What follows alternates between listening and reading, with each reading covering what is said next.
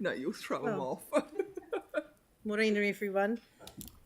So welcome to our Way Safer Streets transport deputations today. So we'll start with our karakia.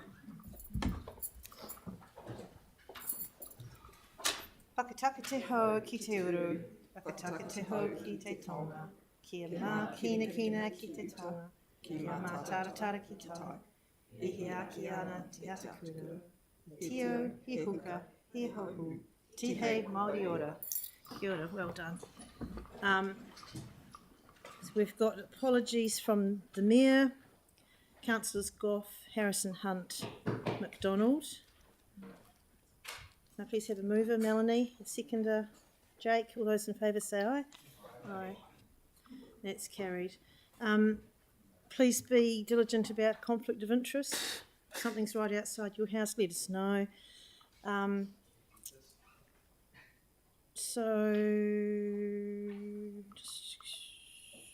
Right, we'll just get straight into it. And we'll welcome Chairperson of the Waitai Coastal Burwood Linwood Community Board. We're going to do a staff. Oh, I'm sorry, yes, thank you. Sorry. Hang on, Paul. We're going to have a quick staff presentation to kick us off this morning. It's just 20 minutes, and I think we're not having questions after. No. So we won't do questions after the presentation. We'll hear the presentation, and then we'll go straight into the deputations. Welcome. Good morning, everybody. Is that you, Jacob? Oh, it is. Pardon? Yeah. You don't recognise me with the tie on. Stunning. So I'll try and give you a recap on kind of how we got to this position, then I'll hand over to Ryan, who'll talk a bit more about transport choices itself and a bit about the projects, and then Sam will go into the engagement and consultation.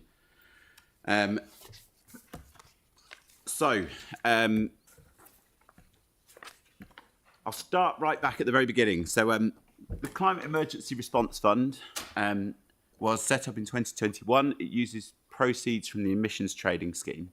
The plan was always that this would be used for climate-related projects. So this is a multi-billion-dollar fund. It covers many things: decarbonising industry, reduction of agriculture emissions. There's a big fund for supporting the transition to cleaner vehicles. But the bits that affect us as council are the VKT reduction planning, which we're doing with our Greater Christchurch partners, and the transport choices, which is a $350 million fund that Wakatahi are administering to support mode shift. And that's the fundamental bit. It's about the mode shift change. Oh, we've lost a slide somewhere. Oh, interesting. There was another slide in there that that's come out. So information was released in August 2022. We submitted an application in September 22, and we were informed of our success in late December 22. I'm sure as councillors you'll remember that we had the whole discussion as part of the annual plan about what we put in and what we didn't put in. And it came with some quite strong, what's the word I'm looking for? Conditions associated with it, mostly around time, and particularly that we had to complete all the physical works by the end of June 24, and that detailed design had to be complete by the end of September 23. So we are here at the point where detailed design needs to be complete, and we are working with Wakatahi on that. So as a brief reminder, when I say we were successful and we were informed of success, we applied for 14 projects across the 4 categories that they set, which are up there. And we were successful with all 14 projects in every single category, which huge kudos to our team for their submission. I mean, that was a fantastic result, but it gave us as council a headache in terms of deliverability. So, like I said, remembering that bit about the annual plan, the deliverability discussions, 3 of those projects we decided not to progress. We've gone through the process of starting the design, and another one of those projects, for various reasons, we've come to realise it's probably not deliverable in the time frame. So between us and Wakatahi, we made a decision that should be pulled. So the Gloucester Street East-West connection has gone as well. So of the original 14 we were given, we're now down to 10, which was always part of Wakatahi's plan. I think the impression we've got is that they oversubscribed the 350 million on the understanding that projects would drop out. So that's not a massive problem.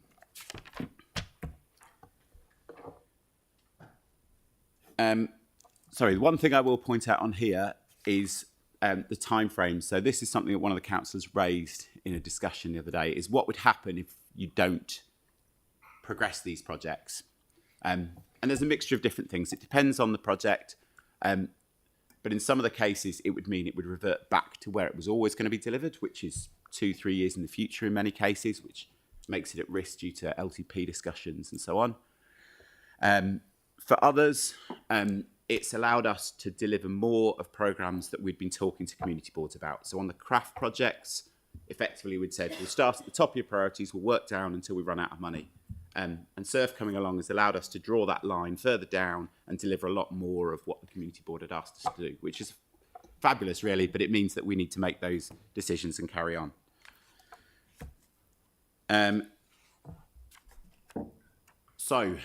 Projects chosen for delivery. These are the projects that were chosen for delivery.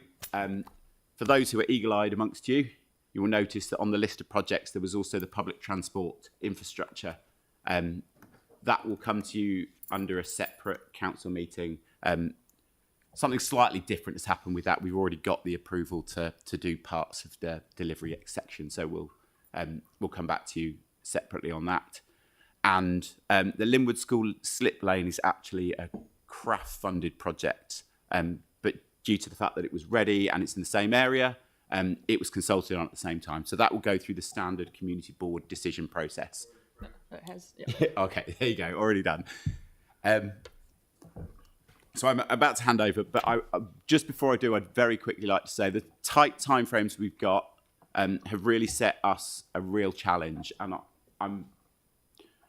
I'd like to say publicly, I'm really, really impressed by the way our transport team has jumped on this, and also engagement and comms, procurement, the governance team, and also our external designers and contractors.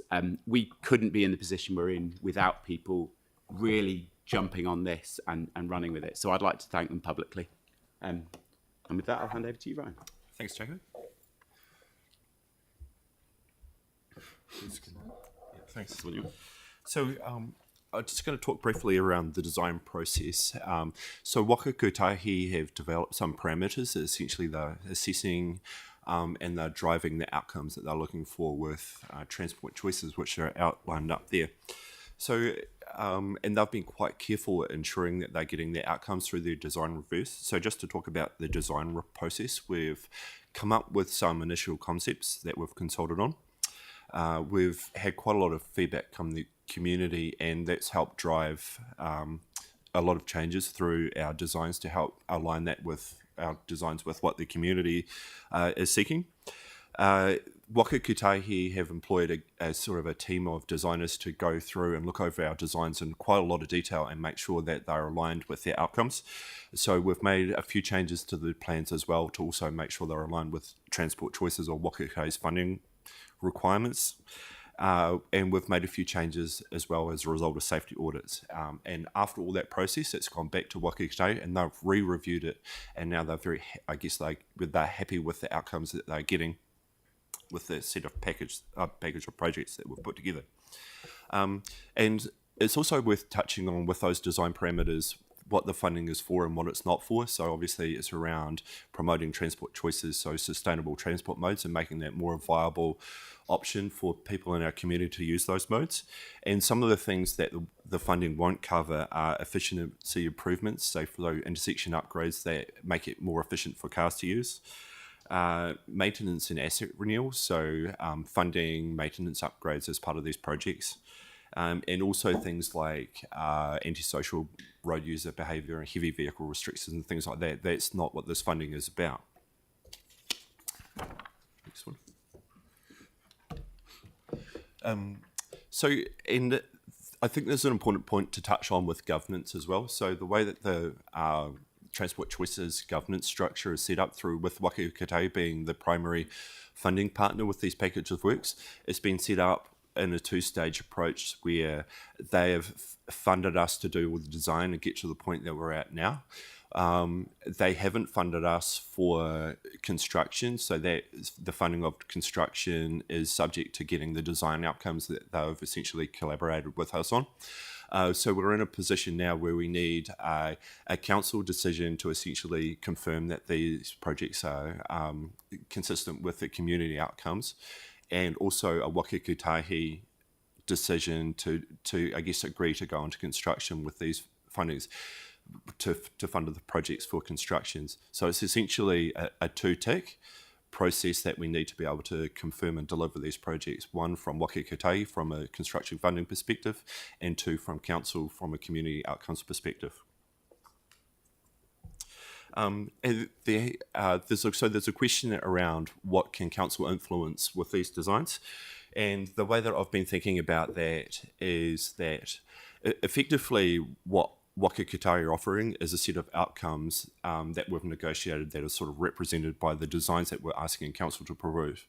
And the more that council looks to move away from those negotiated outcomes, the less likely it is that Waka Kotahi would accept that from a funding agreement perspective. So what can we think about and what might be a problem? So the further we move away, the more that's moving away from what's been negotiated with Waka Kotahi from a design outcome. They're very concerned with deliverability within the time frame, so changes that create more trouble in terms of, or would mean that it's harder for us to deliver within the time frame, that's going to be something they consider with their funding approvals. And so what else could be considered? So anything that wouldn't require reconsultation, so reconsultation has a time implication, and that would be problematic. Cost neutral or reduction in scope would be something that could be considered. Any changes would have to be aligned with those Transport Choices funding criteria, or essentially aligned with what the program is attempting to achieve. And there's some elements such as separation. So Waka Kotahi has been very strong on separation, as in providing for young and vulnerable road users. So that's a very strong element of their requirements within the cycling projects. So hopefully that gives a bit of a steer about, I guess, any scope for movement within the recommendations that have been put forward. And just finally on the funding approval side of things, we have a deadline of 30th September to have Waka Kotahi agree the designs that have been put forward, and that's a stepping stone to the funding agreements required mid-October. And essentially what Waka Kotahi is looking for with the designs that they need to approve by the end of September is certainty with the level of design and confidence that we're going to be able to deliver those projects. So, for example, if a project needed to be reconsulted on, or something had changed and it needed to go through a safety audit process, that is something that they would look at that would give them less confidence on our ability to deliver. And as Jacob mentioned earlier, they have over-committed the program. And so part of what they're looking for when they realign the program that they take forward to construction is what are the projects that are giving the outcomes they're looking for, and how confident they are that we're going to be able to deliver those in the timeframes. And just one last final point is that what we can say is with the staff recommendations that we're putting up, we do feel that we've put our best foot forward and that we've been very collaborative. We've moved as far as we can to meet community aspirations, and Waka Kotahi has been very impressed with the alignment that we've been able to reach with what they're looking for with the Transport Choices outcomes as well. So I'll leave it at that point. Tēnā koutou. I'll just go quickly over the consultation process. So local residents received warm-up flyers in their mailboxes from late May, indicating that would be seeking feedback mid-June. Early engagement with key stakeholders and some door knocking took place prior to consultation, but most of the engagement from this program happened during consultation when we had a scheme plan to share with communities. There were varying methods of providing feedback, including via the interactive map, as well as via paper forms, post, email, and face-to-face opportunities. Key stakeholders were met with before and or during consultation, such as local schools, spokes, St John, New Zealand Police, Fire and Emergency, and the Disabled Persons Assembly, among others. A number of public meetings were also held where requested with elected members, schools, businesses and residents to seek feedback and chat through the plans. So I know a number of you also attended those. We employed a range of tactics to reach the community across the program. The ones you can see here really demonstrate the efforts for advertising and marketing across the city, with a special focus on Linwood and Brumley, given the nature of projects that were proposed for Linwood and Brumley. Our signage and footpath decals were more creative ways of reaching people that actually use the street to walk, or existing cycle connections, which we are keen to explore for future consultations. One other tactic that we were able to explore was workshops with tamariki from Whita School, who initially helped inform the scheme plans for School Safety Linwood by workshopping locations that they wanted to see safety improvements in their suburb getting to school, and then were revisited once we had scheme plans to share their ideas on the plans and use post-it notes to say what they liked and what they disliked. So this is just an example of the map that we used for consultation, which made it quite easy for the more digitally focused to look at the scheme plans, look at where they were proposed, and have them all colour-coded so that you could see the rationale behind each type of project proposed. The map had the ability to click into each pin, see the scheme plan, and see some rationale for why it was proposed. The map is still live at the link below, so although feedback is closed, anyone is welcome to go and have a look to see how it works and what was proposed. Just in terms of an overarching view of what we heard, we had over 1,000 interactions on our map, made up of over 500 submissions and 543 comments. There were 1,432 upvotes, 319 downvotes, and some common themes across the projects included requests for route extensions, requests for traffic calming, including more speed humps, requests for treatments, widening the curb at side streets, and there was some concern about car parking loss, especially on our cycle connection projects. A lot of requests for wayfinding, lighting and signage as well, especially for the cycle connections. Sentiment ranged quite a lot across projects, which is why I'm going to leave it here in terms of this presentation. We've done our best to demonstrate that in the reports. And in terms of individual projects, again, I just recommend people read the agenda to get more of a feel of the unique themes across the projects. One more slide here.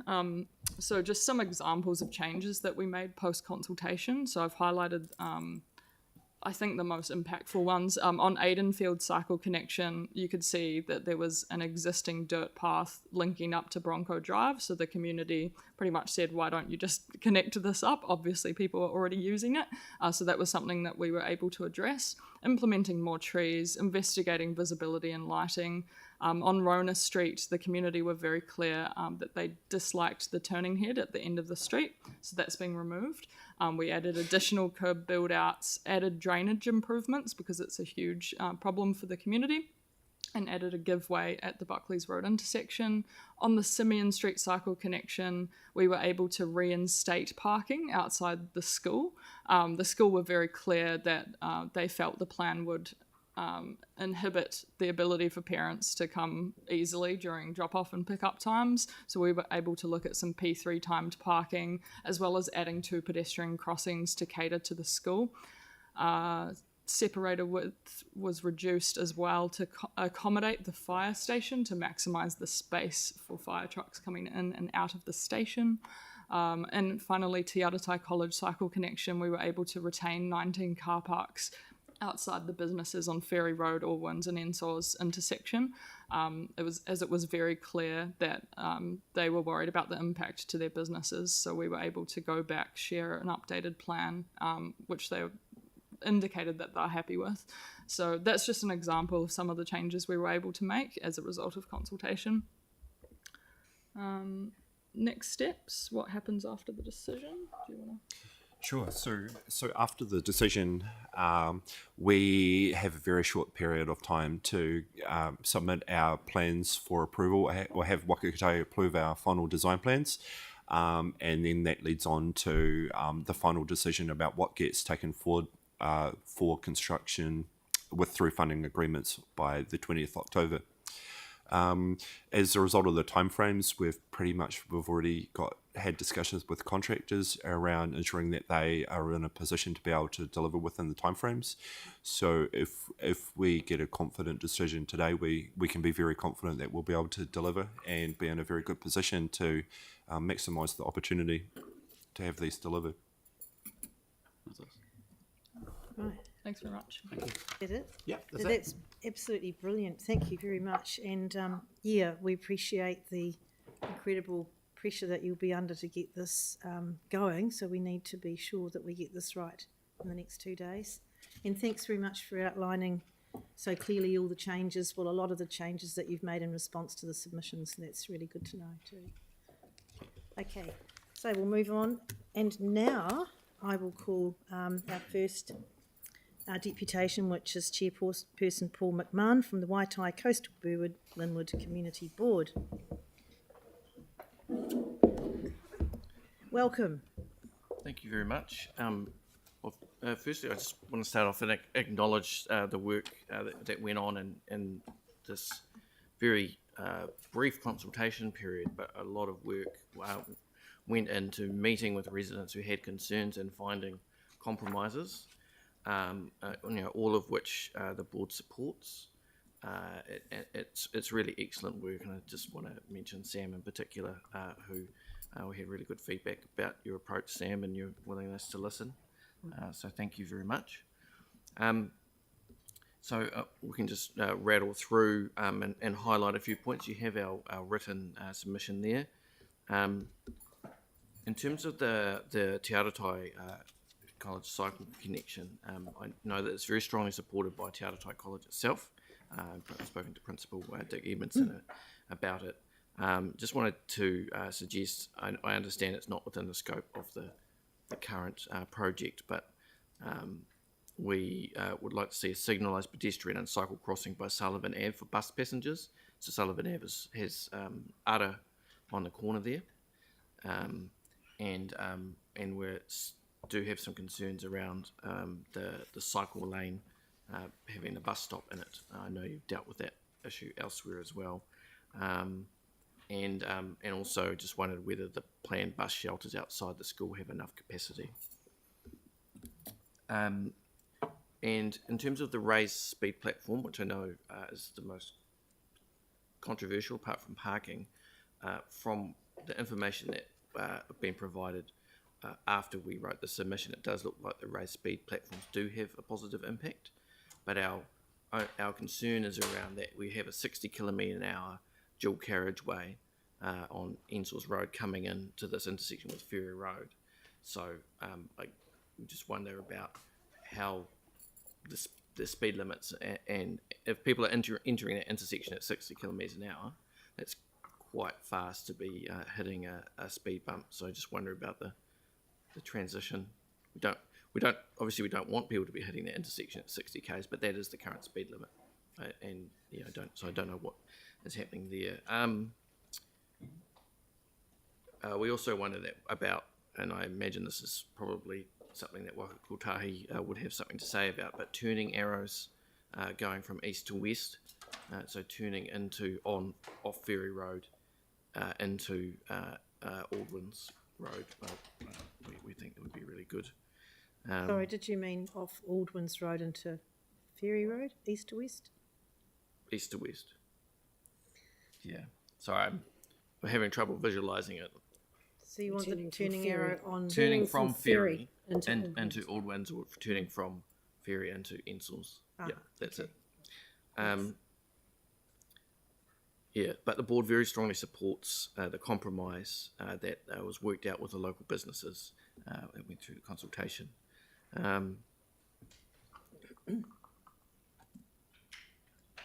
And the other thing, and this is at a different intersection. This is at Allwins Buckley's Linwood Ave intersection. The board suggests extending the turning lane from Allwins Road right into Linwood Ave, so that's going towards Ferrymead. So you're travelling towards New Brighton and you're turning right towards Ferrymead.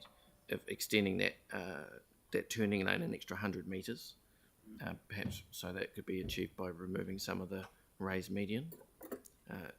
We're just concerned about there being traffic banking up. So that's that one. That's the Te Aratai cycle connection. In terms of improving Bromley's roads, just very, very pleased to see investment in this area. These are big, wide roads that were, ultimately badly designed for families and encourage people to drive fast. So putting in some of these intersections, there's huge concern in the community about these intersections, and there's a lot of excitement actually about these proposals. We do wonder around the Hay Street, McGregor's Road roundabout. There's a number of comments in the consultation wanting a raised roundabout, because they think otherwise people are just going to drive straight through, and that comes up a number of times in the consultation, because at the moment the roundabouts are going to be flat. So one way or another, it'd be good to make it harder for people to drive quickly through those intersections. There's been some interest in the community wanting some more speed cushions on McGregor's Road between Linwood Ave and Keeley's Road. It's going to be some good proposal for that intersection. The forget the name of the road off the top of my head, but as you drive down McGregor's Road, you come to an intersection with some shops, and then you come through, but without some prior speed cushions, and some unsurprised people will still accelerate through. And there's a number of comments in the consultation too about wanting the need to narrow the intersection with Hay Street and Linwood Ave to stop people coming around that corner really quickly. I go through that intersection quite a lot, and I do see people coming around that corner because you're coming down 60k plus, and it's big and wide, and so you can just come straight around that corner. And there is ongoing issues on Hay Street with heavy vehicles, including buses that aren't on a bus route driving too quickly, and there's desire in the community for a heavy vehicle restriction on Hay Street. And something that came up through this consultation, and there's a number of comments in the feedback from the community around Cypress Street. Cypress Street is a straight road that runs down the side of the cemetery, that there are problems with antisocial road use. I don't know whether there is capacity within this project to introduce some speed cushions and other calming measures, but it's a real problem and it needs to be addressed. And just another plug for lights at the Maces Dyers Road intersection to keep trucks off residential streets. We've been at Waka Kotahi the whole term about this, and there seems to be some softening, so your support would be much appreciated. Do we have any questions about Bromley Roads? Just because it's particularly important to the community and the community board. Yeah, have you finished your... No, we've got some... I think you only got 2.5 minutes left. We do have... Sarah has a question, but I don't know if it's on there. Do you want to finish your presentation to get it done? Or? Yep, I'll just skim through a few things. In terms of the decisions you have to make. I just want to also thank the staff for altering the Smith Street Ferry Road intersection in line with what we asked for, making sure that you could turn right and left out of there. Just firmly support that as the new option, and also around the Rona Street, particularly including the drainage improvements. And Yeah. that's the biggest festering issue on Rona Street, and I'm sure community members will be, and people who provided feedback will be really happy with what's come back. Yep, and I think that about covers it. Great. Thanks, Paul. Sarah? Actually, I was just going to check because there was a question here about a comment here about the board wanting to switch from Smith Street to Mackworth, and I'd be concerned if we had to reconsult and miss out completely on doing a project. Plus, it was the board who originally specifically asked for Smith Street to be upgraded to make it safe to travel from Ferry Road from Woolston to Te Pou Toi Toi. And I'm just wondering where the board, because you didn't mention it just then, but it was, yeah. It was I guess it's a preference, but recognise that it's probably outside of, we're not going to get that as an outcome, but the board would have liked to have seen consideration given to that as an option.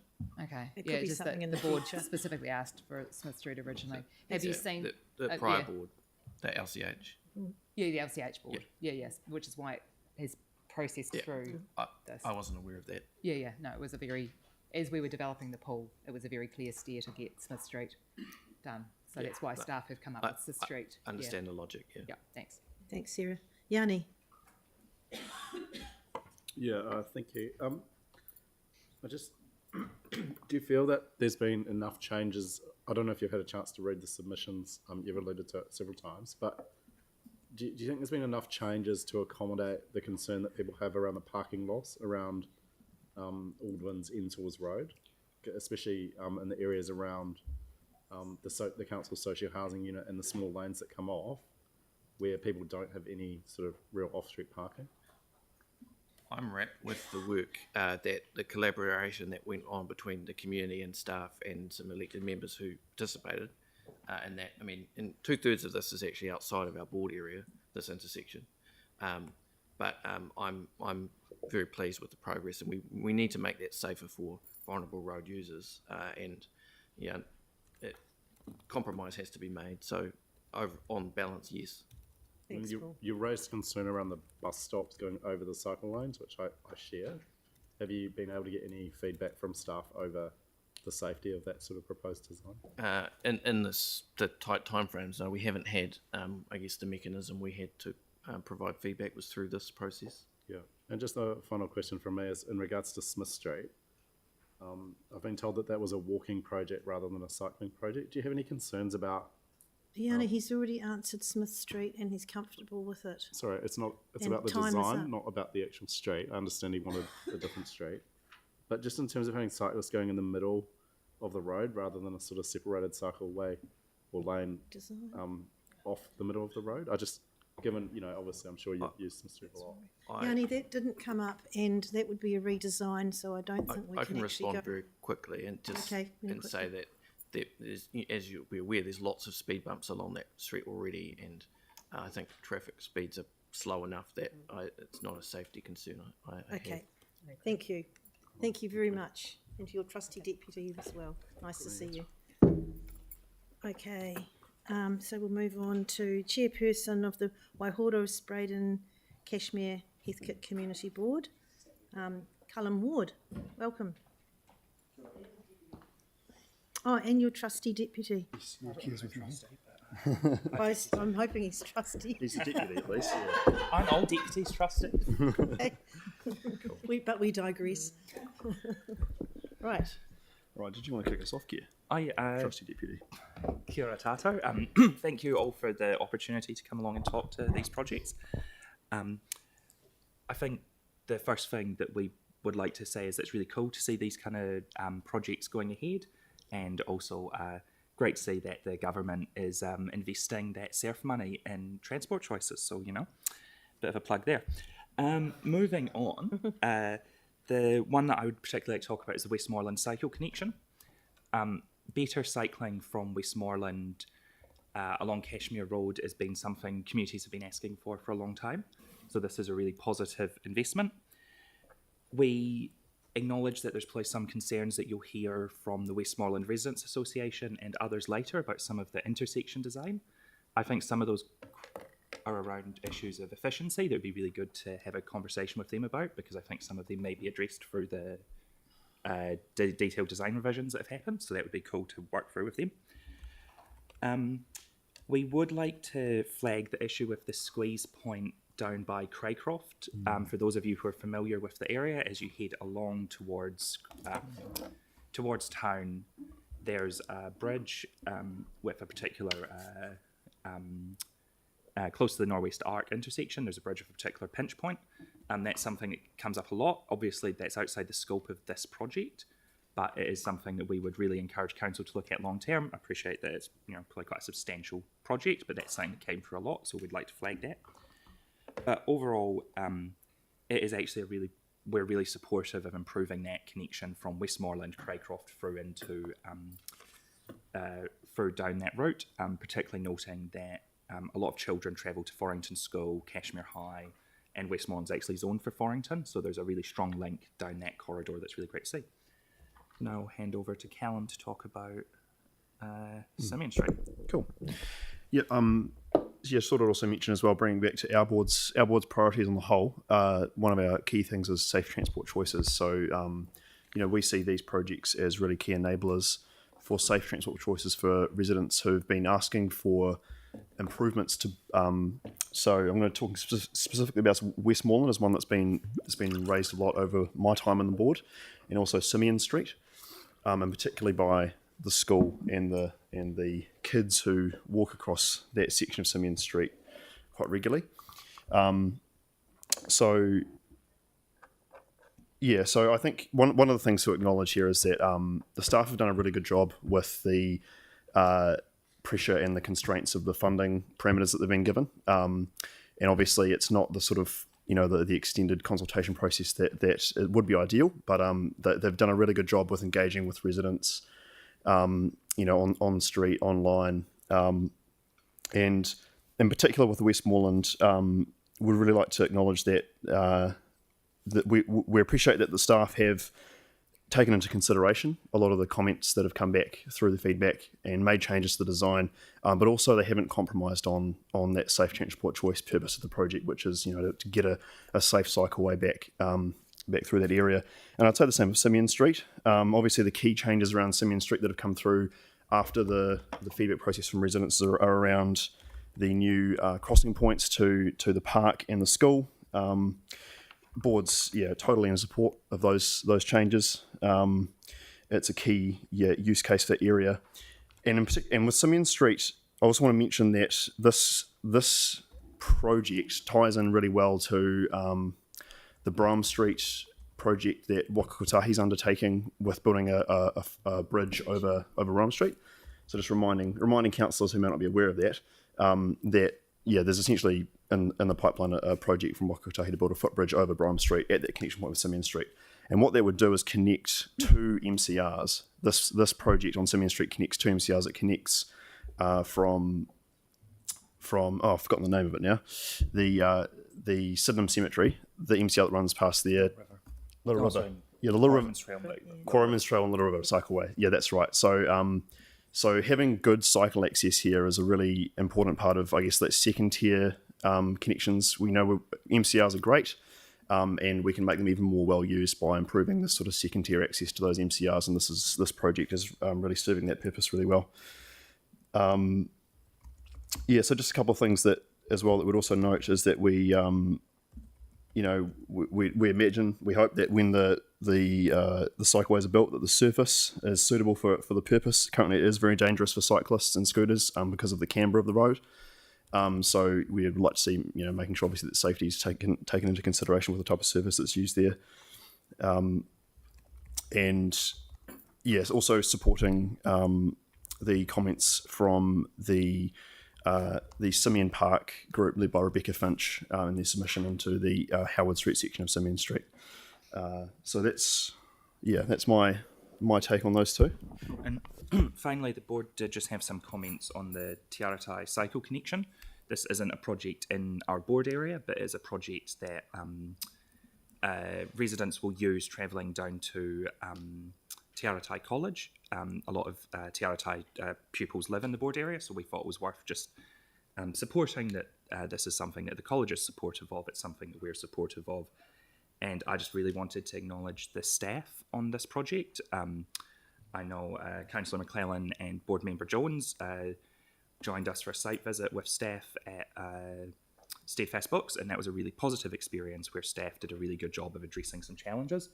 And I think they've come to a really good outcome there. So I just wanted to, I guess, acknowledge that work that they've done and just say that was a really positive process where I think those businesses got a lot of their concerns acknowledged and addressed to the extent it can well, as Callum says, acknowledging this is about safety first and foremost. Cool. Right, that's probably all we've got to say. So happy for questions and discussion.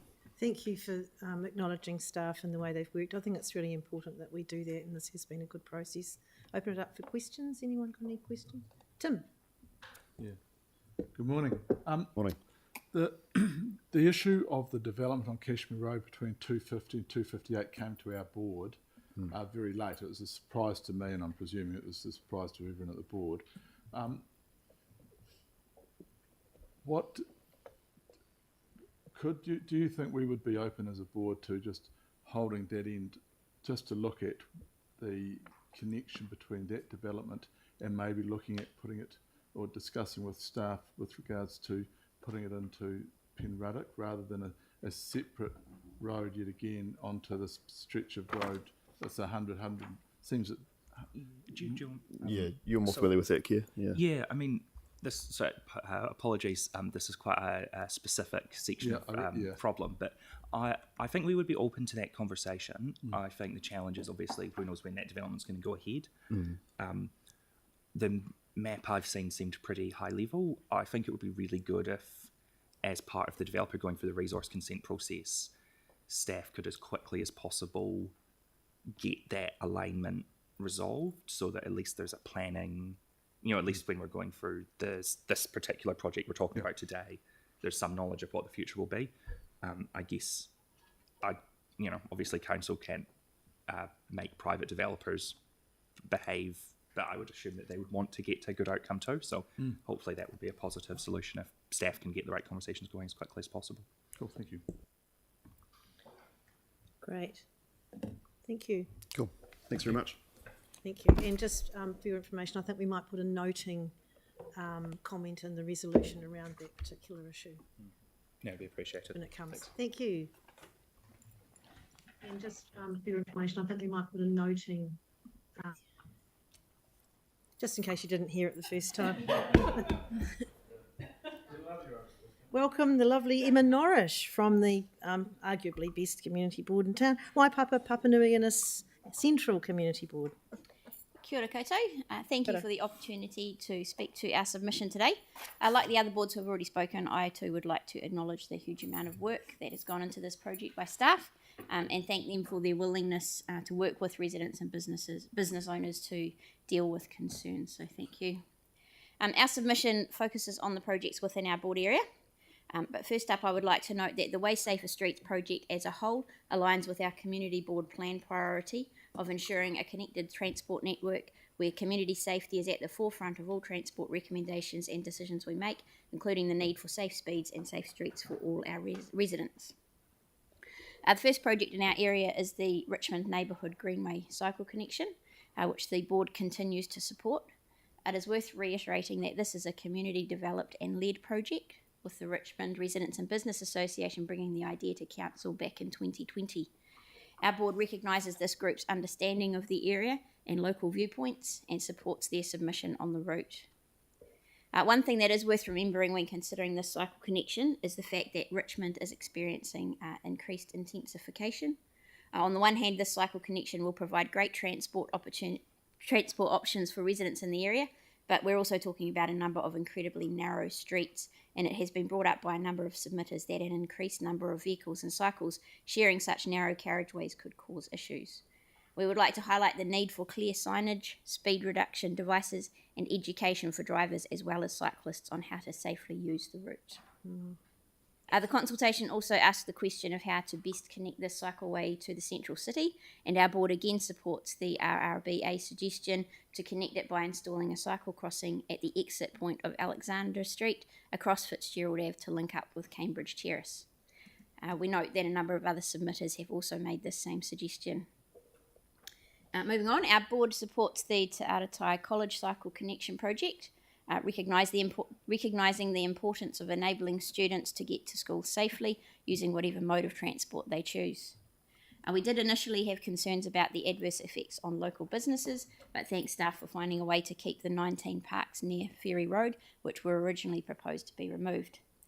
We do also, like the Waitai board, have some reservations around bus stops interacting with cycle lanes as proposed in the plan, and ask that safety considerations be top priority when finalising the design of these areas.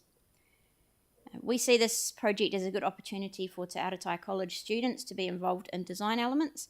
It could be with the design of bus stops or the like, but getting local youth involved like this will not only provide some uniqueness for the area, but also give them a sense of ownership.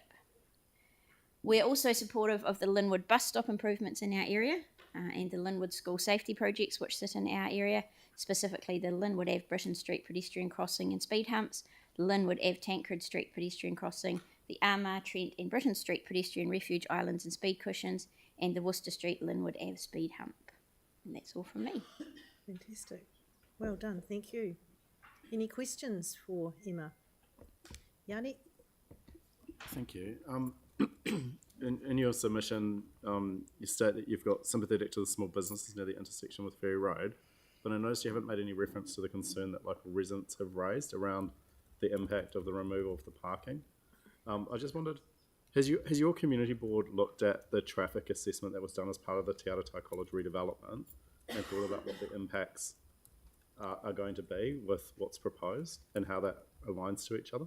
I personally haven't, but I think possibly our central members may have seen that, and two of them did sit on the submissions working group and didn't raise that. So your board has no concerns at all around the impact of people dropping off, picking up when there's events on at Te Aratai, the impact of the reduction of so much parking? But I'm just trying to understand, where does the board think? Well, I think Emma's answered the question that it wasn't raised, so... Yeah, it's not something we discussed. Right. So did your board get briefed on the Te Aratai thing with the sort of... We got briefed on this project, yes. And I think we were told yesterday, but I think Sarah informed us there's other parking around Te Aratai as well, which takes the pressure around the back. Yeah. Except the initial plans that we got, which was a cycle lane on, a bi-directional cycle lane on one side, even that had concerns over the traffic management for the school when it was redeveloped. So, yeah, I'm interested, at how we're looking at that bigger picture about what the consequences are in those neighbouring streets. Would you like to make as I say, I can't add any more than what's in our submission because that's what we discussed. Right, okay. Okay, thank you. Any other questions for Emma? No? You're off the hook. Thank you. Hey, thanks for coming in, Emma. Nice to see you. So we'll move on to welcome David Hawke from the Horswell Residents Association.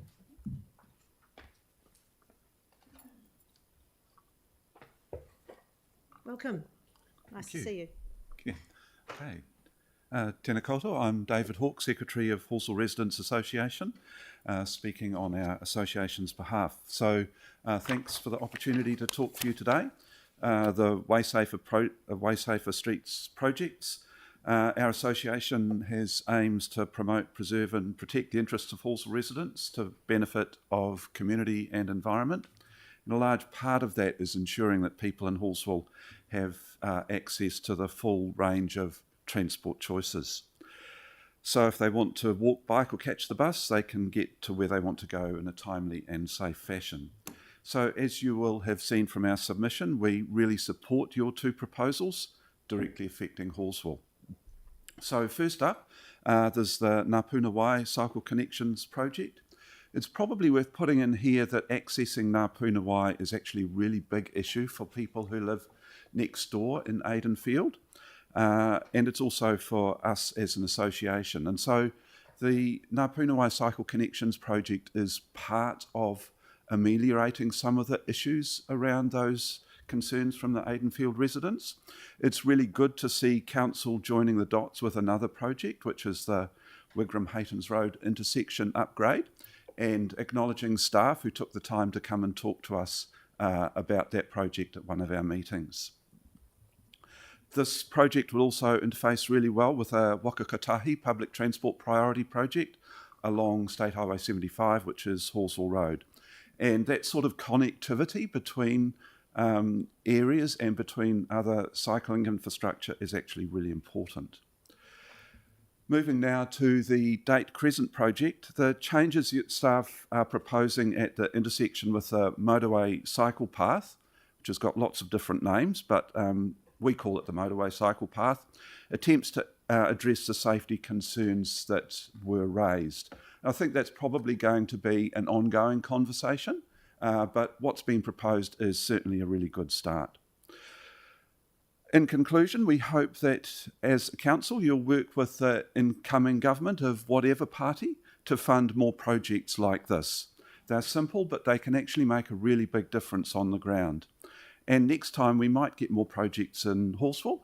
And if you're short of ideas, just let us know. We're keen to help. Thanks for listening. Kia ora.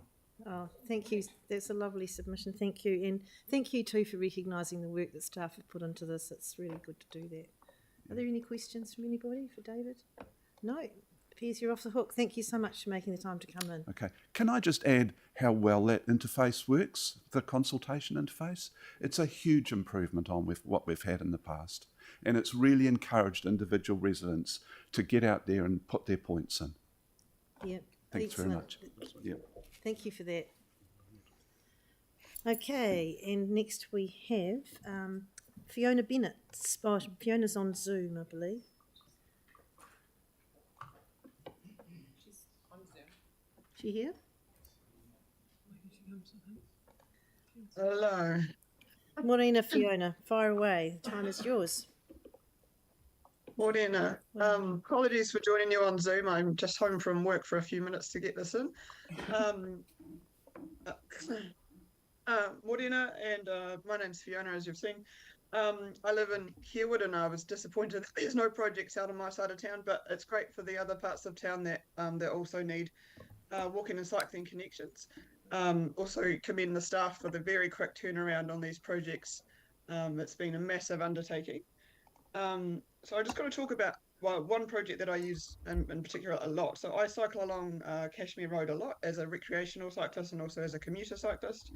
And I'm concerned that with the shared path, it's not going to allow faster cyclists a safe journey. So we need to allow safe travel for both faster cyclists and slower cyclists. And we need to widen the shoulder on the north side between about number 240 and Lestrella Road to make sure that the cyclists that are using the road, so that the people on the path aren't endangered by the speed that they travel, that the people on the road still feel safe and they aren't feeling pinched and threatened by the drivers who want them to be on the shared path.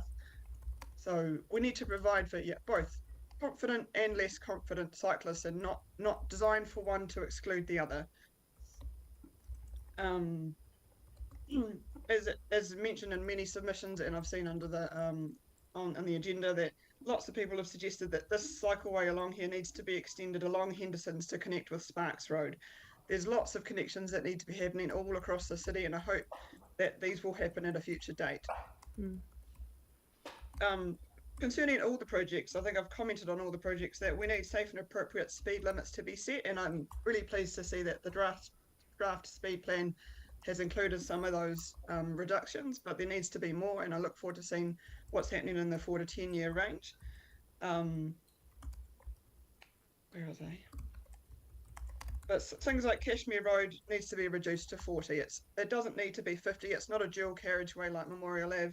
It's a single carriageway with lots of cyclists and horse riders and all sorts of people just trying to get around. It doesn't need to be a highway. So that needs to be reduced to 40. With regards to future projects, I really hope that the community boards are connecting with residents and asking for project suggestions, because I feel like every annual plan, every long-term plan, I make suggestions of things that need to happen in my ward, and nothing happens. Nothing ever happens. And it's getting really disappointing. So please listen to your residents and do something. Thank you, Fiona. Thank you. Happy to take questions. Thank you. Are there any questions for Fiona? And I'm just wanting staff. Lynette, did you note that concern around the shared path, and where she suggested some improvements on the You've got that, road haven't you? for the fast commuter site? Tim's got that. So the thing is, this has been such a good process, picking up all this extra advice from residents who actually and cyclists who use the roads, to for staff to note if we can't deliver it now, we've got a note of everything that you need. Now, Fiona, we do have one question that's just come up, and that's from Tim Scandrett. Hi Fiona, I'm Tim Scandrett, I'm the Kashmir Ward Councillor. Thank you very much for your suggestion with reducing the speed on Kashmir Road. What are your thoughts with regards to the Craycroft Bridge? That's the bridge between the Craycroft shops and Princess Margaret Hospital. I'd be interested in your comments on that. Yeah, that bridge terrifies me as a cyclist. Yeah. It's way too narrow. Drivers come hooning around the corner, and there's no protection. There's no like wands or flexi posts to protect cyclists. Yep. So something needs to be done there. Absolutely. So if we looked at, say, and I know this is outside the scope, but just off the top of my head, which is a dangerous thing, maybe reducing the speed and kind of more colour delineation between cyclists and motorists. And I've been kind of talking about wands for a long time, apart from not Harry Potter's wands, of course. What are your thoughts about that? Yeah. Yeah, like, so again, we need to make sure that for designing for one type of cyclist, we're not excluding the other. So we need to provide, for the groups of all the bunch rides that start at PMH, they need to be able to safely cycle without holding up traffic unnecessarily, but they need to be able to safely cycle to abreast where possible. But we need to also provide for the more safety conscious and scared people. So we need both. Thank you. Thank you very much, Fiona. Cheers. Yes, thanks, Fiona. Thank you for your time. Thanks for racing back from work for us, and we really appreciate the effort you've made and your comments. Have a good day. Yes. Thank you. Thank you. So we'll move on to also another Zoom. Cody Cooper, welcome. And you're there, Cody? Kia ora, good morning, members of Christchurch City Council. Look, I just want to express my appreciation to dedicated staff who've worked really hard to get these proposals out to residents so rapidly once that funding became available from central government. The two new engagement platforms, Let's Talk and Way Safer Streets Pin Map, have made it incredibly easy for residents to engage with the city's plans for making our streets safer, more accessible. I want to just say great job. Look forward to using these and share them with other residents in the future. Thank you. I'd just like to introduce myself briefly. I am a resident of Christchurch. I use many different transport modes to get around: driving, cycling, walking, busing, scootering. And today I'd just like to speak in full support of the proposed low-cost, rapid, common-sense safety interventions that are actually going to benefit everyone in our community, but specifically the Aidenfield and Punawai changes. I was reading through some submissions, and particularly around Aidenfield, some submitters felt that these changes would increase crime in the area. I disagree. One of the aspects I like the most about this proposal is that it's creating new possibilities for connecting with people. By improving the accessibility of our streets, we can meet new people, build new friendships. Further, the staff have done a great job of amending those original plans to provide great privacy for those residents that would be adjacent to where these changes are happening. I'd just like to point out that while both these projects are framed as cycle connections, let's be clear, these projects will provide considerable safety improvement for all road users, not just cyclists, by eliminating muddy tracks, removing that uneven footing, remedying the bridges that wash out or are inundated every time it rains. Look, I don't think council's always getting the basics right. Pedestrian refuge barriers are hit and damaged by vehicle drivers in Wigram. Often, these take many months to reinstate if they ever are. It's concerning the repair of these barriers doesn't seem to be a priority for this council. It's great to build new things, but we need to have the funds on hand to actually fix those things when they inevitably break as well. I'd just like to talk about a success story as well, from potential of investing in safety interventions. The new roving footpath crew has been a massive success. It serves as a fantastic example of what's possible with just a little bit more funding. It shows us that small investments can yield significant improvements in the walkability and safety of the streets, and of course, promotes resident satisfaction with council.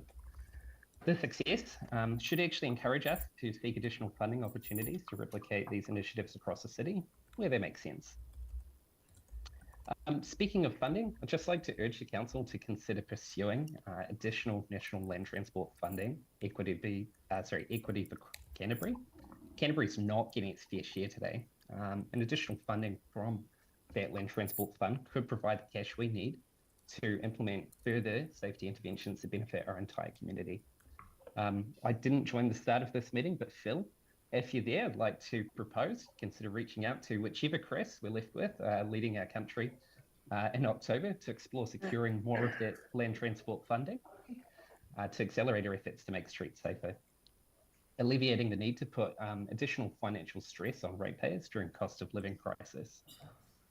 So in conclusion, I just want to reiterate the importance of prioritising low-cost, rapid, common-sense safety interventions like we've seen, focusing on safety for all and learning from those successful initiatives like the roving footpath crew. We can make a walkable, desirable Christchurch for everyone. So let's not miss this opportunity, make our city even better. Urging you to please approve the Aiden, Build and Purnawai changes. Thank you. Thank you very much. Good, clear submission. Doesn't seem to be any questions for you this morning. So thank you very much for taking the time to talk to us. Awesome. Now we welcome George Laxton on Zoom as well. Hello, can you hear me? Yes, fire away. Wonderful. So hi, I'm George. I'm going to be short and sweet today. I only have one thing that I want to quickly highlight, and I want to spend the rest of the time on answering any questions that you might have. I use the Cashmere Road section with my wife as we bike to see our parents. So that's the main reason why I submitted. But I do want to quickly say about my comment about the signalised crossing point.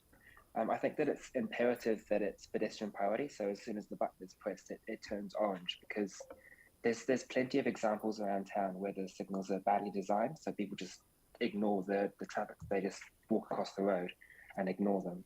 And it's clearly a sentiment that was shared by others because it was liked by lots of other people. So please make the traffic lights when you do design them to be pedestrian priority. And if there's any other questions, that's all. Thank you. That's it. Oh, great. Thank you very much. So are there any questions for George? No, I think your submission is that clear. We don't need to ask you any questions, but thank you very much for taking the time to talk to us today. Really appreciate that, George. Okay, thank you very much. Thank you. So make the lights pedestrian friendly. Okay, so our next submitter has cancelled, so we have a little lull till 10:25. We can. Oh, sorry, who? Robin. Oh. And then we'll have some questions. No, so Robin Hull is here for the 10:25, so we'll welcome Robin to the table. Then we'll use the extra time for questions for staff. Kia ora everyone, good morning. Good morning. I'm here on behalf of the residents of Rona Street who have engaged in consultation with the council. When this first came to our attention, very little time was left for us to consult amongst ourselves. So during the consultation meeting we had with Sam, and I appreciate her time, that it was a little heated and people's feelings were running a little high. To say the least, it was a little bit of a shock. But having given it time and consideration, during the meeting we made quite a few suggestions, which some have been picked up, and now there is a second submission put forward, and we welcome the changes to it. But there are a couple of things which we feel have been overlooked. The main issue we have is with the speed humps. We have no problem with speed humps generally. We've been asking for those to be put in for some time. The problem is that in the original submission, there was a hell of a lot of loss of parking and the narrowing of the road to 9 metres. After the consultation, we asked if the council would consider putting just speed humps across the road without the curb bump outs. This has been done in McLean Street, which is right in front of the school, and seems very effective to work. I appreciate that, having read the submission, that they believe that narrowing the road will improve safety. But we're not a main road, we're only a cul-de-sac. It's only the residents that really come down there. And at the weekends, we get the occasional members of the school who are part of the Kappa Hacker group, and they all park in the street. So we're not a high-density street. And so I feel that this is a little bit overkill. We believe it can work really well with a simple speed bump to slow the traffic down. The loss of parking is becoming increasingly difficult now in the street, as there is a new development in the street which has taken 1 property and now made it 7. There is no area for parking within that, so that if every person that buys a house there has a car, that's 7 more cars. And if we lose 8 more parking spaces, it starts to get congested. We appreciate at the end of the street where the pedestrian area goes, there's a loss of parking there, and we accept that. But we feel there is a happy compromise at the early point to make sure that residents are not compromised. We feel this is probably not the last development that will go ahead in our street. We know of 2 properties that are possibly going to happen at some point. And if those are all done in the same way, then we will be heavily compromised. So I'd urge the council to consider an option that was originally in the paper for a straight speed bump. It would make the residents considerably happy and serve the purpose that it needs. It's worked really well in McLean Street for some length of time. If those speed bumps in McLean Street are what the council wanted them to be, I would ask why in the case now that they are not being amended, why are they not being changed? I've checked through, and McLean Street has no actual change of purpose other than a pedestrian area at Buckley's Road. So I would ask them to just bear that in mind, that they have been in for some time and they work really well. The only other concern we have is to do with flooding. I know it's not exactly part of this issue, but if work's going to be done in the street, flooding is part of the issue. During the submission, we put photographs in to show that every time we have torrential rain, the culverts down the side at the bottom of Rona Street and McLean Street both flood, and that impedes foot traffic on the footpath. So we ask for this to be considered. We know that this has been included but not in the plan, but would urge council to seriously look at this issue, because as more and more properties are built in the area, that's more rainwater to run off into the culverts, which were never designed for this purpose. So please, please, it is not something we take lightly. We deal with this 7 or 8 times a year, where it floods all the front gardens all the way down the street. We have contacted council on numerous occasions to bring this to your attention, but nothing has been done. Okay. Please consider that before you go ahead and start changing all the road. The only other concern we have from a resident is one of the properties, number 63, is having the hedges taken away because they impede part of the berm. She was not aware that the hedges were built onto the berm. They were planted long before she ever bought the property. She does like them. And her concern is not that they have to go, it's the fact that at no point during this process has anybody actually rung up and explained to her what is going to happen. It's a simple phone call from somebody to say, this is what's going to happen. She's from Switzerland, she doesn't quite understand our system. And so a simple phone call from somebody to say, this is what's happening, this is what we're going to do for you, and explain it. Yep. I don't think that's really hard. Thank you. Thank you. So your time is up, but thank you very much. But Sarah does have one quick question, which I'll allow. We've got a bit of extra time. Just wondering, with the 2 sets of build outs that are there for the speed humps, I'm just wondering if you noticed that one of the key things that's going in with those is some trees for some canopy cover.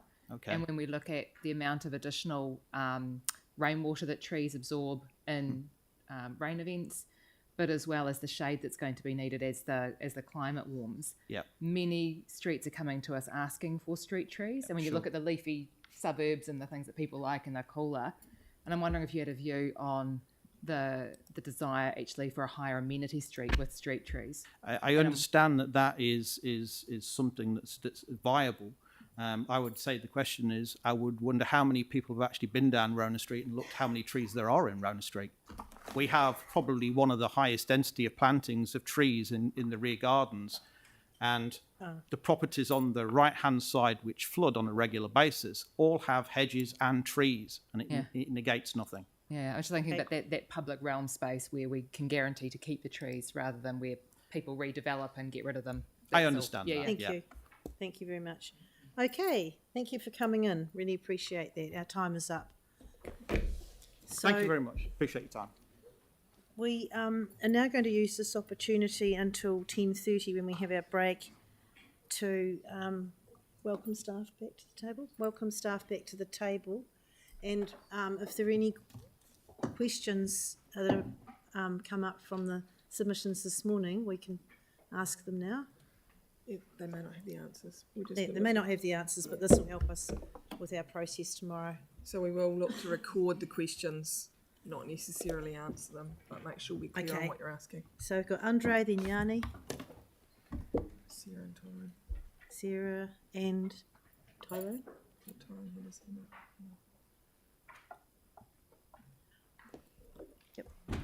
Andre, fire away. Thank you. Item 7, speed table on Allwins Road.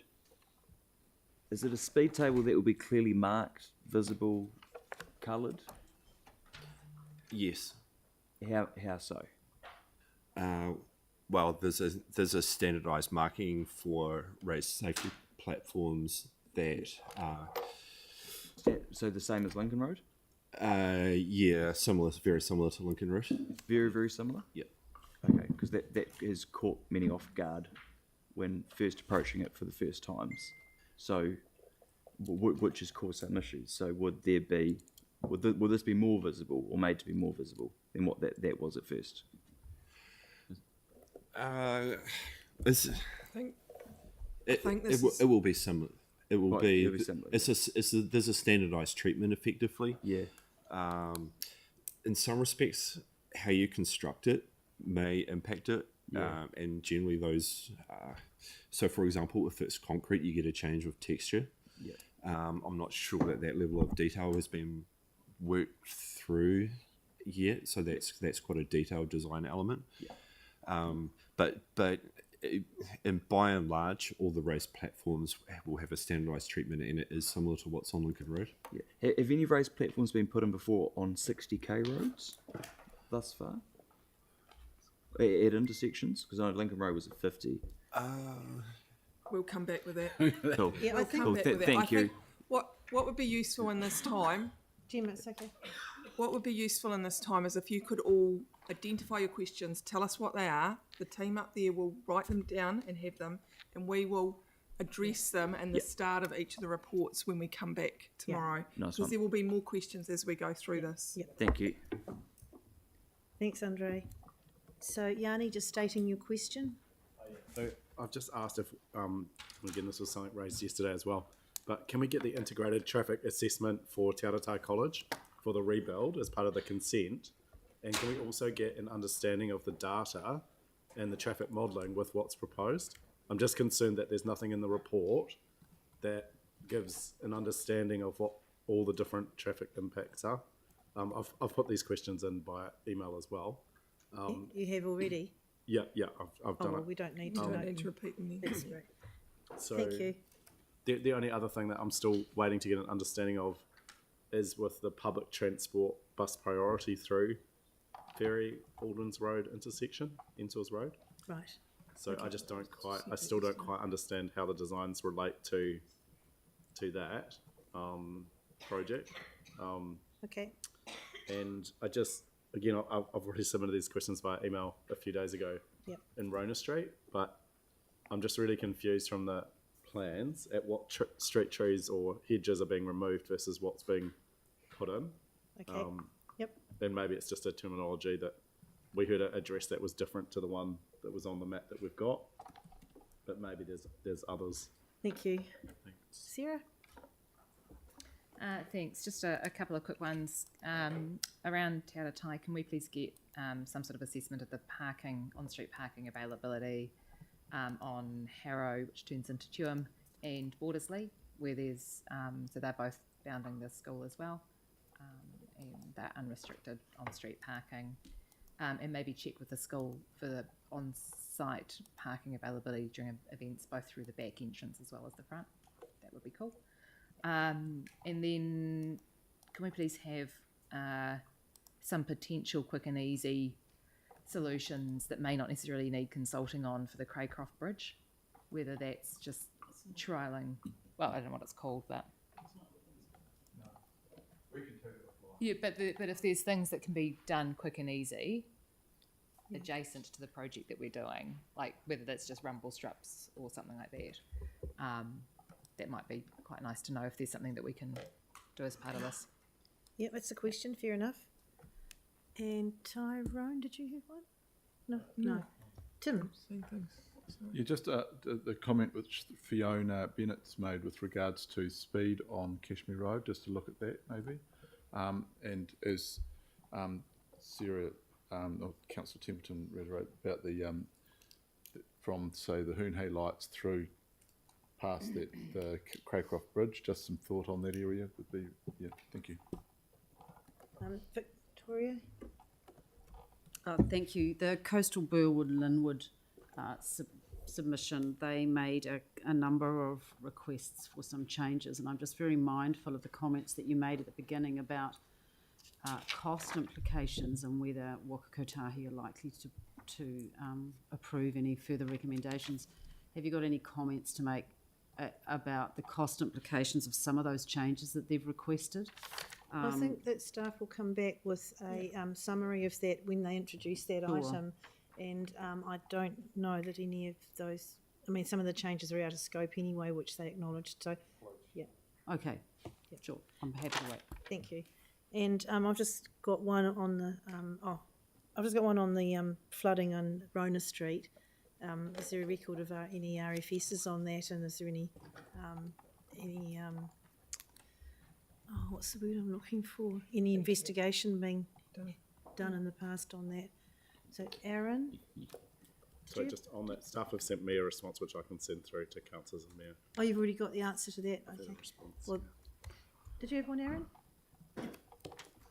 Yeah, it was on Rona Street as well.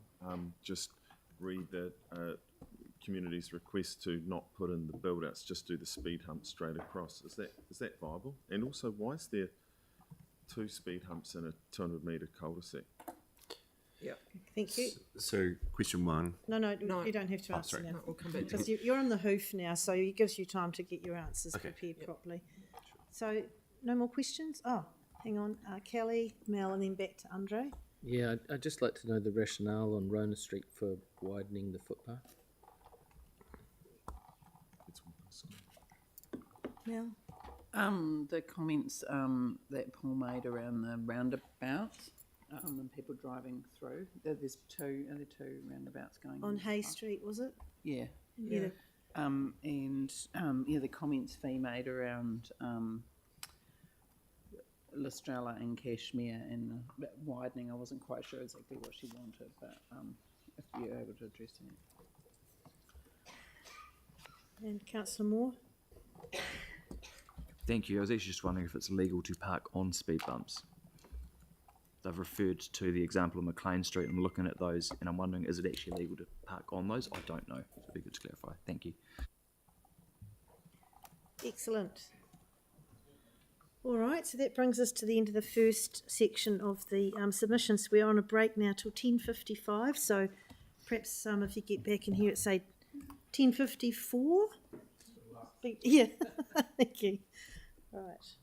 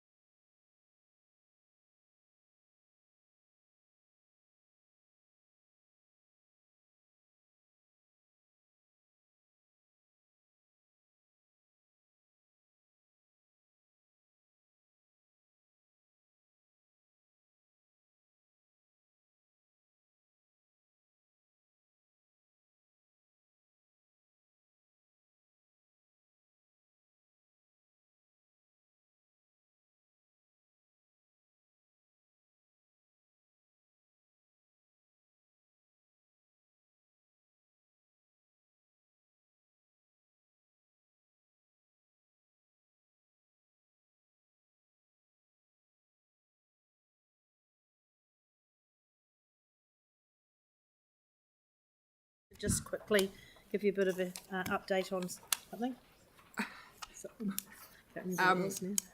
Morning, everyone. I'm aware there's a lot of questions going around, and there's been a number of questions through the Office of the CE.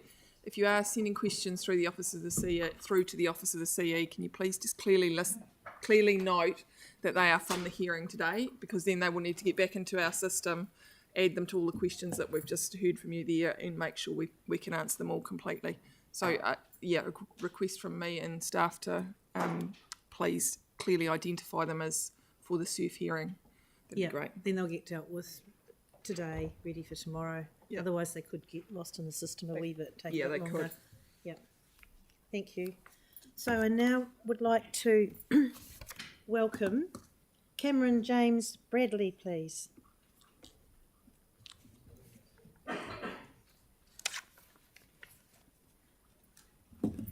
Good morning. Kia ora.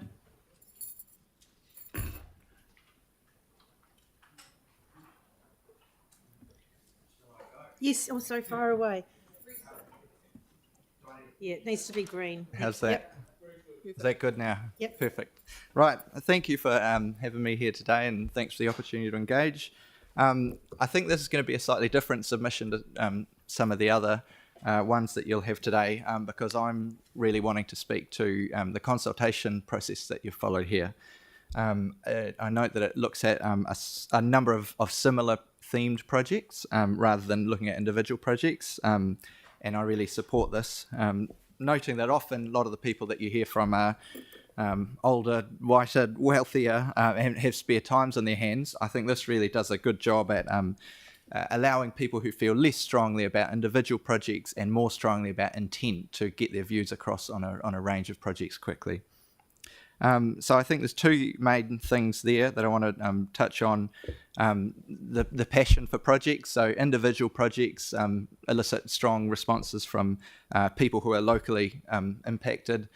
But we know that every little project has some systemic impacts as well, and they create impacts on people who aren't local. People such as our Pacifica neighbours, to name one party, who are impacted by climate change. Our children who are being born into a world where there's a whole lot of debt being forced on them into the future. That's financial, environmental and social, and all of them will be expected to be cashed in someday. And our communities that are sort of are currently locked into car-dependent neighbourhoods where other modes such as cycling and public transport are struggling to get the volume required to actually maintain these other quality modes. The other point I want to make is the ease to get involved. So because I'm able to be here submitting on a range of projects and submitting in support of the intent of all of them, it means that the effort it takes for me is less per project, if you like. So being able to give my view once and say I support the intent of all of these projects is really good, and I probably wouldn't have given that intent on all of these individual projects. So as I've mentioned, I do support the intent of these projects. I've reviewed them basically, and I also wanted to say that I'm not here to submit on the details of any of the projects. I'm more than happy for people who know the areas better, who are the experts in their fields, to sort out the details. But I do want to say that I'm fully in support of the cycleway, bus improvement, walking, those and safety projects. Now, the one point I would make about the consultation process is, as the map is a funny view to look at, it'd be nice to have a sort of summary on top of that as well, maybe a couple of page kind of overview. So that's all from me. I hope you take this feedback on board, and I really hope to see more consultation processes like this, or different ways of engaging our current and future communities going forward. Happy to take any questions. Thank you very much. And thanks for that feedback. We're getting really, really positive feedback on this particular consultation. So it's really good to see. That's good. And it's great to have staff recognised for the good work that they're doing, the effective work that they're doing as well. So thanks for coming in. Doesn't appear to be any questions. So thanks again. Thank you very much. We'll move on to Rod Mackay.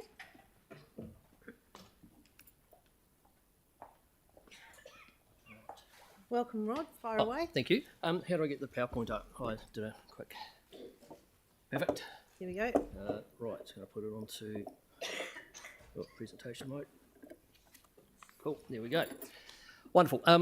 Okay, good morning, everybody. Thank you very much for having me here to talk. I've put together a quick PowerPoint this morning just to, I guess, give the views of myself and my wife. We're both 28-year residents up Westmoreland, and we're both avid cyclists. We commute and we also ride recreationally. So this is coming sort of from our perspective as cyclists. Right, how do I get the next one?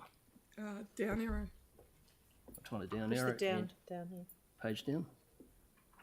Right, let's try. Cool. Okay. So I've taken a picture. I know it's not from the absolute latest version of the plan, but anyway, I've highlighted a number of points on the picture there. So I guess point number one is our concern is the removal of the turning lane is going to cause a backup heading west along Cashmere Road. Now that's going to be the precipitator of quite a few issues we see from there. So point number two then is the backup heading west is going to create a backup going east because people are going to be waiting to turn in. They're not going to be able to see what the indicators are of the people that are in the queue. So they're going to have to sit and wait whether or not sometimes they have to actually give way to the cars that are in the queue number one. That's going to be similar at 3. You're going to have people sitting there trying to get out of Westmoreland. They're not going to be sure whether the cars that are queued up where the number 1 is, they're not going to be sure whether they're coming straight through or in fact they're going to be turning in and therefore they don't have to give way to them at all. Right, next one. So as a consequence of a queue forming at 3, which it already does, you quite often get quite a queue of cars trying to get out of Westmoreland. It's going to cause cars to back up through the safety platform. Now, that's going to create a bit of chaos as well because with cars sitting on the safety platform, cars turning into Westmoreland, coming from point number 1, are going to struggle to see cyclists, pedestrians and the likes. I mean, that's already a bit of a problem there. Concern number 6 is the children are going to look at that as a cycleway. They see cycleways as safe places. Are they all going to think to stop or are they just going to ride straight into the intersection? That to me is a bit of a red flag and a bit of a worry, especially if it's going to be quite busy with cars. And number 7 is, as a cyclist, cyclists on the through path are not going to take the cycle path at all. They're going to ride on the road and they're going to go straight through. They're not going to take a diversion where all of a sudden they have to stop and give way when they're legally entitled just to go on the road and go straight through. So I don't think it's really going to achieve anything there. Carrying on from that, and I didn't put numbers up for these ones, cyclists and pedestrians don't mix so well. We've seen both in New Zealand and overseas, when my wife and I cycle quite a bit overseas, cyclists and pedestrians just don't really mix that well. Cyclists easily travel at 30 km an hour or more, especially with the advent of e-bikes. And when you've got pedestrians, you've got people with dogs, you've got all sorts of other things happening, it's a real mess. Initially, I had number 9 there as the refuge crossing going across Cashmere Road basically to the north.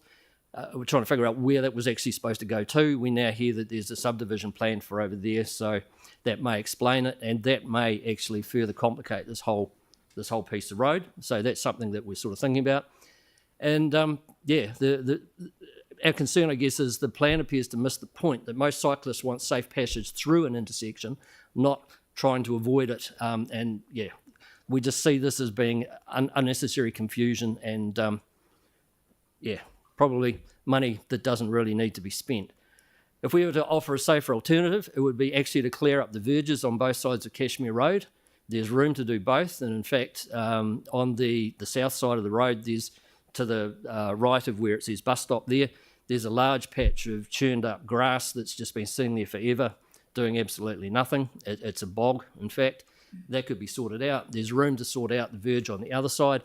Just make them nice and clear and straight through cycleways would really, really aid things. It would declutter the intersection. Keeping the turning lane would keep the traffic flowing and reduce the number of cars that people potentially have to give way to. The cleaner, the simpler, the better. And at the end of the day, if kids don't feel comfortable riding across that intersection, they can still actually go on the pedestrian walkway if they do it carefully and slowly, because that's exactly the status quo at the moment. You see a few kids doing it. You don't see that many, though. they generally don't like the hills.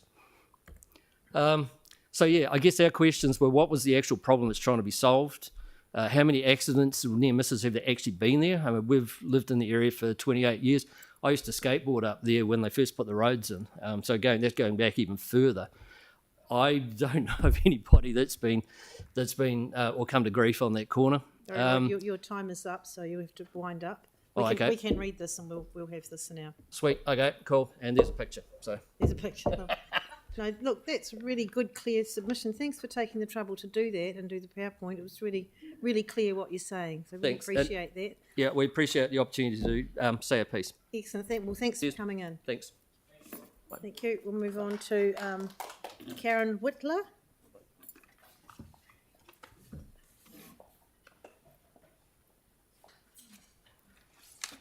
Good morning. All right. Hello. I'm here because I support cycleways and I ride a bike. I sold my car when I was 65, so I walk the talk. This cycleway is wrong in so many ways. It's like someone's looked at a gold-plated design for a perfect cycleway and thought, let's have this. So I want to have my say just purely because I thought I needed to put my objections in. I can't see any reason why it's both sides of the road. I think that's a total waste of money. We've got a cycleway that goes down Sparks Road that I use every day, maybe 3 or 4 times a day sometimes. It works really well. I do have to say I support the submission that's in here. I didn't know the cycleway was going to be shared with pedestrians. Anyway, that's going off the track. That's not making sense. The way I see it, the cost to put a cycle lane down both sides of the road is over the top for what we've got. And the fact that money could have been better utilised, extending the cycle lane on one side of the road, on the hillside, and taking it at least down round the curve on Henderson's Road. It's dangerous. Someone's going to get killed. I have to bike up Sparks Road, along Hoonhay Road, down Cashmere Road to get to the new wetlands that are in Cashmere Road because I can't bike down Henderson's Road. So you're spending all this money to put a cycle lane on both sides of the road when you could just have one that we know works perfectly well because we use it every day on Sparks Road, and we could put it round onto, at least take it round the Henderson Bend so that then we've got clear space. I think that's all that really bugs me about the whole thing. It's just not right, and it's too posh. Quite frankly, it's too posh. We just want to ride our bikes down a cycle lane, and that's all we want to do. And we don't mind sharing it with traffic coming the other way. So you're wanting the Cashmere Road to have a cycle lane just on one side? Have I got that right? Yes, Yeah. on the hillside, going down from Oderings, there's a fantastic footpath already there. There's a very wide space between the footpath and the road. Yep. Just take it from the lights on Hoonhay Road, Cashmere Road, all the way down to Penruddock, across Penruddock, and around the bend. Now, I'm aware you've got the funding, so I don't even know why I'm here having my say, because you've got the funding and that can't be changed. No. This is a process where we're listening to your submission, and then we make a decision. The table makes a decision tomorrow. The staff put through the design through to Waka Kotahi, who then release the money, and then we get cracking. So, we are listening, and staff will give us advice on your proposal. I'll go back to the whakakotahi and ask them if you can change the design and at least just extend it a little bit further to take out that bend. Yeah. So that we've got somewhere safe to ride the our bend bike. onto Henderson's Road. Definitely not against it, just against. Okay, thank you. Are there any questions? Yanni? Yeah, thank you. I don't know if you go further down Cashmere Road, but what's apparent looking at the map is a lot of people will have to back their cars out across the cycle lane and into the traffic lane. And I don't know if you, in your experience, whether you've seen or had many experiences of that. Well, they have to do it on Sparks Road. So that's another thing about this whole thing is that there's a lot of infill housing down Cashmere Road between Hoonhay Road and Oderings. I mean, a lot of infill housing. Now, where are those people? Those people, I know those people have not got enough room to park their cars up their drive. If you put a cycle lane on both sides of the road, where are those cars going to park? And I get it, I sold my car, but, some people haven't. And what they're going to park down Kaiwara Street, Maven Road, and in and around, because they're going to have to park them somewhere, because the way the houses are built, there's no room for them to park. If I bike down, I've never had a problem actually in Sparks Road with a car coming out and not being aware. It takes them about maybe 3 or 4 months to get used to the idea, and then they find a way and they work around it. And there's a doctor's office down Sparks Road and a pharmacy, and both of them have to cross it, and no one has any problems. Hey, well, thank you. That's brought you exactly to the end of your time, but we really appreciate you coming in, and we are listening to you. All right, thank and you. You'll get feedback. Yeah. You'll get feedback on what we've decided at the end of this. Thank you. Thank you very much. Richard Hamilton, please. Is there any chance you could pull up slide 2 of Rod's? He's done the work for me. Presentation. Slide 2 of Rod's. Rod was just earlier, just before clearing. Rod Mackay. It's just that intersection makes it a bit easier to explain. Yep. So I'm Richard Hamilton, a 20-year resident, so I'm a newbie compared to Rod, of Westmoreland. And it's my first time on these sort of submissions. But first I'd like just to applaud the team for the intent of this process. And I wish this had happened 20 years ago, because my kids didn't take up biking because of that road. That one? Is this the right one? That's the one, thank you. My main concerns is this intersection, and I think it has been for most Westmoreland residents for a long time. There's a lot happening on this intersection, mainly for those turning out of Westmoreland, going right back into town. We've got a luxury at the moment which works really effectively, which is a slip lane going from town west along along Cashmere Road, that turns left into Westmoreland. That is very effective, and it as Rod said, it helps stream the cars so you can see who's turning, who's not, and gives you time to move across the road. This proposal, I know it's been modified, and thank you to the team for listening and making those modifications. I think you've taken those on board quite well. There was a lot of happening with pedestrians potentially going across on the right there. You've got sunstrike at this time of year coming along the road when you're turning out in the morning. The bus stop has been moved down to where 7 is there. That's further adding confusion and blocking line of sight down the road. So it's very difficult to get out and go right on that intersection. Now, if you've got a longer car or a trailer, you're also going to be mounting that in Penruddock there, that rise, which is further going to hamper your ability to quickly get out across that road and out of the flow of traffic going from city to west. So we're asking that, can we move that cycleway into the park behind the sign around those trees there and shift that Penruddock Island down a bit, down the screen, so there's more space for a car, and keep the slip lane in lieu of doing any other control process on that intersection. So if my preference personally is a roundabout, but I know there's lots of debate about merits of roundabout and cycles and so forth going through there.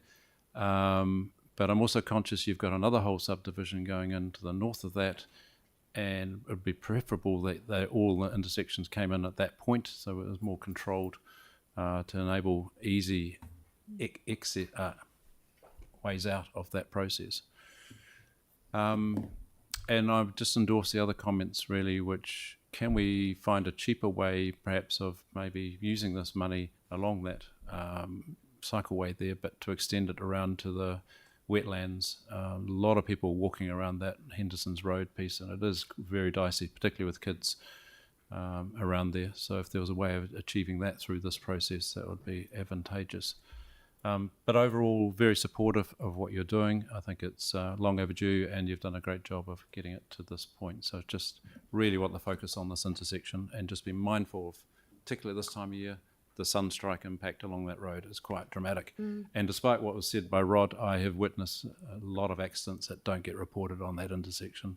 Yeah, that's the thing, isn't it? Been a number this year already. Yeah. So thank you. So do you support Rod's option that he put up? Did you see that? Probably on these slides here, you mean, in terms of... What's the next slide? Can you put Rod's next slide on?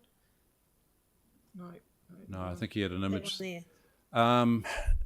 Personally, I think you keep the bus stop where it is down outside the by the tennis courts, and you shift the shared pathway into the park at that point, around into Penruddock, and then shift that crossing down further. I know the professional, semi-professional cyclists are not going to use it anyway. They're probably going to just continue along Cashmere Road. Right. But for everyone else, and families and everyone else, it gives safer access around, and you can go directly across to the bus. I'm not sure who actually uses that bus stop.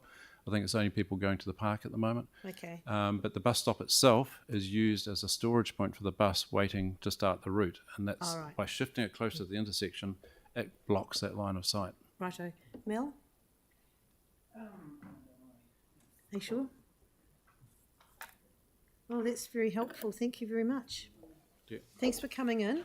It's well worth coming in and speaking to us because it's good for us to hear directly from you. So we really appreciate it. I think it's important to get positive news as well. Yeah, thanks. David Diggs. Is David here? Yes. Yep.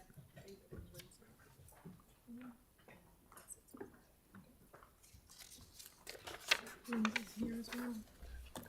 Good morning, my name's David Diggs. I probably hold the record here. We were the 8th house to be built at Westmoreland. Yeah. We have 2 families, our daughter and son both live in the area with 7 grandchildren. So the whole access is important to us.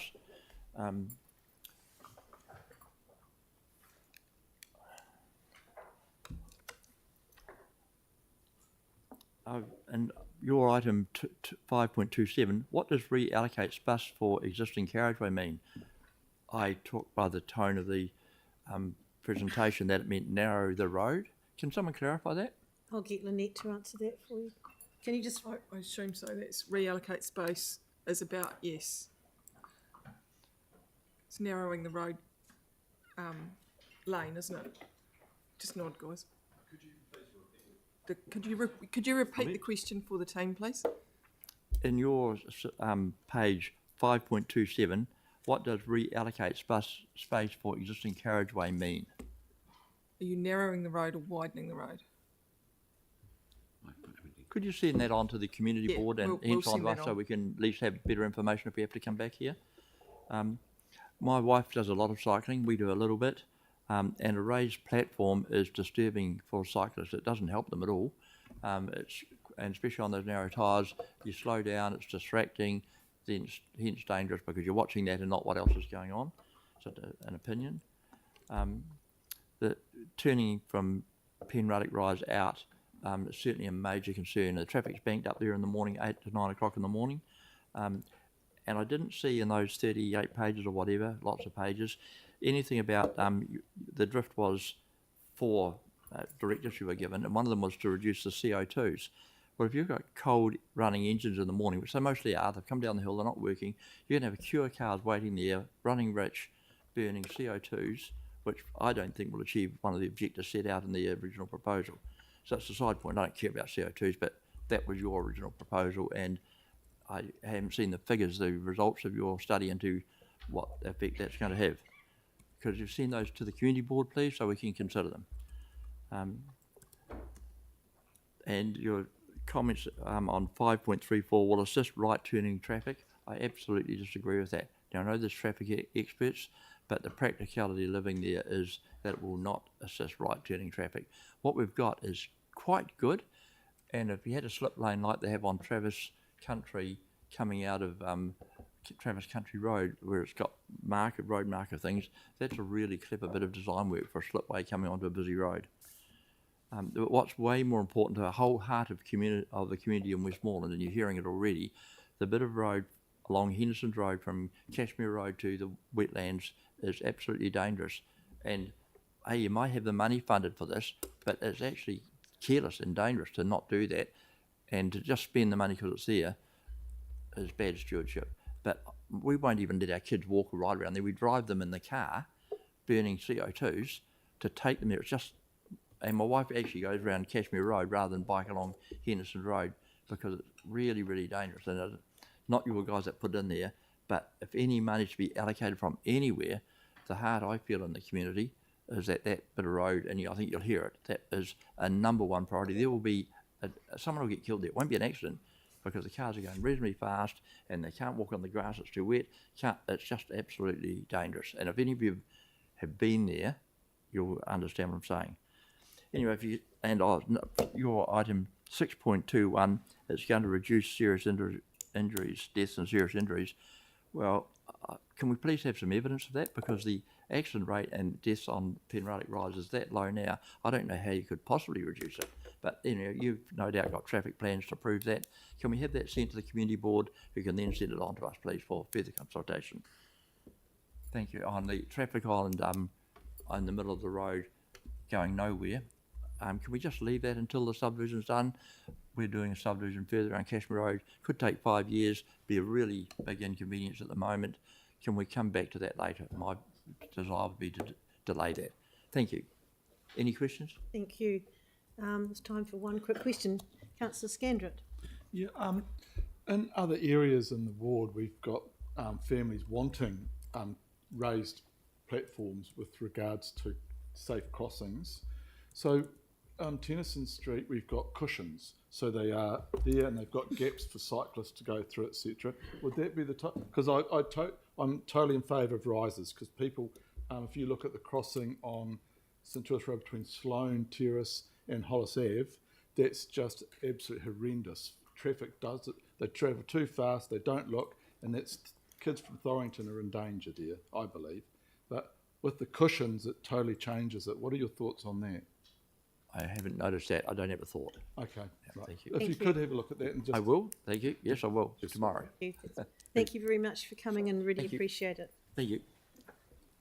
So we'll move on to Lindsay Richards, please. Also Westmoreland.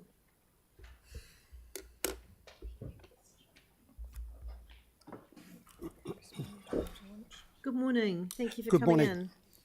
Can you hear me all right? Yes, perfectly. Good morning, councillors, and thank you for your time this morning. I'm a 25-year resident of Westmoreland, and I have to say that intersection's probably been an issue for all of those 25 years. You will have read my submission already, but I just wanted to add a few qualifying comments to it. As a consequence of other things that are happening around the area lately and about to happen in the near future, some of the issues I've raised in the submission are no longer relevant. For example, I suggested a simple way to improve safety for our cyclists was to escalate the replacement of the footbridge across Cashmere Stream beside from Penralic Rise through to Francis Park. Since then, we've had confirmation that that bridge is to be rebuilt, with work scheduled to begin next month, and I must congratulate Council for escalating that. That's marvellous. We're very, very pleased about it. The bridge has always been used extensively by pedestrians and cyclists, and we look forward to seeing it back in use again. Another factor we didn't consider when we made the submission was the proposed new subdivision at 250 Cashmere Road. The plans that came with notification of that development show a roading layout somewhat different to the one shown in the Way Safer Streets consultation documents, and I imagine there'll probably be some crossover of features between the two, and that'll ultimately define the final look of that stretch of road. However, the key point I want to make is the opening statement in our submission, and that is that Westmoreland is a unique community. It has none of the infrastructure that most communities enjoy. As a consequence, our residents have to travel some distance to access these amenities, and they do so at the moment to a large extent with the use of motor vehicles. And whilst we support and applaud the efforts to make cycling safer in the area, we have concerns that the intersection will become a bottleneck, and in an attempt to improve conditions for one specific set of road users, it could create issues for all. The curb build-outs, the raised platform, the refuse islands, The cycleways on both sides of the road, and in particular the loss of the turning lanes, will mean that all traffic will be squeezed into a significantly narrower space, which could result in some very bad outcomes. There's been some great feedback so far today, and I also endorse the comments by Rod Mackay. And we're sure that council will get this right and come up with the final design that accommodates all road users. But I couldn't help but notice that improvements to the intersection and a call for traffic lights ranked second only to improvements for cyclists in the key themes and requests shown in the information pages attached to today's agenda documents, page 22 I think it was. Given that the plans for that proposed development at 250 Cashmere Road include an entrance out onto Cashmere Road just a few metres east of Penruddock Rise, would it not be an ideal opportunity to align those two roads and introduce traffic lights or some other form of traffic management at the same time? I know there are other local residents groups, for example the Cumbria Lane Residents Group, and many of our residents that would support such a move. We feel this is a great opportunity for the council to come up with a common sense, bespoke design for this part of the city that would be appropriate for the amount of traffic and the type of traffic that passes through it currently. I just ask that my concerns and those of fellow speakers are taken into account when the final design is approved. So thank you for your attention, and I'm happy to take any questions. Fantastic, thank you very much. Are there any questions for Lindsay? Councillor Kewen? Yeah, I've got a simple one. Does anyone actually move out of Westmoreland, Lindsay? They tend to go out in station wagon vehicles with dark windows. Okay, so another 50 years for you. At least. Thank you very much. Thank you. Okay. Right. So, we're waiting for our next submitter. Should we do another couple of questions, perhaps? Yeah. We've got it until 11:50. 11:50. What's time now? Oh gosh. So, if we can ask staff to come back to the table, has anyone got any questions for staff that you have, Yanni? One's for noting and putting through. Yeah. Because we've got a couple of minutes before. Saves everyone by sending them up to the office and see. Remember, if you are putting them through yourselves, go through the office and them. Tim, so who was it? Sorry, Councillor Coker, Councillor Scandrett, and Councillor Johansson. The current intersection of Penruddock and Cashmere with the current scheme design, does that allow for, or is it designed the way, like could traffic lights go there in future with the design as currently proposed, I guess is the question. So, I mean, you're going to take it away. So can you say it again? I didn't hear it. What I want to know is if say this scheme was approved, would traffic lights be able to fit in with that easily in future is the question, or would other changes need to be made to it? Right. Councillor Scandrett? Yeah, thank you. Two quick ones. First one is, could we look at a cycle lane on the hillside only, because that would be a better link if it went to Sparks Road on that far side because of the curve of that curve round from Cashmere Road through to Sparks Road. And the second one is, could be a cost saving, is looking at road cushions as we have done in other areas like Tennyson Street, rather than a full build up, because it does achieve the same thing, I think. But yeah, thank you very much. Thank you. Councillor Johansson? Yeah, do we have any safety? I'd be interested in getting any sort of safety assessment around people reverse, particularly around that Cashmere Maven Road, where you can see the houses have an orientation that goes away from the direction of the traffic, and it looks like from the driveways that have to reverse over. So I just wonder what sort of safety assessment's been done around that. I did have a question around similar to having it just on the hillside, the cycleway, and again, what's the traffic modelling that we've got, and do we have the consent for the development to understand what the traffic assessment has shown for that development that's going to occur across the road? Because it'd be quite interesting just understanding what the data is showing in terms of crashes, speed, accidents, traffic wobbly. Thank you. Thank you.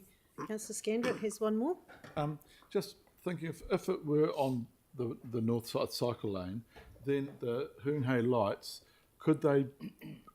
what would be the effects with regards to the same with the lights, if you're comparing the lights on the corner of St Asaph and Antigua Street, where it's a barn dance so all traffic stops and lets pedestrians and cyclists go across? Because if that were the case there, you go from the hillside of Kashmir Road diagonally across to where the shops are, which would be an easier for kids getting to school and all cyclists, commuter cyclists. So just a thought there. Thank you. Great. Okay. So we have. All right, Lynette Hartley's arrived. Ah, great. Lynette Hartley has arrived, so could I call you please to the table, Lynette?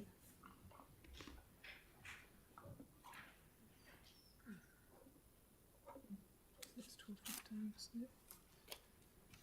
down. Welcome. Right.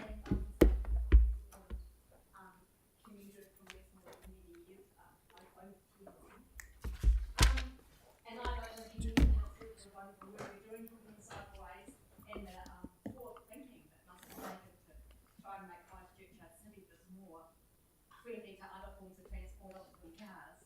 So I think that's absolutely fantastic. And I'm not going to try and tell you how to design that intersection because the council and the council planners have had way more experience than anyone else on how to design cycle intersections and multi-use intersections. So there are definitely a lot more cars because Westmoreland is expanding and all the suburbs to the west, so there's a lot more cars using that intersection. But I don't think we want to get, so that intersection is becoming congested, but I don't think we want to get that muddled up with people saying, oh, it's going to be a congested intersection and that's not the cyclist's fault or the foot people's fault, you know, they're two separate issues, the fact that the number of users is increasing.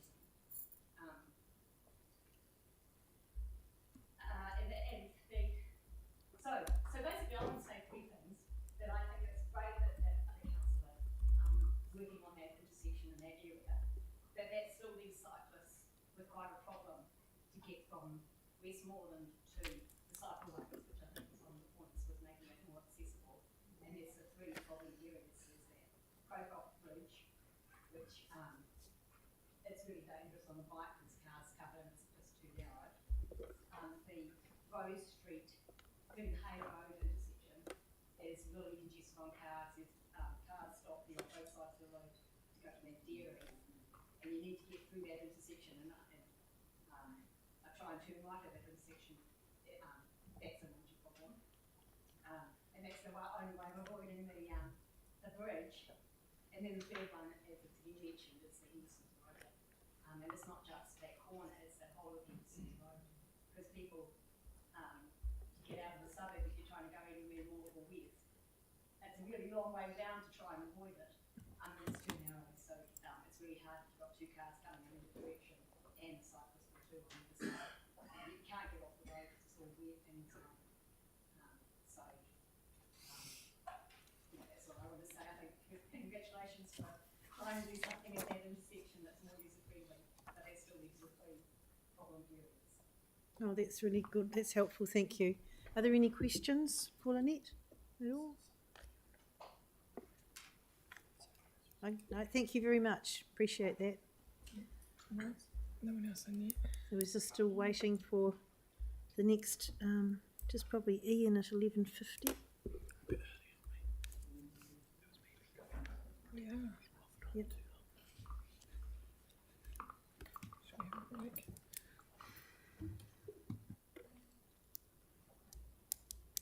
Well, we could feel free to take 10 minutes, but be back by say 11:45. Or feel free to stay in here and work. But there's a gentleman down the back. Hang on. Oh, yeah, that's Richard, is it?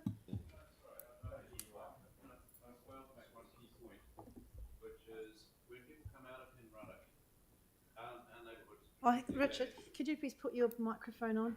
Thank you. our neighbourhood is particularly bad at turning left because they can't go right out of Penruddock down Cashmere. They turn left, go down the road a little way, and then do a U-turn and go back down Cashmere Road. It's really important to understand that from a control the intersection point of view, because that's the behavioural approach that's happening. Yeah. So just be aware of that. Thank you, that's helpful. It's interesting, isn't it, having the local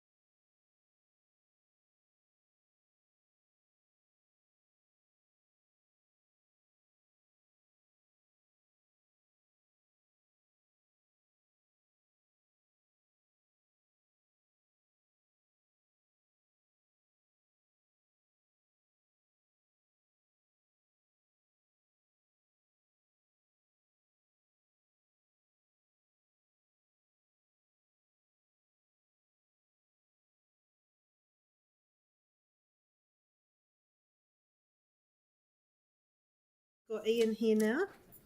No, And what? We don't have a quorum. I know. So 1, 2, 3, 4, 5, 6, 7. We're just waiting for 2 more councillors to come back, so we've got a quorum. 1. And don't go out the door. Don't. I've got one. I've got one. Oh, is she just out there? Yeah. Oh. Oh. Oh. Yeah, just comes. Righty ho. So, we welcome Ian to the table, please.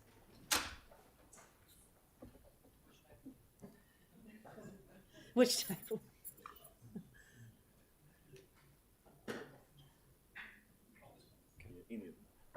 Okay, thanks. Thank you and welcome. Thanks for coming in. Oh, hi. Okay, hi everyone. All right, 5 minutes, here we go. Basically, cut to the chase. The cycleway, I feel, is not really a necessity. And I know there's a number of other areas around Christchurch that are probably more in need of other attention rather than a nice-looking cycleway for that particular stretch of road, which would cause, I believe, quite a heck of a lot of chaos, not just with residents and businesses, but the backlog of traffic that goes along that road will just get channeled to Sparks Road, Blenheim Road, Riccarton Road, everywhere else once it's under construction, and everyone will be cutting through side streets and going a lot faster than they are now. So I can kind of see what it's going to do the moment it starts construction. I wouldn't do it all in one stage either. I would do it very gradually and slowly so that the traffic keeps flowing, because that road from 5 o'clock in the morning is pretty busy and it doesn't stop. From Sparks Road to Cashmere Road along Henderson Road, if you're going to focus on a cycleway or something, channel the funds to that first, I think. But then on a bigger picture, I would actually put a pause button on all cycleways and address the hospital parking situation for a lot of people. So that's pretty much it in a nutshell, really. Oh, well, that's short and sweet. Thank you. We've got a question from Councillor Moore. Thank you very much. In terms of necessity, would you agree that pedestrian and cycle access between Westmoreland and around Henderson's Road is a necessity? Pedestrian access is always a necessity. It's just a case of locating it in a good position. Yeah. Yeah. But you agree that section there between Westmoreland and Henderson's Road, Sparks Road, would you agree that that is a necessity? Yeah, because of that curvature around the road, that gets pretty dangerous. Yeah. And there's a lot of people using that park on the corner of Henderson and Sparks. Yeah. And it's I just think that stretch first. Yeah. And then gauge it from there. Yeah, nice one. Cool, thank you. All right, any other questions? No? All right, that was short and sweet and well delivered. Thank you. Okay. Thanks, guys. So, David Lane, please.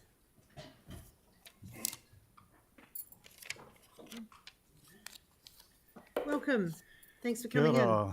Pardon my shortness of breath. I was engaging in active transportation to get here just now. I'm Dave Lane, and I live in a neighborhood called Craycroft that some of you might be familiar with, which is next to Westmoreland. My concern is with active transport, as the slide there probably suggests.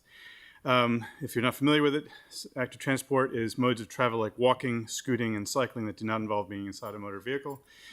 I'm interested in active transport's real and perceived safety and the continuity of the active transport network in South Christchurch. Regardless of what people think of the Westmoreland intersection, and yes, I think it desperately needs improvement, anything that makes it more efficient for motorists and active travelers will only increase the traffic intensity at downstream traffic bottlenecks. As we know, when you have motorists and active travelers competing for access to a limited roading bottleneck, it's always the latter who shoulder the risk. As a 30-year cycling veteran cycling commuter, I should say, in Otatahi, I am keenly aware that regardless of my behavior on the road, every single vehicle that overtakes me could be the last. So what is the downstream bottleneck in this case? It should be familiar to anyone who is an active traveler in the south of Christchurch.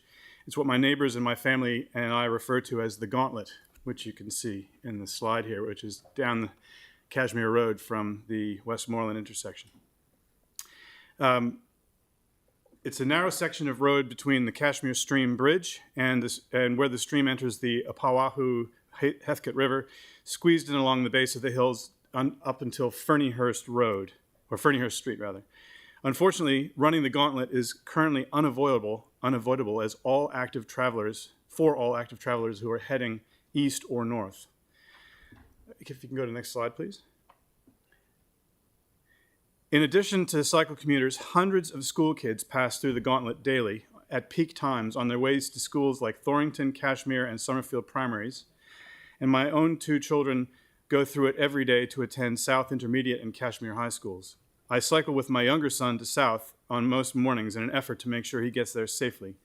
You'll notice that the cyclist caught by the bus at the tightest part of the curve there. I don't know if you can see it, but there's a picture of a bus and a cyclist right next to it. And you can see how the cyclist is leaning away from the bus. And you'll notice that there's nowhere near a meter of clearance between the bus and the cyclist, which is the legal passing requirement, just in case you're wondering.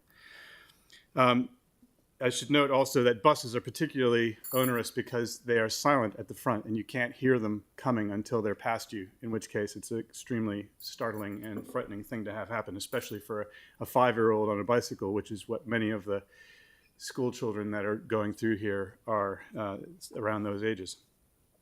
So many parents and kids feel so uncomfortable about cycling through the gauntlet that they drive their children to school instead most mornings. That, of course, adds hugely to the traffic load through that bottleneck, making it even worse for those who do choose to use active transport. As many of you will be aware, the southwest Christchurch area of Christchurch is experiencing huge housing development, bringing a daily rush of tradies and heavy equipment, like extra-wide dump trucks with trailers through the gauntlet, some of them emblazoned with our very own mayor's branding, as it happens. If you could go to the next slide. Oh, you are already there. Thank you. These add substantially to the vehicular congestion. My understanding is that we can expect at least 400 additional households on the west side of that particular bottleneck in the next couple of years. And that will substantially increase the traffic still further beyond the extraordinarily high levels it already has. So the gauntlet is the missing link in the South Christchurch active transport network. It forces bikes, scooters, cars, trucks, and buses together into a space that goes from a comfortable width of just 12 meters, closer to the previous intersection with Hoonhay Road, down to a mere 8 meters. So it's a massively reduced space. It also features a sweeping bend, which vehicles are prone to cutting into, as the previous photos showed you ample examples of. That was photos taken in a 5-minute period at the intersection last Friday morning, and I saw more than half of the cars cut into the cycle lane as they turned that corner, and most of the buses and utes and dumpers and everything else. So what can we do about it? What's the alternative? So if you go to the next slide, please. The suggestion is we need the council to negotiate to buy a small, perhaps 10 square meter area of stream boundary from the owners of number 134 Cashmere Road. It's a tiny triangle of land. If you go to the next slide, please, you can see it on the left-hand side here, that little narrow triangle of land that comes up into the bridge railing there. That could become the end point for a bridge that goes from the cul-de-sac that you can see on the right-hand side of that picture across that section of the Apawahu Heathcote River. If we did that, and then if we continue to the next slide, please, have a crossing as well over to where that person is emerging from the footpath from the Cashmere Stream Reserve, have it crossing to that and also connecting up with the cycle paths that you can see on both sides of Cashmere Road here, that would provide a connection to the main active transport network of Christchurch that is off the road, and it removes those active travelers from the gauntlet, full stop. Okay, so it would also allow people, for example, who rely on disability scooters to gain access to that section of town without having to dice with death on the very narrow footpath or in the gauntlet's traffic. It will almost certainly also reduce the vehicle traffic at peak times because some people will feel safe enough to go become active travelers themselves and no longer requiring their children to get a ride to school, creating extra vehicular traffic, and instead they'll be able to use that safe cycling path. Dave, I'm going to be really mean and hurry you up because you've used your 5 minutes. So. Okay, well, anyway, so there are great strategic advantages to this. You can see them here. And if you continue to the next slide, you'll see that if the strategic, in the top right-hand corner to the right of to the left of that red gauntlet section, you'll see that if that particular connection was made that I've just described, you would also have the possibility of an entirely off-road cycle path along existing council-owned byways and paths, except for the areas that are circled in yellow there, where you would have an entirely off-road path to Westmoreland and beyond without anyone needing to be on Cashmere Road at all, and no one would even need to go through the intersection that you're talking about improving, thereby vastly reducing the congestion and the traffic load there. Thank you. Fantastic, that's brilliant. Thank you so much. You put a lot of thought into that, and I really appreciate that. I'm sure staff will go and mull that over. I should also mention that I know that the council has previously received a priced proposal to build exactly this sort of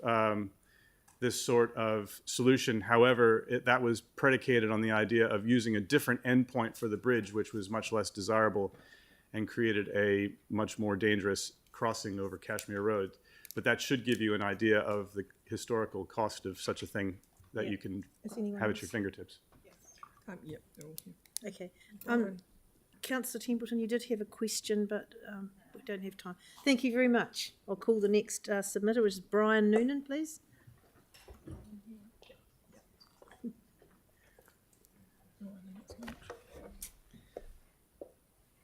Good morning, or it might be afternoon. I'm quite not sure. It's midday. Good morning. Okay, so look, thanks for the opportunity to talk, and I just ask that the decision makers keep an open mind and perhaps maybe put themselves in the position we find ourselves in. We're not against cycle lanes. We're both, my wife, I'm talking about myself and our family, we value physical exercise and walk the hills and also cycle. What our objection is to having cycle lanes on both sides of the road. That seems complete overkill. One lane shared by cyclists going in both directions should be more than adequate. I'm sure the council will have surveyed the demographics and number of cyclists who use this road or might in future use the road. But from our observations, most cycling we see is on the weekend, groups riding out into the country, etc. Other than those living in Westmoreland, which, and I'm not sure how many of those people would cycle, the proposed lanes pretty much connect to farmland, so having a lane on each side of the road just defies comprehension. Don't forget, Hallswell residents are already well served with a separate cycle lane on Sparks Road. One of our real concerns is having cycle lanes on both sides of the road will take away valuable parking spaces for visitors and friends. Like several properties in the area, we're on in a backfilled section, and in our case, along with other residences, we don't have space for additional parking. So that means friends, including elderly people who visit us, would have to park some distance away, a minimum of 200 metres, and that's assuming they can get a park on one of the side streets, which I think are going to be crammed right up with a lot of traffic, a lot of cars. I can add there's quite a bit of petty crime around there. We've had the experience of 3 break-ins by parking on those side streets. So I just ask, keep an open mind, and just one cycle lane should be more than sufficient. Thank you. Short and sweet. Any questions? Councillor Templeton, Councillor Scandrett. Thanks so much. I'm just wondering, you're talking about both sides of the road. Are you aware that there's a new subdivision going in on the other side of the road with lots of homes where people might also like to choose to walk and bike, sort of shared path thing?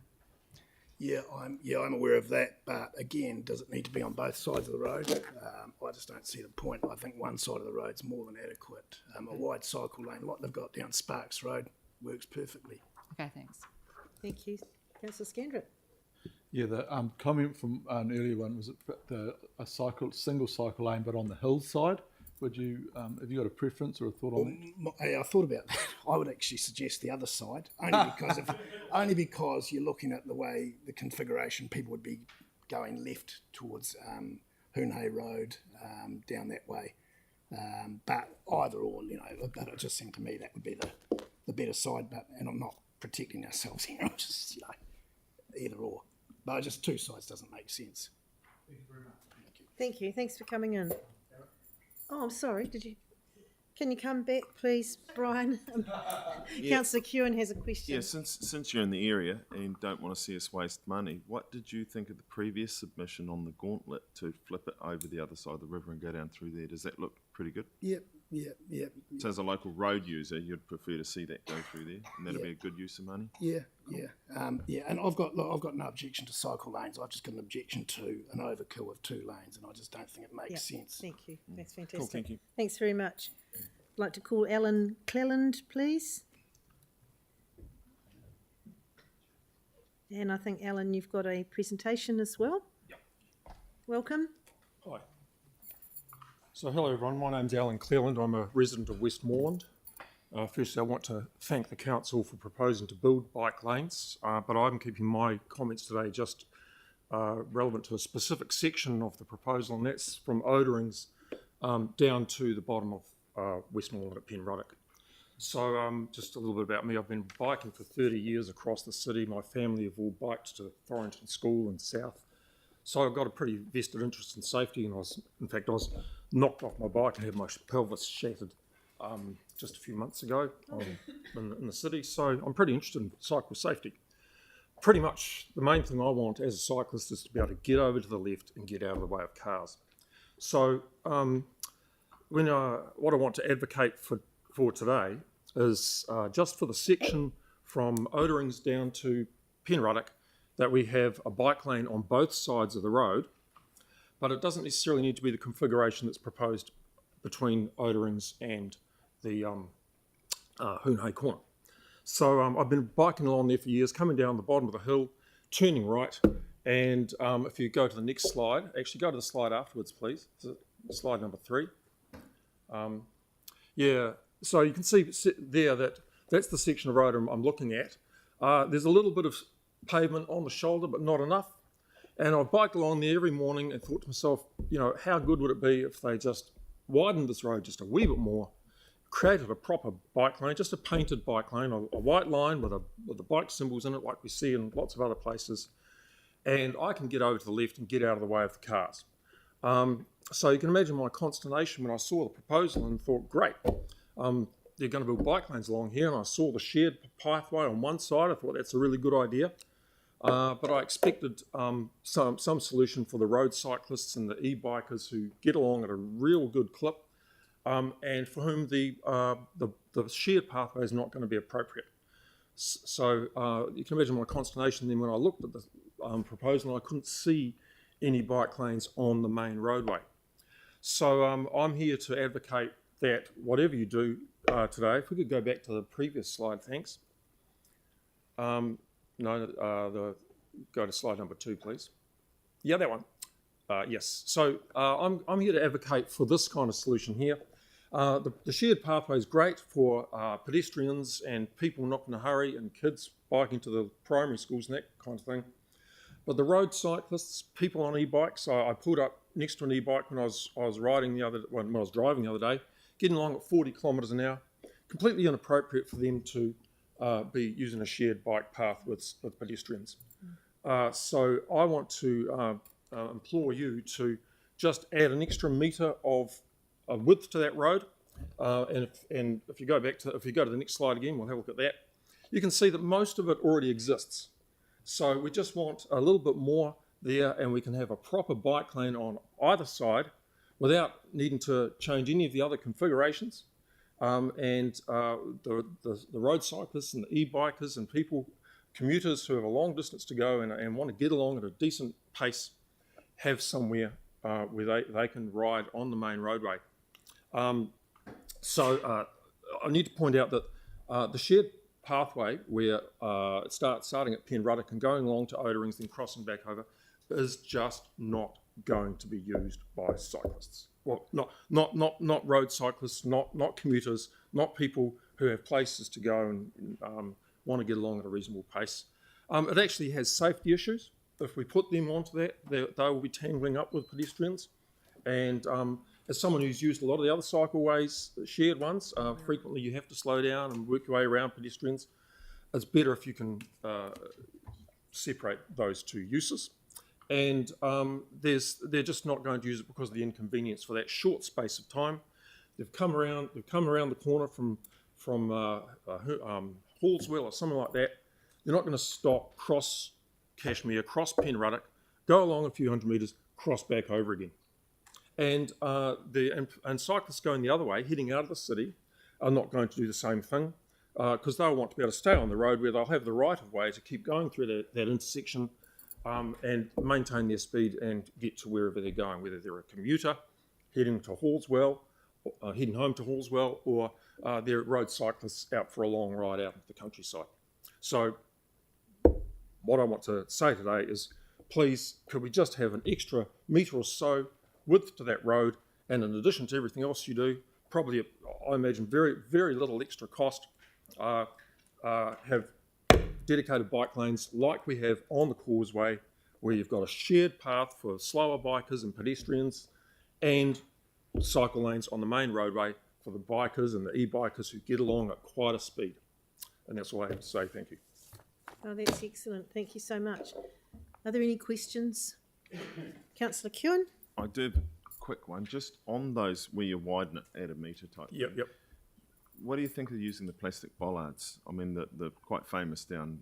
No, there's no need for that in that section of road, I feel.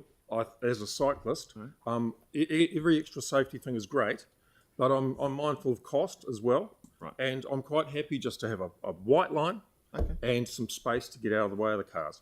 So and then as the long cars, as you've got the space, you're good. Yep. And if you see there, you can see the vehicles squeezing past. They won't need to slow down. The drivers won't need to, worry that they're going to hit a bike.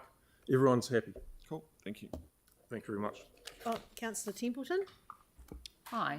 Oh, sorry, I just want to point out that actually much of the section does have both a bike lane, if I'm reading the map right. This is for you, Ellen. Sorry. Yeah, sorry. Much of it does have both a shared path and bike lanes. Well, the graphic that I saw in the renewed second proposal, that wasn't entirely clear. I had a look at it and I couldn't actually see it absolutely designated as a bike lane unless you've got a much more high-res image than I was able to see. Yeah. I mean, is that the one on the wall? I suggest we clarify it for... Yeah, we might just need to clarify it for you because when I'm looking at here, there's both a shared path plus a 1.9 metre bike lane. Okay, well, I was going on the previous profile, which showed a 0.9 metre sealed shoulder, but not a proper bikeway. Yeah, this one's got some bike lane signage and some... Not all of the way, but there is, yeah. There is now? Yeah. Not all of the way, but there is... Well, so we need to clarify my that point for is you. it needs to be all the way. Yeah. And frankly, it needs to go all the way to Henson's Road. I agree. I bike around there too, so, yeah. Thank you. While he's here.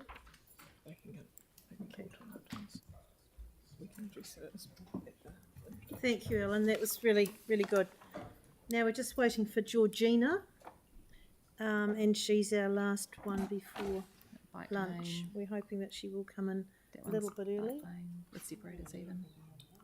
I'm going for a walk and I'm going to go and call my mum. My mum's got COVID. Yeah. I'm going to give her a call. Yeah, she's pretty bad too. Well, they've both got it. Dad as well, but he's not quite so bad. And he's now testing negative but feeling like crap. She's still testing positive. So, has any councillors got any more questions for staff that they'd like to put through at the moment? Clarify. Oh, Is I'll it get- best? No. I'm just so we send the questions through the Office of CE. Anything that you're not asking staff today? No. Just to clarify where we're sending our queries. through the office of the CE, Yeah. but it's important to note that they're about this. Yeah. I've got two. Just if we could get some information on future plans for that Westmoreland to Sparks Road via Henderson's, for that, especially that corner, which is really awful, both for people biking and walking, especially from Westmoreland round to the wetlands, and any advice on the proposal for the gauntlet. Because there was some work done on that, so it'd be, but I don't know if there are any pricing because there was engineering issues, so that would be good. The proposal for what? Sorry. The Gauntlet, Craycroft Bridge. Yeah, the Craycroft Bridge in the corner. Yeah. Because Mike, it'll come to me. Ferrigo was working on that, so. Thank you. So, Councillor Johansson, then. It was similar to that second question, but they also had a proposal going off-road. So Yes, I think not just the crossing, but the one that the second kind of slide they Land had showed purchase. all the way back up to Westmoreland. Right. Councillor Kewen? Yeah, so it's around the gauntlet part. Are we looking for what work's been done in the gauntlet or the alternative to the gauntlet that was suggested? The one that we saw? Yeah, okay, cool. Just, because the gauntlet's the road. So if we're asking for that, we want the alternate. So the alternate would probably not be part of this process, but it's something that we could pick I up. just and acknowledge take that neither of those things will be part of this project, but it's good that if we've got that information so we can help prioritise through other processes such as the LTP and then with the community and community board. Yeah. We can let you know what work we've done to date and what work's planned and whether any of it fits with anything that's proposed. That's right. That's exactly right. And it's absolutely fantastic that this process has just kind of brought up all these ideas from the locals who actually use these areas, and they're good ideas, but we have to pick them up and take them forward if we can't implement them in this process. Councillor Johansson? I was just keen to understand from Waka Kotahi around their requirements in terms of the cycleways on both sides versus the one cycleway, bi-directional cycleway on one side. My understanding was with Te Aratai College that we couldn't do, for whatever reason. I think that'll come So from I just, staff. I guess it would be good just to know how much, Waka Kotahi is insisting. And probably, I mean, ironically, why is Waka Kotahi requiring us to do something that they don't do on their own roads? Like, if you take Dyer's Road, it's a classic example. So I'm just a little bit kind of... Yeah. So I was just trying to get some clarification as kind of the standards, the basic requirements. So staff will be able to provide you with advice on the design standards that Waka Kotahi are requiring of this project. Staff won't probably give you any opinion on how other people use those standards, but they will be able to give you the advice that we've had on the design standards requirements. I guess I was at a higher level trying to understand the consistency across the city. Where, because I think the idea of shared paths has also come up quite a few deputations and submissions, and just the safety aspect of that, whether there's any advice on that too. Cheers.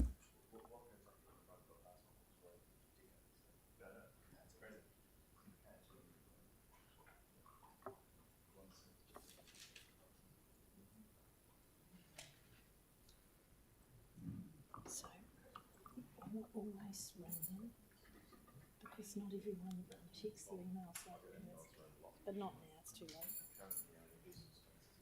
We've only got 4 minutes.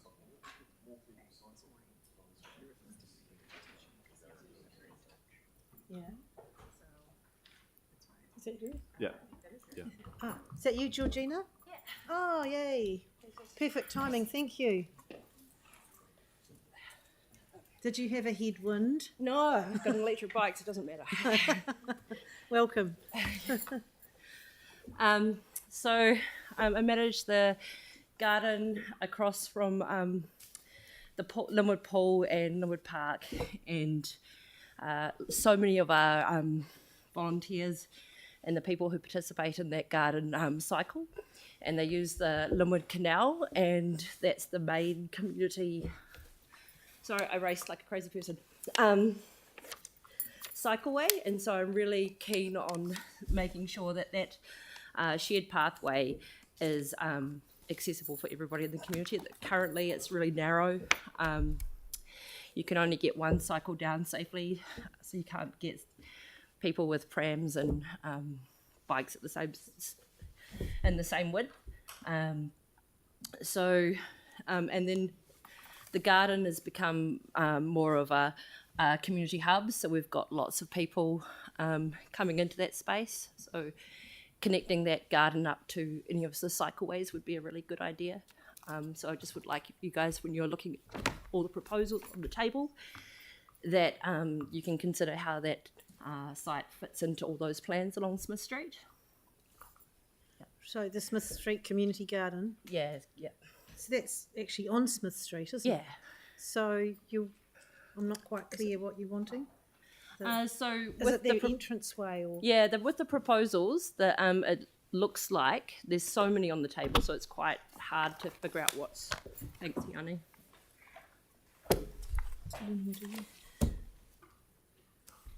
So yeah, what's not considered on this plan is how that cycleway links up with the garden at all, really. So the cycleway goes along the Linwood Canal, and that's the one that the community uses.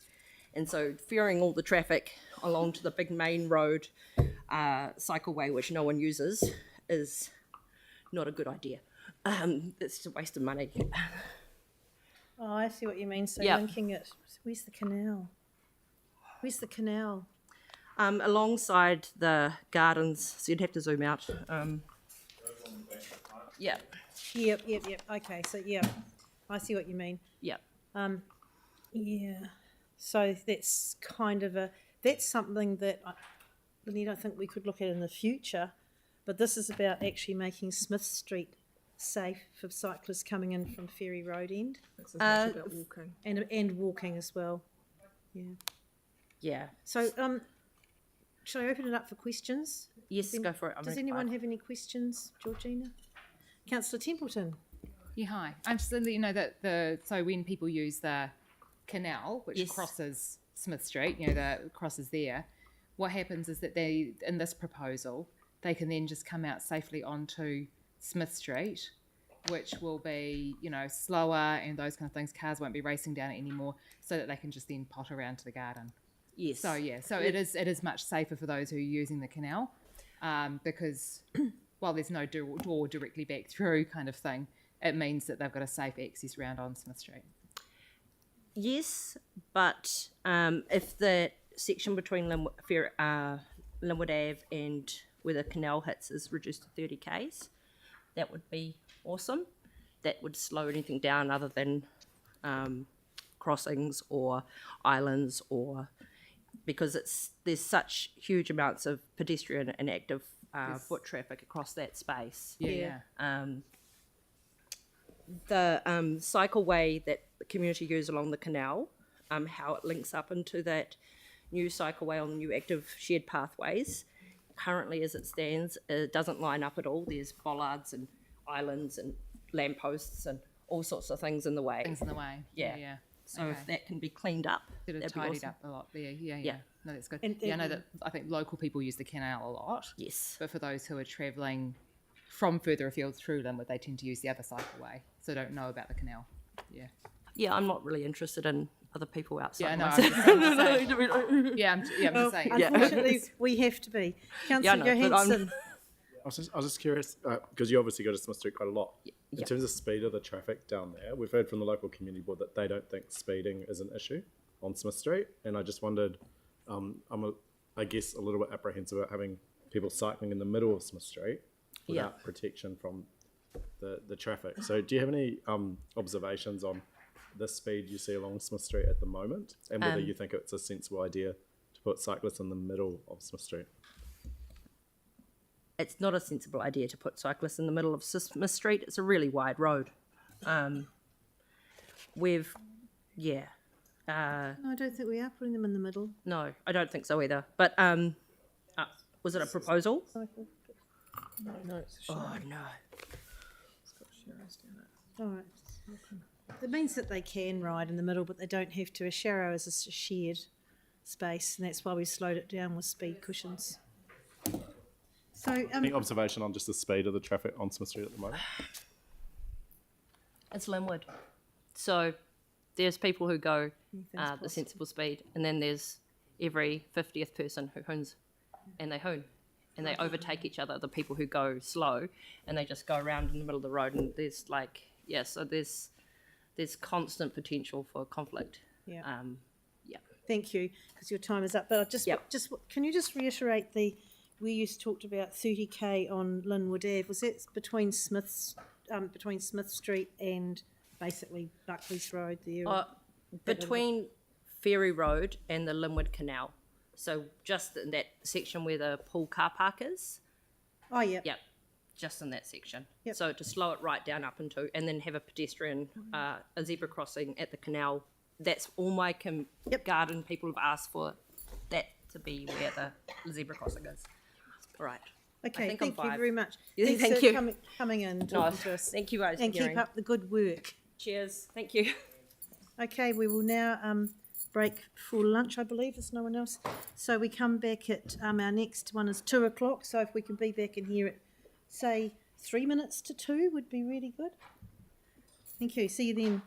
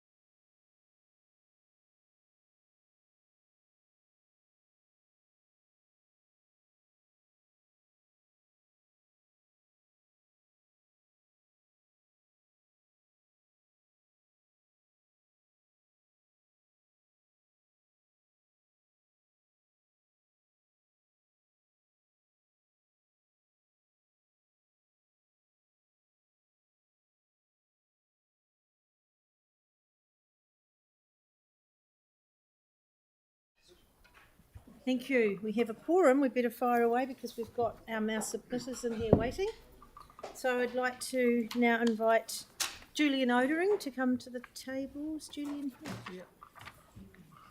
Welcome, Julian. Hi, Councillor Cotter. How are you today? I'm very well. How are you? Not too bad, thank you. Great. Isn't springtime a lovely time, particularly if you're in the gardening business? It is lovely indeed, and it's just a shame we're going to have a bit of a stop to it tomorrow. Yeah. And over the weekend. Right, fire away when you're ready. Can we start the clock again, please? Okay. This is my submission on Waste Safer Streets. My name is Julian Odering. I'm a director of Odering's Nurseries, and attending this hearing in place of the original submitter, Jeremy Odering, who's my nephew, who at present is unable to attend due to complications from a medical procedure. I can confirm I am authorised to talk on behalf of Odering's Nurseries Christchurch Limited. Previously, Jeremy and I spoke of the original proposal, and I'm pleased that there have been some movement to accommodate our concerns around bus stops remaining, as many customers use the bus service to access the garden centre and for other activities around the place too. Also, some effort has been made to move the signalised crossing distance away from the garden centre east towards the early learning centre by a few metres. Do you think this proposal will improve safety for cycling? No, because this proposal shrinks the already busy Cashmere Road and our carriageway. Also, many cyclists ride together in convoys or in companionship groups on the road, and several groups of cyclists start their journey from Odering's car park, sometimes riding more than two abreast. Unless some form of enforcement or education around the dangers of this could be mitigated, or the proper use of cycle lane safety be promoted, cycling down a narrow Cashmere Road, as the proposal states, would make it more dangerous for these people riding like that. Anyway, there is currently a cycle lane on both sides of the street outside Odering's now. Do you support the proposal to install a raised signalised crossing outside Odering's Garden Centre? Again, no. The proposed raised signal crossing will only be 14 metres. I think it's actually less than that, but it's 9 to 14 metres, approximately from Odering's entry and exit. The garden centre arguably may have more than 300 vehicles crossing in and out per day during spring. With the crossing so close, traffic exiting to the right will have to contend with queuing traffic heading east as a traffic light crossing at the traffic light crossing, while slow turning western traffic turning into Odering's will hold up queue traffic behind them. My preference would be to have the signalised crossing much further west along Cashmere Road or further east closer to Kawara Street, or not have it at all. Furthermore, because of the high flow of traffic turning in or out of Odering's and the close proximity of the crossing, there will be a danger to cyclists and pedestrians travelling on the Odering side of the road. Not to mention the scooters that travel at high speeds and are often difficult to see in the lane because the crossing is in such close proximity to the garden centre entry. Is there anything else you need to know? Yes, due to the limited number of car parks in the garden centre, 8 of our staff and 4 cafe staff currently park on the road. And if this proposal is successful, room will be needed. Oh, sorry, that's a mistake there. To be provided in our car park, which is already under pressure in spring. Also, many homeowners along Cashmere Road are unhappy with the prospect of losing on-street parking. Roadworks disruption. At least 4 times now over the past 5 years, serious disruption has been caused by roadworks directly outside Odering's Cashmere, often in our busy times to accommodate the new development across the road, costing tens of thousands of dollars in lost income. Not to mention the cost to ratepayers just to see it all ripped up and redone. On most of these occasions, all we get is a note describing what is happening and when. This year alone, along Odering's Philpotts, Linwood and Cashmere has experienced roadworks, some drastic enough that many of our older customers found it so confusing they simply just drove away. I'm talking mostly about Linwood here because they shut off both sides of the road for periods of time. And we had a lot of complaints. Odering's employs 170 full-time staff with 97% of our income from retail sales, and in this type market we cannot afford such major disruption. If this proposal is successful, I want one-to-one discussion with traffic management to ensure as little disruption is suffered as possible, including removal of cones and signs if no one is working on the road over long and busy weekends. Also, I want to know why the crown of Cashmere Road is proposed to be raised by 100 millimetres. When I wanted to put in a deck at our Cashmere Cafe, I had to prove I wasn't compromising the floodplain in any way. Does that same rule apply to the council roading? 2 representatives of this project came to see me on the 12th of September and we talked about our concerns. They raised some very good points over closing in the open drain on the footpath side of the road and some sound landscaping, as well as removing the existing refuge crossing. They also mentioned the reason why the signalised crossing was shifted and the infrastructure required to service the crossing tentatively is why it is now placed where it is. Since then, I have given this proposal a great deal of thought, and although I'm not against progress in making the road safer for cyclists and pedestrians, I want the road safer for everyone, and I can't see any way this proposal can work with a signalised crossing so close to Odering's entrance for reasons given. And I want to thank you all for this opportunity to speak to this submission. Thank you very much. That's brought you pretty much exactly to your time, but you've raised really good points very clearly, and thank you for giving it to us in written form as well. So we'll take that on board. And Thank you. Are there any questions? We've got no time for questions because we're up to the time, and I don't think there was any anyway, Julian, so thank you. Right, that's great. Thank you very much for hearing me. Appreciate Nice to see you, thank you. And now we have Logan Austin. I just sit there and sorry mate, I don't really know what it's doing. Yanni.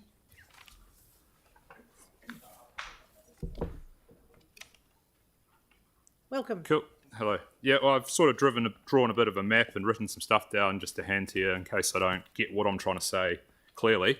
I'm number 5 Kawara Street, and basically my views of this are the issues are either side of what you're looking at. Basically, my issue or main issue would be the Ferniehurst to Hoonhay traffic lights. The amount of cars and stuff that can't stay in their own lane heading towards Princess Margaret is an absolute joke, and I run down there every day and probably count 10 to 15 cars every single time, even buses.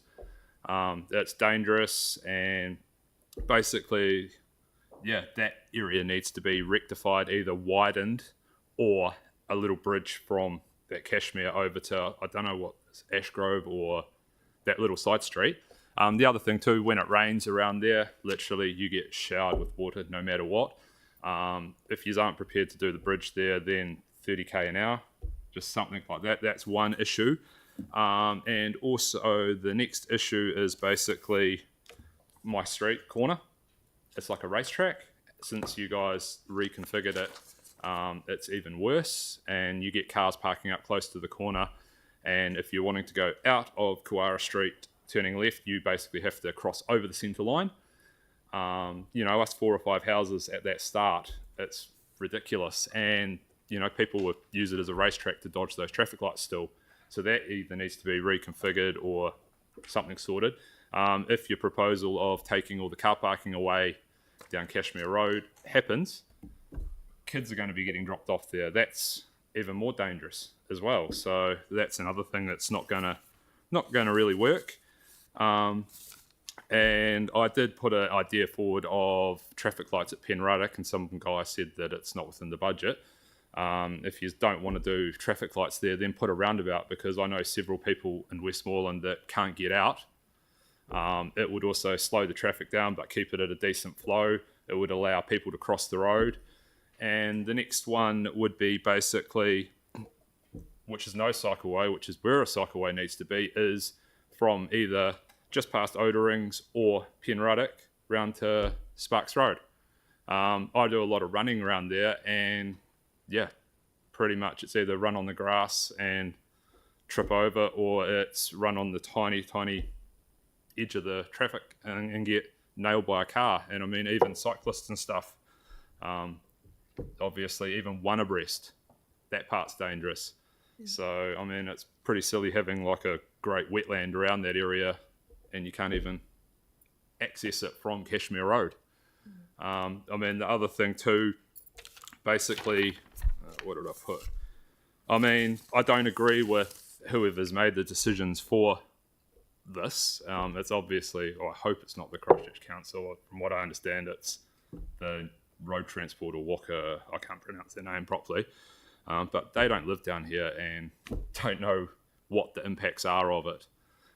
The other thing too is I don't know what word you'd call it, but like letting the public aware of what's happening. I kind of disregard that because I got told nothing. I got no drops, no nothing. I found out from a text message from my neighbour. I'm one house off Cashmere Road. and I'm going to be severely impacted, and yeah, got nothing at all. I mean, if you guys apparently went round at 2:30 in the afternoon, most normal people were working. So, I mean, had my neighbour not told me, I wouldn't have had a clue. I've been in my house 4 years, and I have not noticed at all any issues on the pretty much odorings to Hoon Hay lights. I've no incidents, no nothing. So I don't know why they need to fix anything down there or alter it all.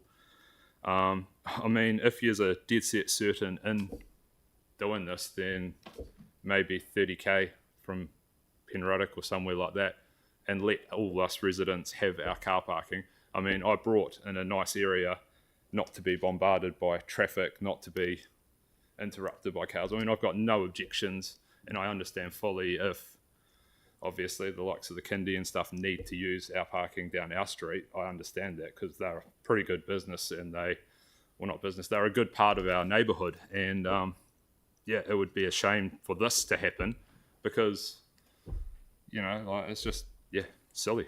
So I know I've rambled a bit, but that's about all. Okay, and thank you. That's perfect timing, your 5 minutes. Thanks very much for coming in and raising your points so well. I hope it makes sense. I rewrote it because it was a bit gibberish, but on the other side of the map, hopefully it's understandable. Thank you. Thank you. Awesome. So now we have Vicky Hart. Oh, no, sorry. Yeah, Vicky, no. Jessie Trevella. I got it right in the end. Welcome. Thank you. You'll notice that I've got a couple of slides, and I just wanted to mention that the people who are in the slide and videos have consented to themselves being videoed for the purposes of this. Okay. What I'm showing you is I represent Cashmere Early Learning Centre on Cashmere Road. What you're seeing here is our car parking facility. It's limited. We have 3 spaces, and one of those is a disability space. One of the main concerns that we have is that the peak pick-up and drop-off times at our centre exceed the number of spaces that we have, and these also coincide with the peak traffic that goes on around that area. Our centre serves about 28 families per day, 35 families a week, so we're a building that's representative of dozens of people who've got a vested interest in this project. A lot of these families have got young babies and toddlers or children that also go to other schools that are in the car on the way to drop off to preschool. And one of our main concerns is about the safety of our preschool community if these street parking spaces are taken away. One of the things that is a particular concern to us is actually also within the Statement of National Education and Learning Priorities, Objective 2, barrier-free access. If we don't have access to street parking, this can cause quite a significant issue for some of our families who have got unique disability needs, or need to be able to come into our car parking spaces or be able to come close to our preschool when they're picking up and dropping off. When we went through the proposal, the suggestion was that families would be walking anywhere between 80 and 250 metres at minimum. I don't know if many of you have children or toddlers or multiples, but trying to walk that distance, with a toddler and a newborn baby is really, really hard. And when we're talking about quite a busy street, this is just adding a whole nother layer of safety concerns that we have for our families. And these are things also that our families have raised to us. So this is us as a centre, and also in conjunction with our families, these concerns have been raised. We also have a concern around, should families need to park in side streets in order to access our centre? Multiple children in a family who might be going to a different school can't be locked in a car unsupervised, so everybody has to sort of traipse in.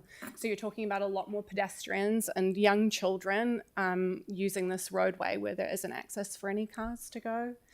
Our biggest concern, like I said, is the safety of our families, and we have a responsibility to our preschool community to raise these concerns here today.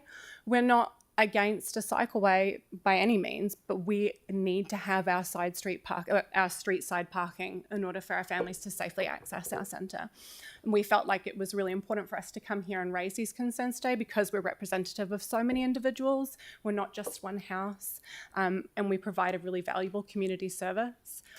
One of the other reasons that we require this additional parking is because we also provide supplemental parent education programs at our centre.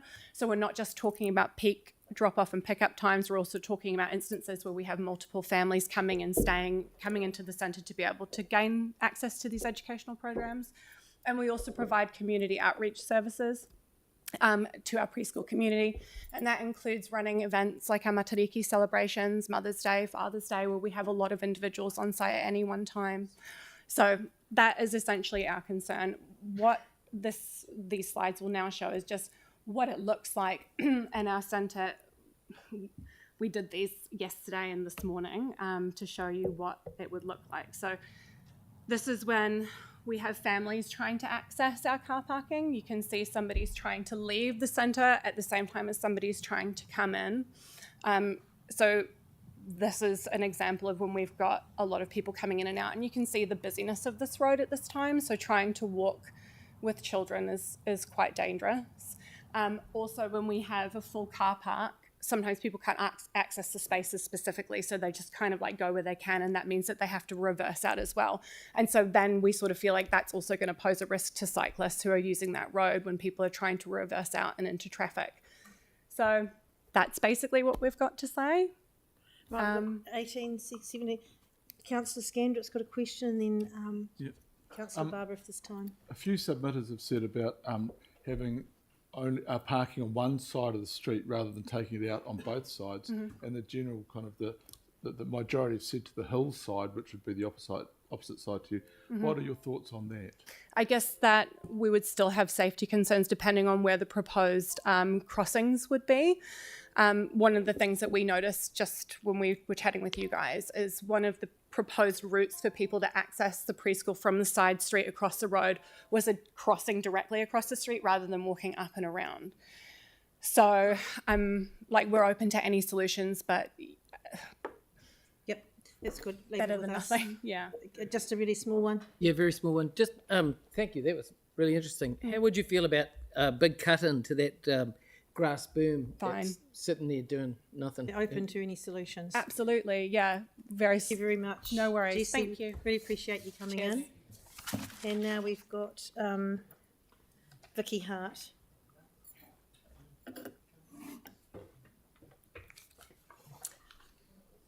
Welcome. Hi, I'm Vicky. I'm just a resident in Westmoreland. I live off of Cashmere Road, right down the end where Cashmere turns the corner before the Henderson Bend. I just want to say that I am fully in support of any new cycleways. I think we really need to reduce our emissions. Those are council objectives, and to do that we need to get people on bikes, and doing that safely is really important.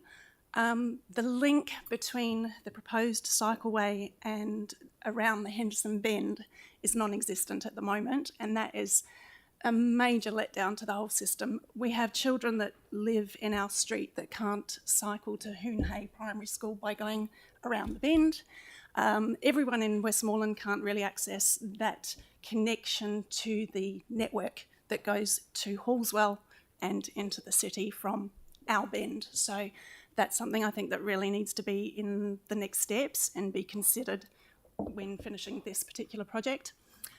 I'd just like to say that at the bottom of Penruddock, where it meets Cashmere Road, I believe that a roundabout, a dual lane roundabout, would actually be the solution. It would keep everything moving, and we really only have those majorly busy times in the mornings and at school times and 5 o'clock, 6 o'clock. The rest of the day, it's not too bad. So a roundabout would just keep things flowing. It would slow the traffic slightly, and I think it'd be safer for the cyclists as well. And my last point is the street that I live in, Boonwood. If any of you are familiar with it, it's a very small cul-de-sac on the city side of Cashmere. We have about 12 kids that live in our street that either can't safely cross the road to go to school, and we also have, my daughter is a learner driver. We can't turn right out of our street. It's got 2 blind corners. Cars are meant to be doing 50 coming around the bend, which is probably 1 in every 5 cars would do 50. Everyone's coming around there at 60 or more, and if you pull out on a car doing 60, you have no time. You have to floor it. And teaching a learner driver how to navigate that is really dangerous. And we're going to have 10 to 12 more learner drivers in the very near future. So I would like to see some consideration for those blind corners where Cashmere Road turns the corner. Something like either the speed limit on an electronic visual so people can see what speed they're doing. That has proven to make people more aware and slow down. Or potentially something like a raised platform between Burnwood Close and Cashmere, turning the corner before the Henderson Bend. That way they would slow down, go along that platform and go down again. But I'm fully in support of all cycleways, but also, like others have said before me, the safety of both the cyclists and the cars is really, really important. But I'd like to see the development go ahead with all of these considerations. Excellent. Thank you very much. Are there any questions for Vicky? Got 1 minute? Nope. Thank you. Thank you. And J.N. Norris, please. J for Jazz. Jazz. Welcome. So I take it, because I can see it on the screen here, that you've got my pre-circulated written comments. Can we take those as read, or else I'm happy to run through them because they're more or less what I want to say. I take it as read. Great. Well, in that case, thank you very much for the opportunity to submit. I'm a Cashmere Road resident, and I have no trouble with my on-street parking being removed. I'm all in favour of cycleways and getting people out of cars. I'm also a submitter on the Simeon Street proposal, and again, whilst I was initially supportive of the cycleway proposal, I now am neutral, just based on further reflection around the housing intensification that's gone on there, and the fact that, in my view, Simeon Street, the issue there is more around the road surface and comfort for cyclists rather than traffic volumes. Whereas on Cashmere Road, you have both issues, and so a cycleway is imperative if you want to encourage cycling on that road, in my view. Thank you. Happy to take any questions, or else I think I probably did a better job, a more thoughtful job putting this together than I did with the online submission form. So thank you. Well done. Are there any questions for Jess? Councillor Johansson. Yeah, thank you. I mean, a number of submitters have raised the concern that the intensification of housing is not having to provide any minimum car parking, and in many cases doesn't provide any or very little compared to the need. And then that's basically, that means that the public roading is now being used for private car parking effectively. Do you think we should be looking at district plan changes around where we're putting in cycle lanes to try and make it more amenable for cycling infrastructure around things like car parking? E.g., if we're allowing intensification to happen in areas where we want cycleways, then they provide a minimum off-street car parking number. I think the more ambitious goal is to think of, if you intensify housing, and if that intensified housing is well served by bicycle lanes and bus routes and so on, then there's no need for those houses to necessarily have private vehicles. I mean, that really ought to be the long-term goal, or at least perhaps not to the current extent of, one for every adult or what have you. I mean, I'm in a flatting environment where each of us, in terms of the relationship pairs in the house, we've all got our own private car, but in an ideal world, we would be so well served by cycleways and bus routes and so on that wouldn't be an issue. Although I have no trouble with the bus route where we currently are.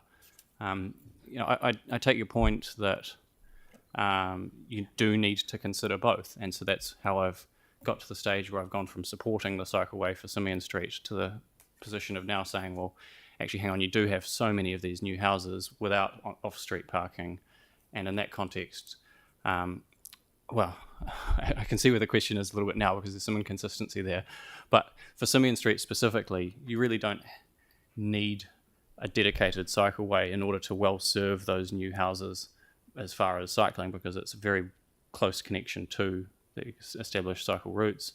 It's a quiet road. All it really needs to be is painted lanes and an improved surface to make that cycling more comfortable. Whether or not it needs a dedicated cycleway and the loss of those parks, I just think the balance probably isn't quite right with that one. Yeah, okay, I think we understand that. Yeah. And Councillor Coker? With Simeon, do you think it would be, if you had, say, painted on cycle lanes, it would be safe for, say, like a 5 or 6 year old to get down to Eddington School? Yeah, it's a good question, and I think the answer is no. It's very much whether or not you're looking at it as a serving the existing probably commuter cycle traffic, but I don't think, and my submission says, I don't think that just painted lanes would encourage that uptake of cycling by new people. I just don't think the degree of perception of safety is there. That's right. All right, thank you very much. Now welcome to Elizabeth Jean Graham.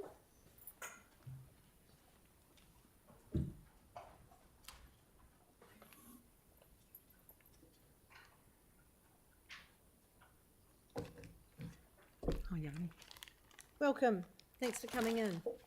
You've got 5 minutes. Yes, thank you. I've typed out what I want to say. Okay, if I read it out? Yes. My memory's terrible. I'm 79 now, so my memory's terrible. It's pretty brief. Go right ahead. The issue is Council's consultation process. 2 months ago at Linwood Service Centre and Library at Eastgate Mall, I picked up a displayed small brochure about safer streets in Linwood, a tiny brochure. Right. It included the phrase, quote, upgrading the bus stop at Eastgate Mall, unquote, but gave no details. Submissions had closed on the 16th of July, 2 days earlier. Months ago, following the development of the Eastgate Passenger Transport Hub alongside Eastgate Mall, I made a complaint to the Ombudsman because the taxi stand had been removed without proper consultation. Publicity did not mention the taxi stand, so it was a shock to the elderly and disabled who relied on taxis to get them to and from the mall and its bus stop. Taxis are part of the public transport system, and many users have a total mobility card which entitles them to discounted fares. I'm one of those elderly who has a total mobility card. Proposed changes to the Eastgate Mall bus stop could be complicated if the taxi stand had to be reinstated in its original position. There's a legal definition of consultation available from the University of Canterbury Law Library, and the Auditor-General publishes a guide for local authorities on decision-making and consultation. I've actually got a copy of that here. Christchurch City Council needs to do better. I've had written confirmation from the Ombudsman's office that my complaint will be investigated as soon as capacity allows. I understand they're extremely busy these days because journalists keep complaining that organisations are not satisfying requests for information within the 20 working days. So that's it. Oh, excellent. Thank you. So we've got one question from Councillor Moore. Thank you. The taxi stand that was taken away, did that take away anywhere for taxis to do pickups and drop-offs, as opposed to a taxi stand waiting area? Was there still an area for... No, they can pick up and drop off at the back of the mall. Okay, but the other side, you're saying they can no longer do that where they once could? Sorry? But you're saying on the other side, they can no longer do that where they once could? On the Eastgate Mall side and Buckley's Road. Yes, where you said the taxi stand got removed? Yes. Well, they resurfaced. Well, I mean, it was a Yeah. big deal. They resurfaced and no taxi stand. Yeah. And there had been a temporary one at the back of the mall. Okay. But then the mall decided there was to be no taxi stand there, only drop off and pick up. So taxis still could still pick up and drop off there, just not sit there and wait indefinitely. That's it. Yes. Okay. Yes. Okay, understood. But I mean, that's at the back Yeah. of the mall. If the mall's closed, Yeah. you're walking. Understood. Yeah. even if the mall's open, you're walking, I measured about 140 metres. Yeah, right. You get off a bus really stiff because you've been sitting down. Think about being elderly, right, and disabled. You have to walk right through the mall, ATM lobby, food court, to see if there's a taxi there. It's not good enough. So I'm just wondering if that is a council decision, or I'm just wondering whether that was a council decision or whether it was the mall. I'm not sure, but we'll find out. The mall doesn't have to. The mall's a private entity. It doesn't have to provide a taxi stand. No, but I'm wondering if the removal of the taxi stand on the street was the council Sorry, decision. I can't hear you. We'll look into it. Thank you. We'll look into it. Okay. Yep. Okay. Thank you. Do you want a copy of what I've said? Yes, it'd be lovely if you just leave great. And also, you can take a copy of the Ombudsman's letter to me too. And perhaps that, because these are no longer available either. How about photocopying those? Great, thank you. Thank you. Thank you so much. Okay, Wayne Carey. 2:40. Good computer time here.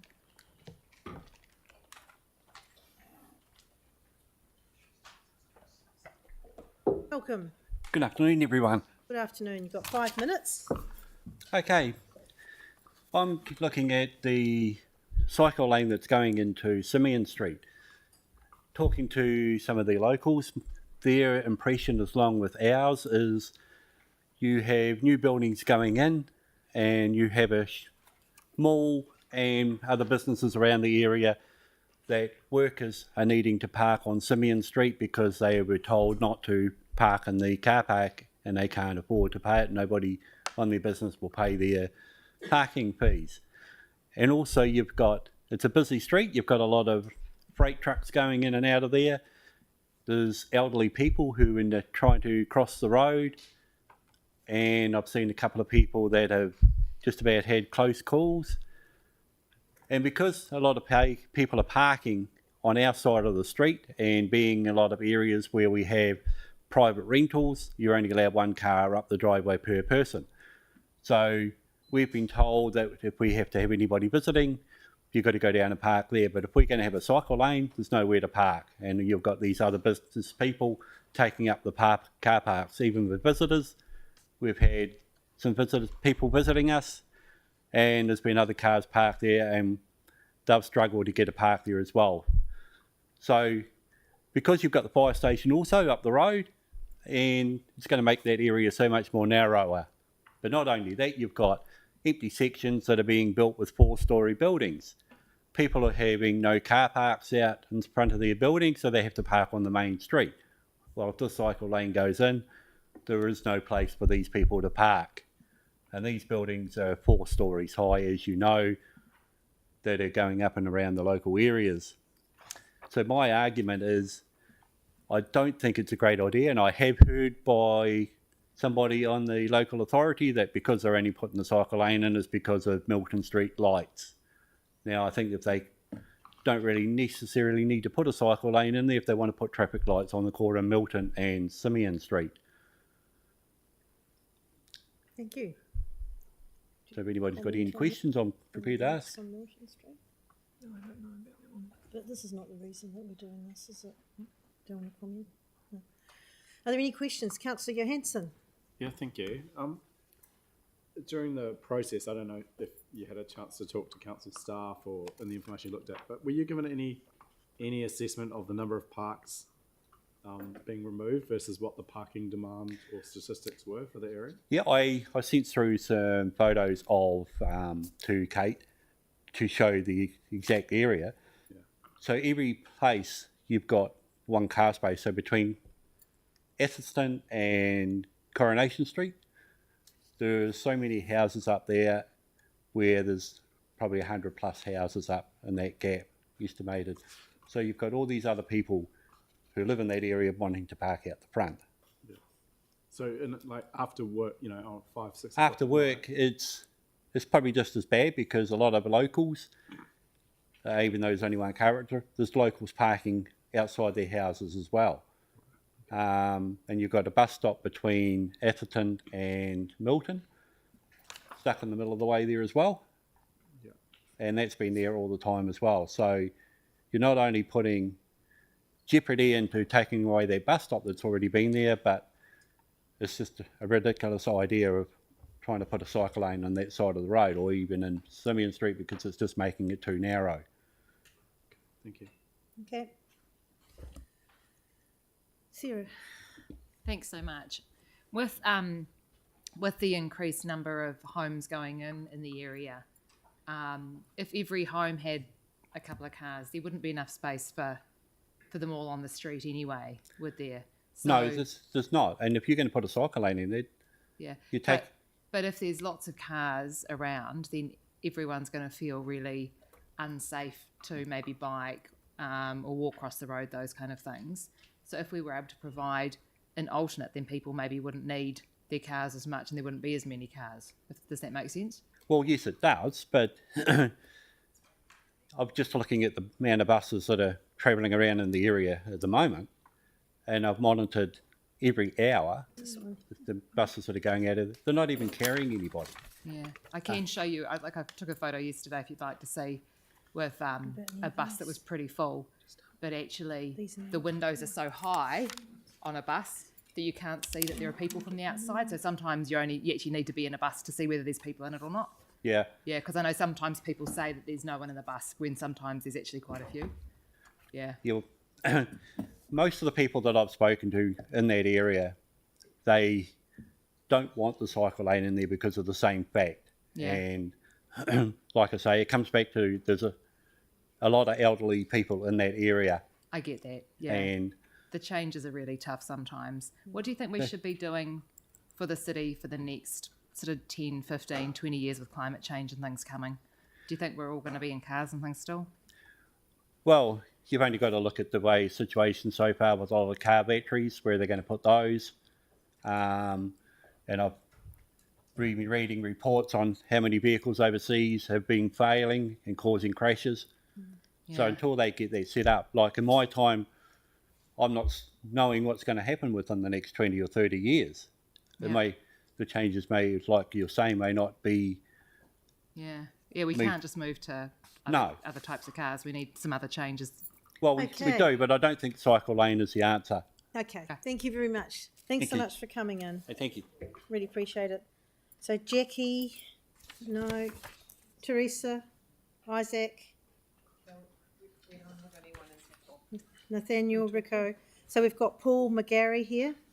Yep. Welcome. Thanks for coming in early. It's fortuitous. Yeah, thanks. Get in, get out. Great. Do you want me to sit down or stand Yes, up? you could sit. Yep, and you've got 5 minutes. Everyone's sitting. Okay, I'm happy to.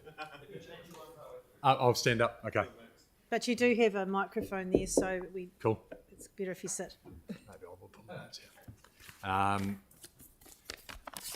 Right. Thanks very much for letting me come and speak. My name's Paul McGarry. I'm the owner of McDonald's Linwood on the corner of Linwood Ave and Buckley's Road. I'm a pedestrian, an avid cyclist, and a motorist. I use this intersection very regularly.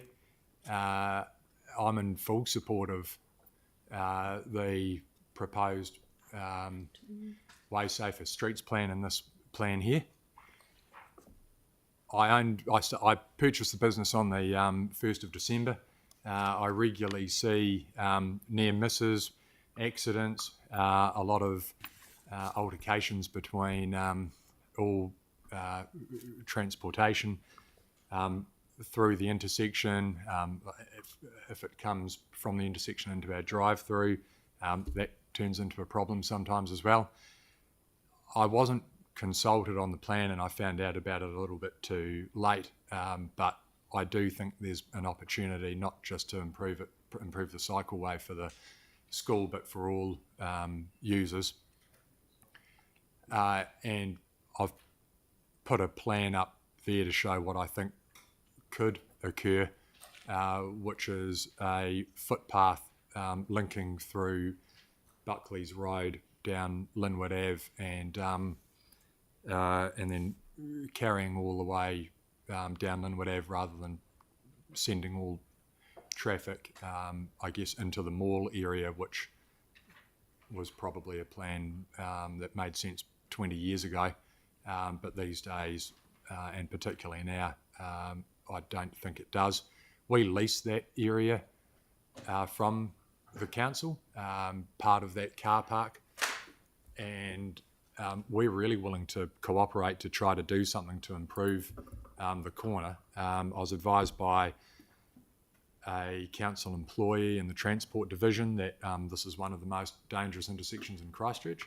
I can see that particularly when I'm out on my bike, and you do get a little bit anxious passing through.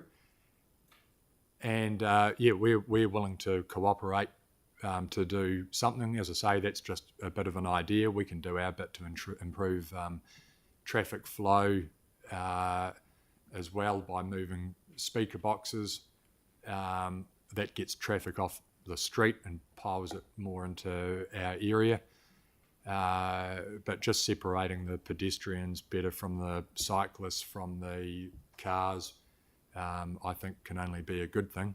And I guess there's two things. While I'd implore you to see whether or not this could fit within the current proposal, it may not, because I appreciate that you've got budgets and you're probably already there with the planning, but it could be a separate project to consider. Yeah. And at the same time, it's remiss of me as a PCBU to not do anything or say anything.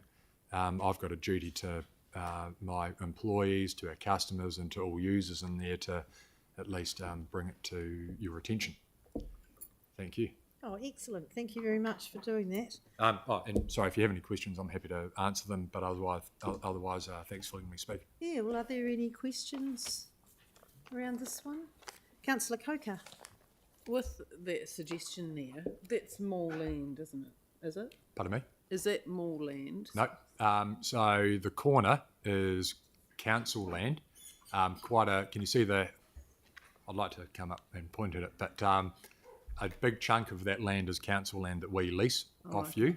Right. And then there's that hatched area there, which is designated road, which we maintain. McDonald's own their building plus a little bit of the car park. Oh, thanks, Kelly. Right. Point that one. Ooh. I got it. Right. So that part there is council land that we lease off you. Oh, okay. And that's where the current hedging goes at the moment, where I think a footpath could go. We don't need all these car parks anymore. Our sales aren't dictated by customers coming in. Consumer habits have changed, and people want to. But we've got more cars going through drive-through, more delivery happening than pedestrians coming in. And if pedestrians want to come into McDonald's, they can come in here. If they want to go into the mall, they can go that way. That bit there's designated road. That's a bit that we maintain. We've got two speaker boxes, one here and one here. We can move one around here to bring more traffic somewhere in there. That's fantastic. Thank you. But we're happy to cooperate, and we support what you're doing. And personally, I think it's a good idea. Well, that's excellent if you come in to offer that option. So staff have taken a note of that. So really appreciate that. Great. Thank you very much, Paul. Good. Thanks a lot. And we have Teresa Allpress on Zoom. Kia ora. Kia ora. Can you hear me? Yes. Far away. Fantastic. I am just here to vocalize my support for the Simeon Street cycleway path. As a person who lives on Sugden Street, uses Simeon Street daily to commute to work, get my kids to and from school, use the connect to the cycleway that goes down Roper Street. I think that it is a fantastic idea. I think Simeon Street is the perfect place for it. And I'm just really excited to improve the safety for children traveling to both Addington Te Kuratau Motua and Summerfield, using alternate modes of transportation. So I just wanted to, as a member of the person, ratepayer in the area, wanted to offer my support for the Simeon Street removal of parking, cycleway. And especially for the pedestrian and cyclist crossings across Simeon Street at the Scows and across Coronation Street and Milton Street. That's excellent. Is that you? Finished? Thank you very much. I'll see if there's any questions, and we do have one from Councillor Templeton. Hi, just a couple of questions. Firstly, how old are your children? I have a 5-year-old and a 9-year-old. That's great. And when they're at the point of potentially being able to bike to school alone and those kind of things, would you be happy with them doing it just on the street as it is, or would you not feel happy? Absolutely not. Yeah. So I believe that my 9-year-old is capable of cycling and or walking herself to school now. However, neither of us feels comfortable crossing either Milton Street or Coronation Street without dedicated pedestrian crossing. That's great. Thank you. Thank you. And Councillor Johansson? Thank you. I couldn't see any plans to improve the access way through the park. Do you think, is that your understanding, that we're not, you put that in your submission, but that's not part of this project, is that? Like that is a nice to have. I would love improved access to the parks, especially given that the cycleway appeared to be on the east side of Simeon Street, and Barrington Mall and Barrington Park are on the west side of Simeon Street. But anything is better than nothing at this stage. Yeah, thank you. And what we're doing is staff are taking note of all these amazing ideas and comments from submitters, and they can go into a longer term program if they can't fit this one. So thank you very much. Thank you. Thanks, Teresa. Yes, thanks. Cool. Have a great day. You too. Much appreciated. And now we've got Isaac Wyburn on Zoom. Welcome. Hi, good afternoon, everybody. Hello. You've got 5 minutes. Fire away. Thank you. And thank you all for the opportunity to provide feedback today. This is my first feedback on a submission, so I'm grateful to be involved. So I've lived in Meadowville Ave, which is right in the proximity of this area, for the past 8 years. And as well as frequent pedestrian usage, I've also biked, driven, cycled to the CBD for the majority of this time, so thousands of trips on the proposed area. My feedback is, therefore, as a local user and a high user of the impacted areas. Spraydon is growing really quickly. It's between the city and the hills, so it's a really fast-growing part of town. And I'm not a transportation engineer or urban planner, but just acknowledging that we need to design not just for today, but also the growth of these areas. The intensification that we've seen in the last 8 years has been significant and growing. So my feedback will be south to north of the proposal here, starting with Milton Street. So Milton Street is a very busy road and growing. Traffic has been growing significantly over the past 8 years or so. And crossing Milton Street at Simeon Street or nearby is very challenging today for all road users. So we're very supportive of any improvements that we can do here. The current traffic islands which are installed on Milton Street are no longer fit for purpose. We're seeing many children, bikes, scooters often left stranded in the middle of this high volume, high traffic road. So very supportive. I think this will also support local residents turning west or turning right onto Milton Street, which is becoming quite a dangerous manoeuvre. And I firsthand heard and witnessed several traffic accidents here from people just trying to travel on these roads, regardless of their transportation medium. Simeon Street, I guess just one statement I wanted to make on top of some of the feedback which has already been given, is that Simeon Street, the road surface has degraded to a point of being end of life. So the costs being proposed for these sorts of routes need to factor in that much of the cost is required anyway, as the sort of life cycle of these roads reaches a natural point of deterioration. So combining work which is required anyway with cycleway improvements is best use of money for ratepayer resources. So good consolidation of work.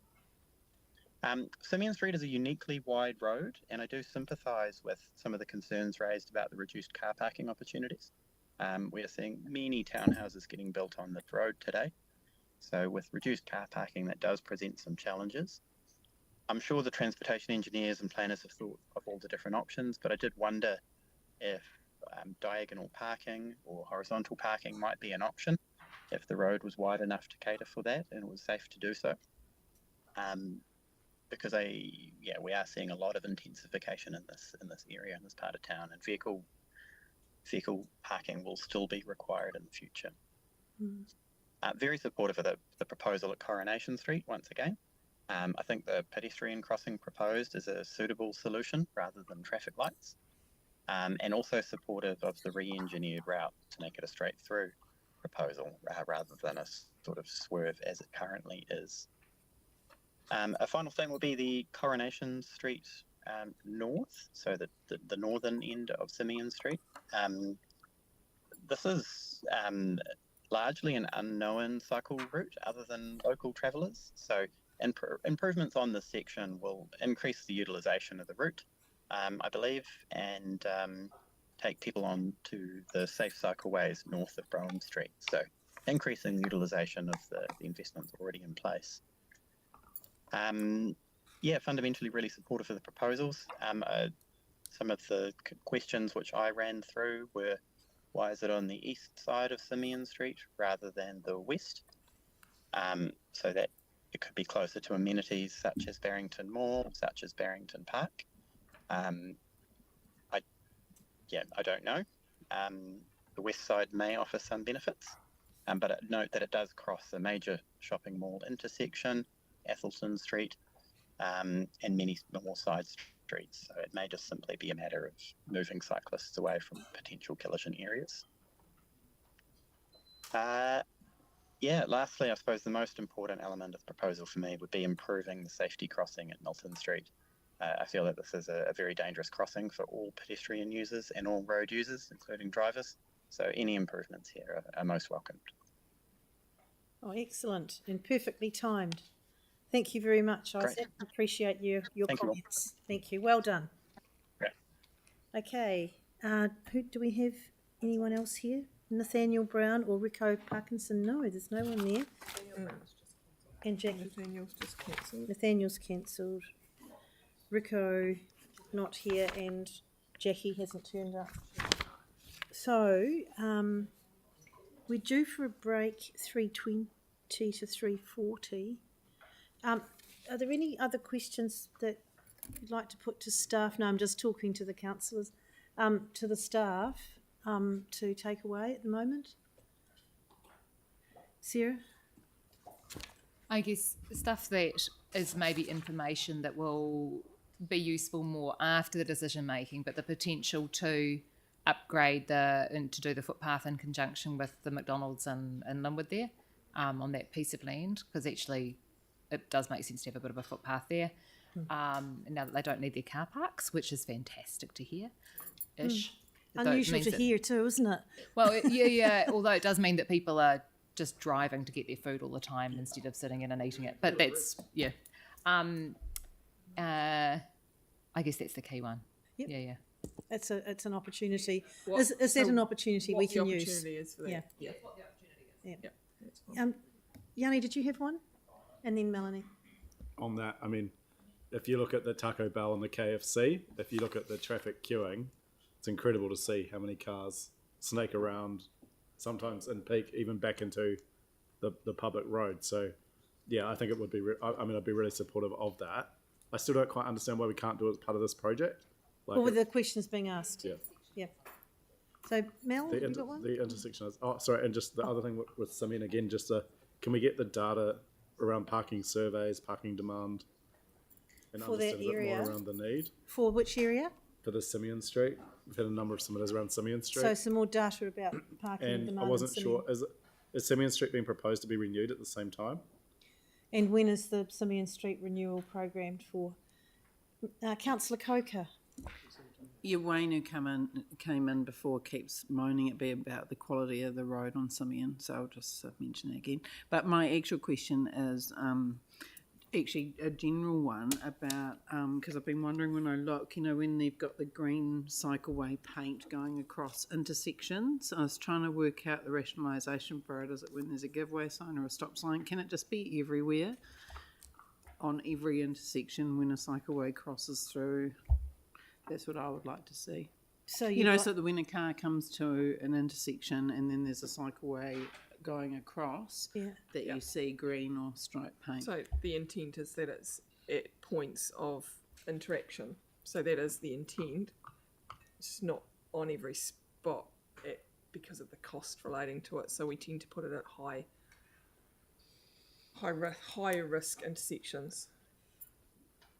Stephen, have you got a comment to add to that? You want to add to it, Stephen? Yeah, just to add that, like a lot of traffic safety devices, if we put them absolutely everywhere, they tend to lose a bit of value. So we try and prioritise where we put them to put them where they're most needed. Get desensitised. Yeah. Highest risk and most need. Councillor Barber. Yeah, I just wanted to make sure that staff captured around the potential for outside that preschool on Cashmere Road actually cutting into the boom for a substantial space, just to perhaps assist with their drop-offs. Yeah, or maybe considering moving the bus stop. I don't know. I mean, it did look complicated with the bus stop there, but just look for opportunities around creating more parking by cutting the boom in, or even taking the bus, off as well in those cut-offs. I think they're very practical. Councillor Peters. Thank you. Yeah, just pick up on those bus stops. I'm concerned to see them being in-lane bus stops. I thought we'd perhaps picked up on that from our recent. There's already one in my ward, and I've never had a complaint. Yeah. Well. So the question is? Well, just whether we have to have the bus stops in the lane, or can we consider moving them out of the lane? Okay, that's a good question too. And that just brings to mind a question raised by Paul McMahon was around the bus shelters. Are they size fit for purpose around the schools, particularly Te Aratai? So is anyone looking at possibly bigger shelters there? Councillor Moore?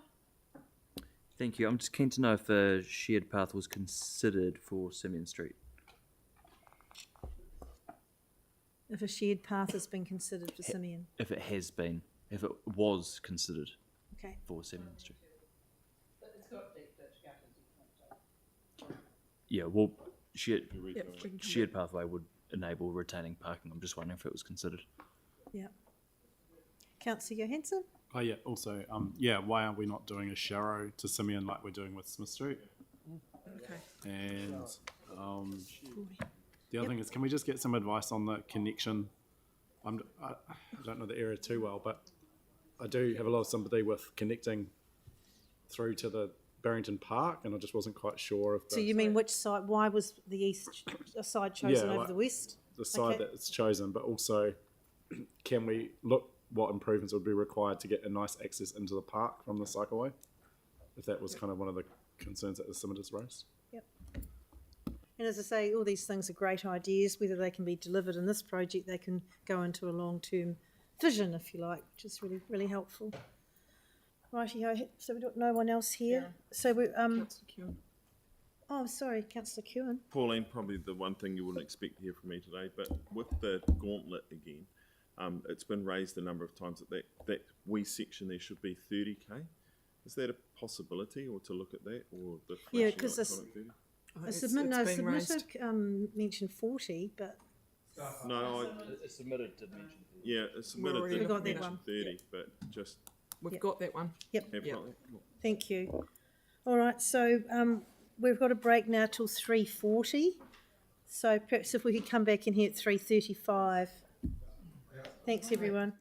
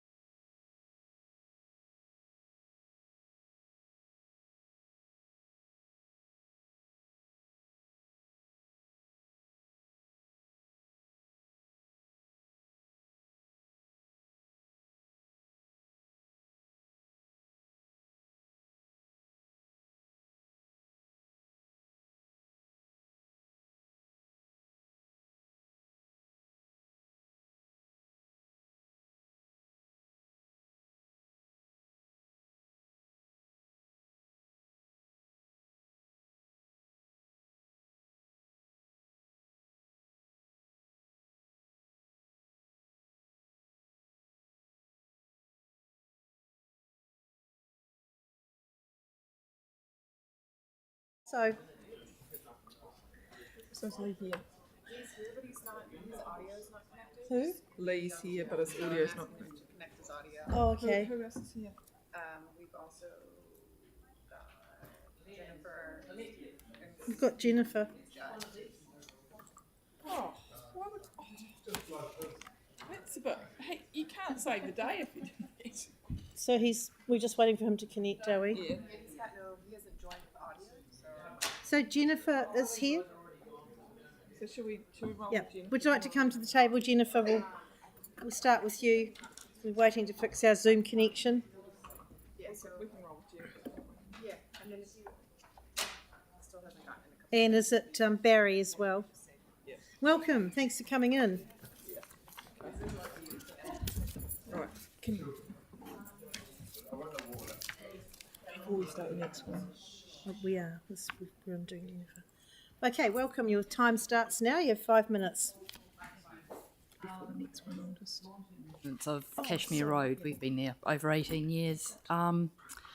We've seen a lot of changes and a lot of it's been positive, but I don't see the cycleway as being a positive thing. I think an opportunity has been missed, that there is a chance of taking the cycleway off a busy road and taking it through likes of the parkland, the new subdivision along the road, linking with Sparks Road cycleway, linking or going through Kaiwara Reserve. I think there are many ways around it, and when I have questioned this with, I can't even remember who it was I was talking to, they said, oh no, too much has been paid out for plans already, so we can't change things.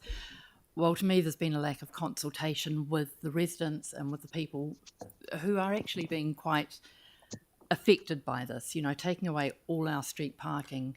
A lot of us are getting older. We have elderly relatives that visit. And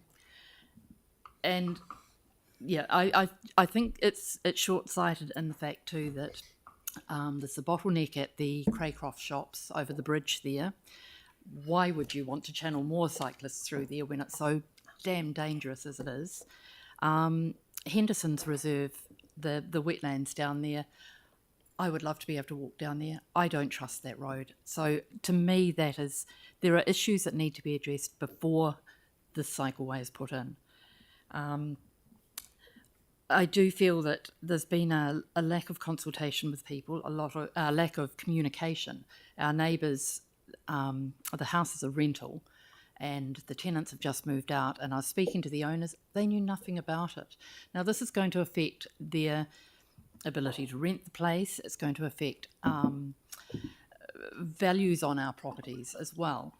It's going to cause danger to people backing out of driveways. It's going to be dangerous for the vehicles. It's going to be dangerous for the cyclists, pedestrians. Also, buses stopping in the middle of a lane when it's a narrow carriageway. That just causes frustration. That causes, it irritates so many people. Yeah. I just don't see that as being a good idea. Also rubbish days, rubbish trucks, how do they deal with a busy road? I mean, traffic builds up sometimes nearly to Westmoreland in the mornings from the traffic lights at Hoon Hay Corner. How's it going to work with rubbish vehicles? I just haven't had anything from anyone to tell me how any of this is going to work, to make it make sense in my mind.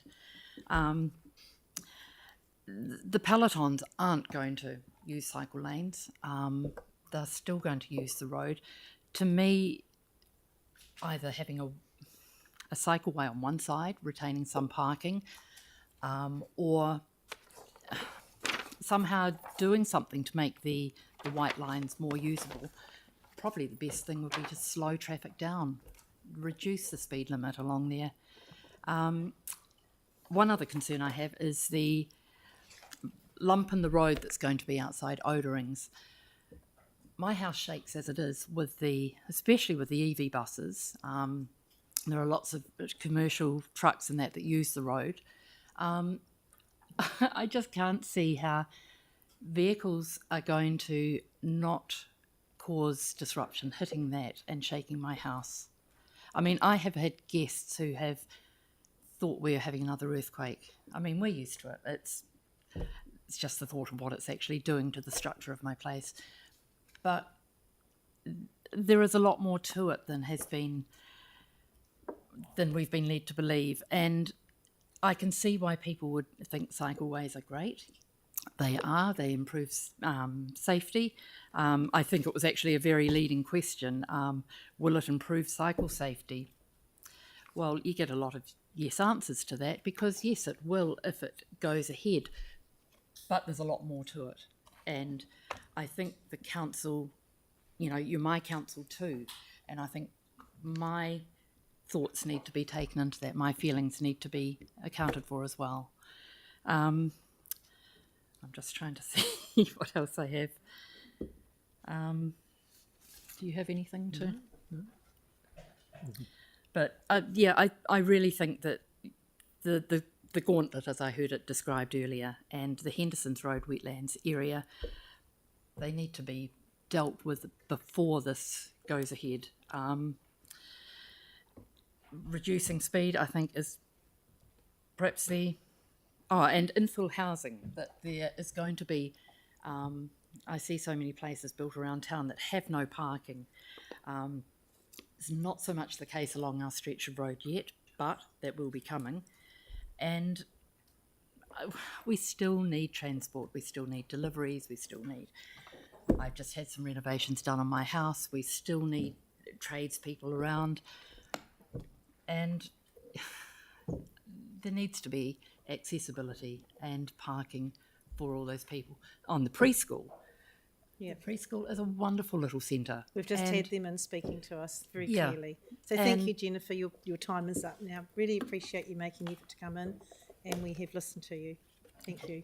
Thank you. So I'd like to welcome Lee Hodgson on Zoom. I think we've got the technical things sorted now.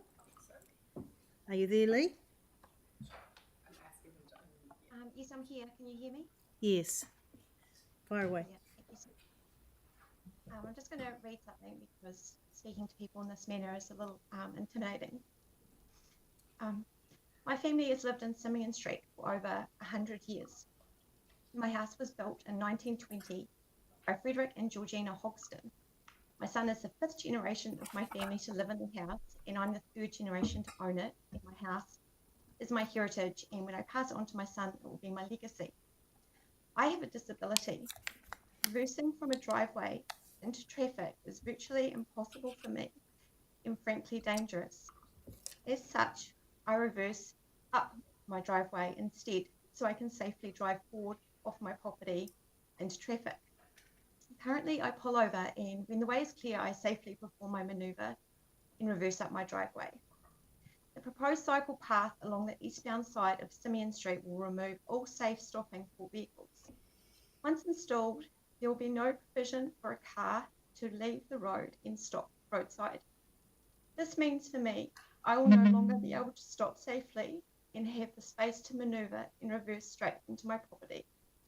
This will cause me great hardship, as it will diminish my ability to safely come and go from my property, in turn have a very negative effect on my quality of life. I urge you to reconsider such a heavy-handed cycleway design. You have other designs at your disposal. The street doesn't need over-engineering. There is space for everyone, if everyone is considered. The tagline is safer streets for everyone, safer for everyone to get around, but it won't be for me. My safety will be compromised every day, right on my doorstep. I can't do anything about my disability, but you can do something about this design. And if you're thinking, hey lady, if you don't like it, just move. Well, I'm not moving. My house is my home and my heritage and my legacy. I'm not going anywhere. Thank you, Lee. I don't think anyone is suggesting that you should have to move, so don't get us wrong. Are there any questions for Lee? Councillor Coker. Have you had a chance to talk to any council transport engineers? For me personally, nobody's spoken to me. I filled out your form and then got a time to come and speak. Okay, thanks. I didn't receive any visit or any calling card like was suggested in the pamphlet. I've had no visitation at all by anybody. I saw a guy with a thing on a stick up the street a few months ago. That was it. Okay, well, we've got that noted. That's very helpful. Can I ask a question? Yes, and Lynette would like to ask you a question. Would you be open to having a discussion with the staff if they could come out and understand the implications for you personally? Yeah, I'd prefer to do that than in a public setting like this. Yeah, That's fine. Thank you. We'll take that on board. Fantastic. Yeah. Thank you, Lynette, and thank you, Lee. Thank you for your time. no worries. Thank you. Bye. Bye. And now we have Andrew Reynolds. Welcome. Thank you. Sorry, I'm a bit hot and sweaty. I just cycled in from university. That's great. Yeah, so hello, good afternoon, everyone. My name's Andrew Reynolds. I have 5 main points I'd wish to cover today. The signal crossing on Milton Street should not be raised. Bidirectional cycleways that run beside roads, I think, are dangerous. Bus stops in the middle of the road are impractical and dangerous. Fire trucks will have problems getting out onto Coronation Street or Milton Street. Removing car parks in an area of housing intensification does not make any sense. My first point, the signal crossing on Milton Street should not be raised. Why design the signal crossing on Milton Street to be raised? What will vehicles do when the lights are green and they're travelling over 50 k's an hour down the street? They'll thump and bump over the raised area and cause damage to the road and sewer laterals underneath. How is a raised crossing any safer than a standard crossing? If a driver's unobservant enough to go through a red light and not see a pedestrian crossing, why would they notice there's a speed hump at all? The ground there is mostly clay and becomes very soft in winter with the high water table. We live very near the proposed crossing and we've had our sewer lateral repaired twice in the last 3 years by the council. Okay. It's a major job which costs me money up front for the drain layer to water blast and do a camera inspection. I'm sure it's very costly for the council as well. Raised speed humps will surely cause this problem to occur regularly, especially with heavy buses speeding up and slowing down and thumping over either side of the hump. My second point, bidirectional cycleways that run beside roads are dangerous. I've had many near misses on them. I cycle to work regularly and my route goes along the proposed cycleway, north up Simeon Street and up to Brougham. I then follow the cycleway alongside the motorway and end up going up Hanson's Lane. The most dangerous part of my cycle route to work is a bidirectional cycleway on Hanson's Lane. When I'm heading south on that cycleway, effectively cycling the wrong way down the street, vehicles going into and coming out of side streets don't see me on my bike. Drivers aren't looking for cyclists going in that direction. The worst instances are vehicles turning right into a side street. Drivers are only looking for vehicles and cyclists coming towards them.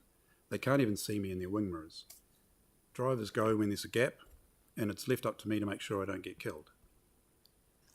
My third point, bus stops in the middle of the road are impractical and dangerous. These were trialled on Hills Road and were reverted due to the issues they caused. I think the design of the exit from Simeon Street to Milton Street is far too narrow for buses. There'll be a backup of vehicles here. This proposal needs to be reconsidered. And my fourth point, fire trucks will have problems getting out onto Coronation Street or Milton Street. The fire station on Simeon Street, how is this fire truck supposed to get out of Simeon Street in an emergency? The worst exit will be at Milton Street where there are buses coming and going. If there's a bus stopped at the proposed bus stop in the middle of the road, there'll be nowhere for vehicles by the cycleway to move further left. The fire truck will be forced to go the wrong side of the road towards oncoming traffic at a blind corner. And my last point, removing car parks in an area of housing intensification does not make any sense. There are already a lot of cars parked either side of Simeon Street, and there are multiple new housing developments that have been built on the street, with many more being built. Most of these developments have only one car park, if that, for each unit. So there is an increasing demand or need for more car parks along Simeon Street, but this proposal is removing half of the existing parks. In my opinion, I think a simple cycleway, the old style with the green painted lines either side of the road would be sufficient. I understand there may be need for pedestrian crossings at either end, but I think this proposal is over-engineered and is going to cause a lot of problems.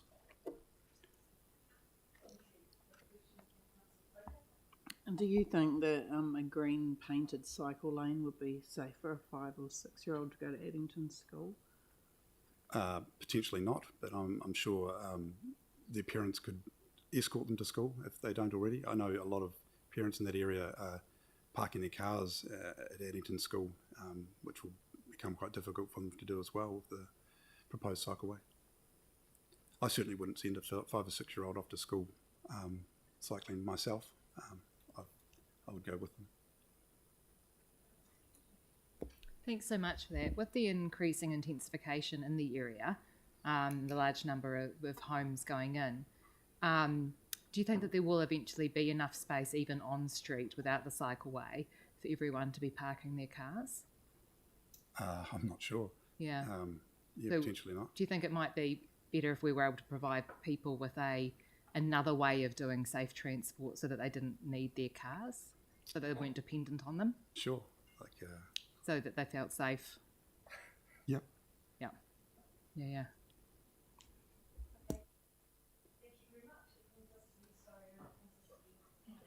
Thank you.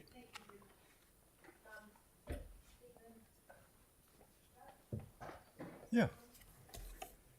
Hi. Thanks for this opportunity to talk to you. My background is that I spent the first 6 months of this year living on Sugden Street, so very close to Simeon Street, and we've now returned to the house that we own, which is right directly across from the Norwest Arc. So I'm a homeowner who's really used to having a cycleway next door. I walk and I cycle and I drive through this neighbourhood every day. Generally not all three at once, but you know. The things that I wanted to highlight here are the role of intersections and intersection design, and just how important it is to get a better treatment of these intersections, which is why I support the cycleway.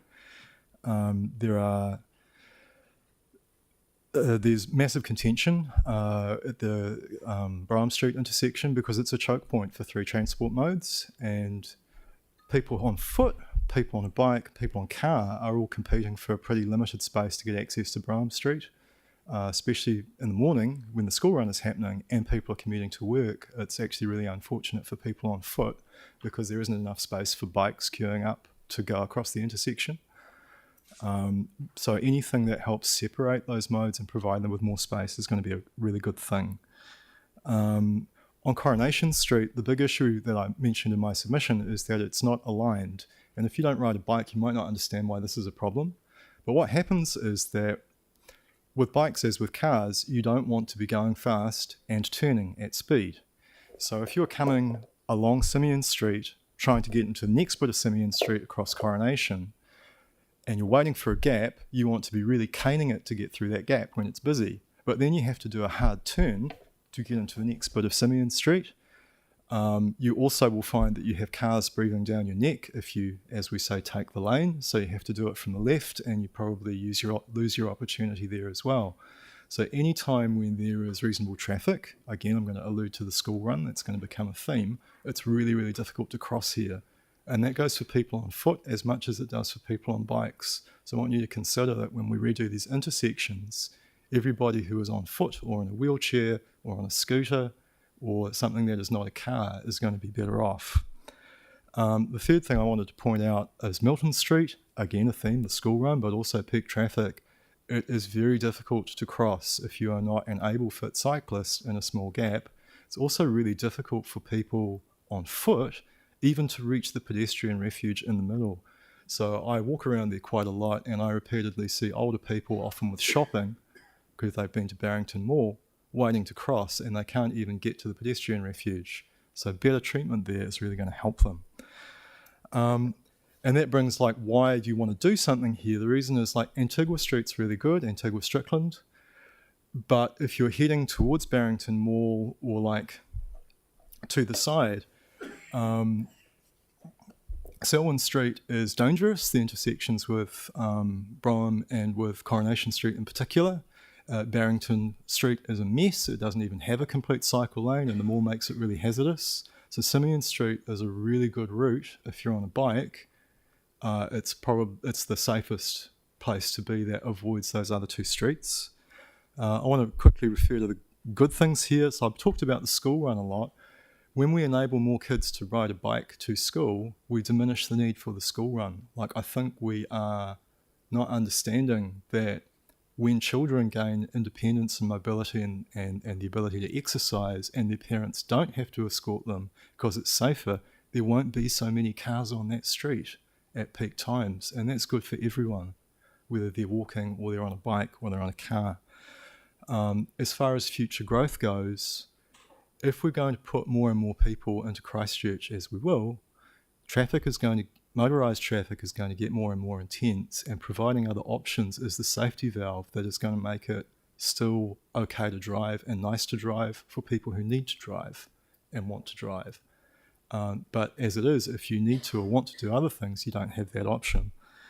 And finally, I just want to return to this theme of benefits for people who are not on bikes. So one of the things that I see regularly on the Norwest Arc right next to my house is people on scooters, older people on mobility scooters, people in motorised wheelchairs all making use of this facility. And when you have that really attractive destination of Barrington Mall next door, this is going to unlock that for people who can't drive or who find driving difficult and hazardous. Thanks.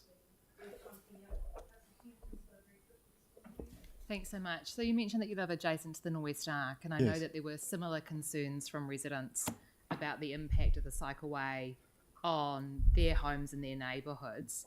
So could you just briefly describe the impact of having the cycleway near your place, and whether people's fears had been My observation is no, but I mean, if you want to concretise that, homes.co.nz tells me the value of my home's been going up steadily ever since. So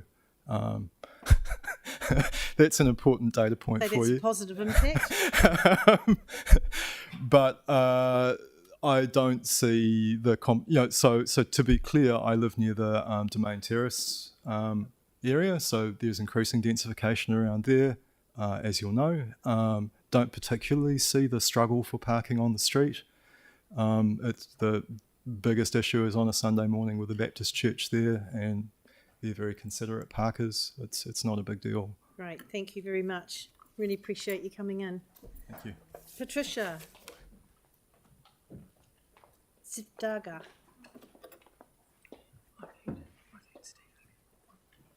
Hello. Hi, thank you for the opportunity. Oh, thank you for coming in. Thanks. So you've got 5 minutes. Okay, so I live in 235 Barrington Street, and that is right beside the church, St Nick's Church, on Barrington Street, beside Milton and Frankley.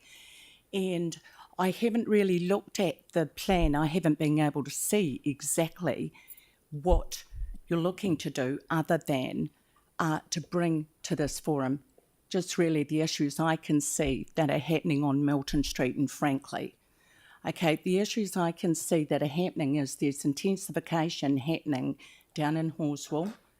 The traffic is bumper to bumper at times, and we have multiple accidents on that corner, on the corner of Frankley and Milton.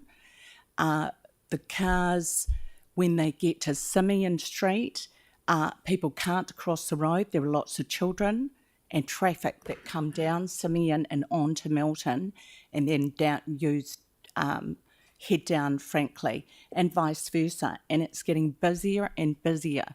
If you're looking at the area that I actually live in, there's 3 business driveways that are all within 20 metres of each other, and trucks are coming and going, and from that particular space, that's from the church to Athelston. So we've got trucks, delivery trucks, huge big trucks going into Oderings. They come out of Oderings actually, and that is where my house is. So we've already got lots and lots of traffic happening in between, in a 20-metre area, and there's lights at Athelston and there's lights at Milton and Frankley, Barrington. So the accidents that are had there's loads of them. Lots of them are not reported. People being knocked off bikes already. So I just hope that this information that I'm giving, it's not as specific as a gentleman before me, but pretty much that it needs to be slowed down. The traffic needs to be slowed down. I don't know that we need more cycleways, and particularly not on Milton Street or bus stops that are actually in the middle of the road. They're dangerous. And right now, you are not going to slow traffic. We've got lots of people from Cashmere that are turning off into Frankley as well. So they're not going the long way because there's now intensification house at Kennedy's Bushway. So they've just finished all the houses there. So it's getting busier and busier. And I drive to Lincoln every day down Frankley, Monday to Friday, and it's bumper to bumper already, and really dangerous when you hit Hoonhay. So it's bumper to bumper, and you've got businesses on corners, and it's just creating havoc. Parking will be shocking. They've already taken away a lot of parking along Barrington, particularly in that 20-metre area where you've got 3 business areas that are having pickups, drop-offs. That's really helpful. It's always good to hear the local voice in these things, so appreciate you coming in. Just one last thing. We have lots of people from the old people's homes that come down Milton on their mobility scooters, also down from Cashmere View. And also there's a few old people's homes down on Rose Street. Yes. And I've noticed a lot of them actually come along there. Right. Thank you. Are there any questions for Patricia? Anyone? No, not today. Thank you very much for making the time to come in. Thank you. And now we have Nigel Grant Urquhart, please. Oh, here's a question. Hello. Welcome. I live at 195 Cashmere Road. I firstly want to say I am quite disgusted by the lack of consultation and the fact that work has already started, money being spent on this process before we've even decided whether this is a good idea for the community.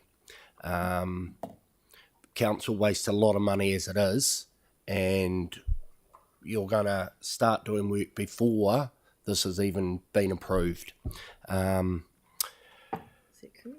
There's an amazing cycleway on Sparks Road, one major street over from us in Cashmere Road. I feel it's crazy to have another one put in one block over.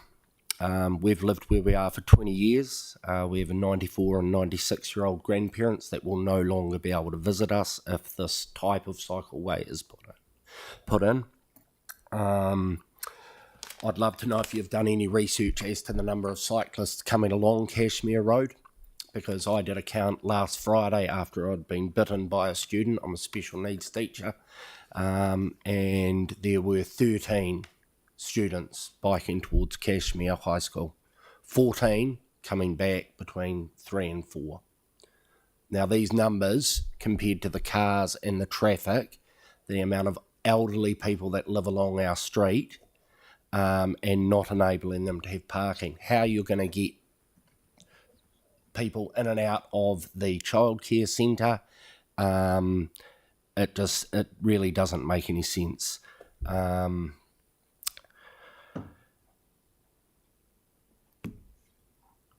I'd love to know, the councillor over here in the middle with the dark hair said,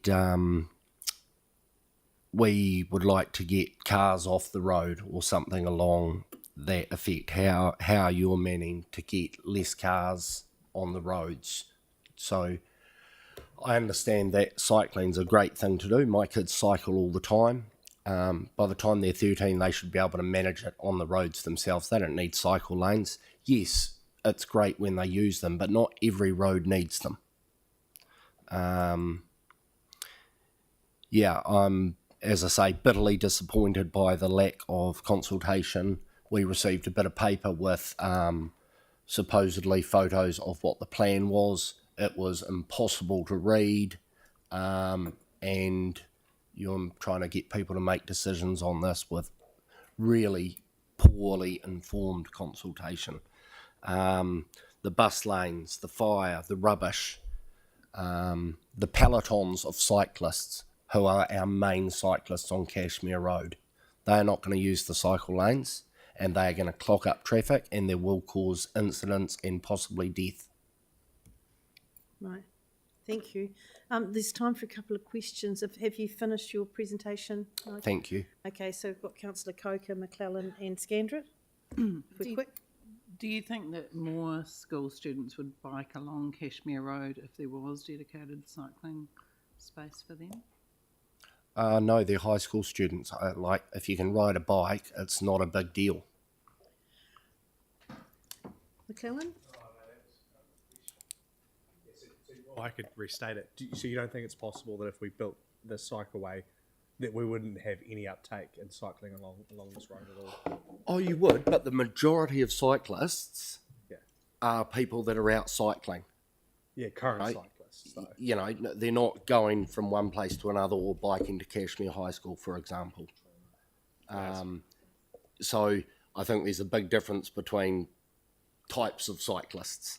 You know, people biking to work or going to school, I'd say they'd be lucky to be 20% of the cyclists that we see along Cashmere Road. I'd say at least 80% of them are big groups of cyclists, and if there's no room for people to pass them in a car, people driving cars are going to get frustrated. Yep, thank you. Councillor Scandrett? What are your thoughts with regards to a number of people, including the daycare, etc., have said retain parking on one side and take it out on the other side? So the preference would be taking the parking out. Or I say preference. It seems that the general consensus from those mentioning it would be taking the parking out on the hillside and keeping it on the city side. Your thoughts? Look, I think one side is a much better plan than both sides. Whatever side you decide to do it. As I say, the biggest issue for me with cycling is either way, when you get to the bridge, just past the dairy there before you get to Princess Margaret, and then at the other end of Cashmere Road, you know, it's plenty wide enough once you've passed all the houses, you know, so it's only a short lot. But then you get to that corner and it is so dangerous biking along Henderson's Road there. There is no room because the road is so narrow. However, you've got the room to extend it out there. I'm more worried about where the road is narrow, people need to park, and not having the space. Yeah. Thank you. Thank you. And one last question from Councillor Donovan, quickly. Yeah, the brunette. Hi. I'm just wondering if you have any thoughts on reducing congestion without getting people out of cars?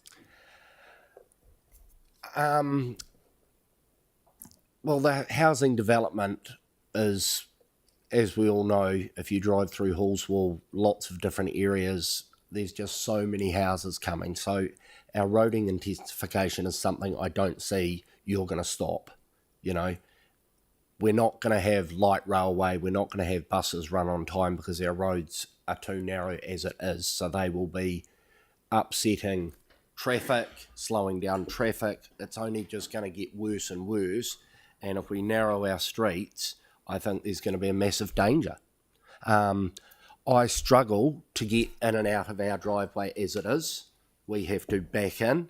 So if I'm stopping and backing in through a cycle lane, when the streets are so narrow, usually I pull in. I mean, a bus stops over my driveway as it is.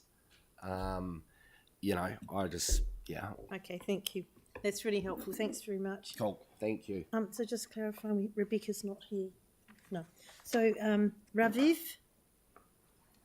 Karasuk. Good afternoon, everybody. Good afternoon. Welcome. So my name is Raviv Karasuk. Between 7:30 till about 4:30. Before that and after that, I usually call myself nobody.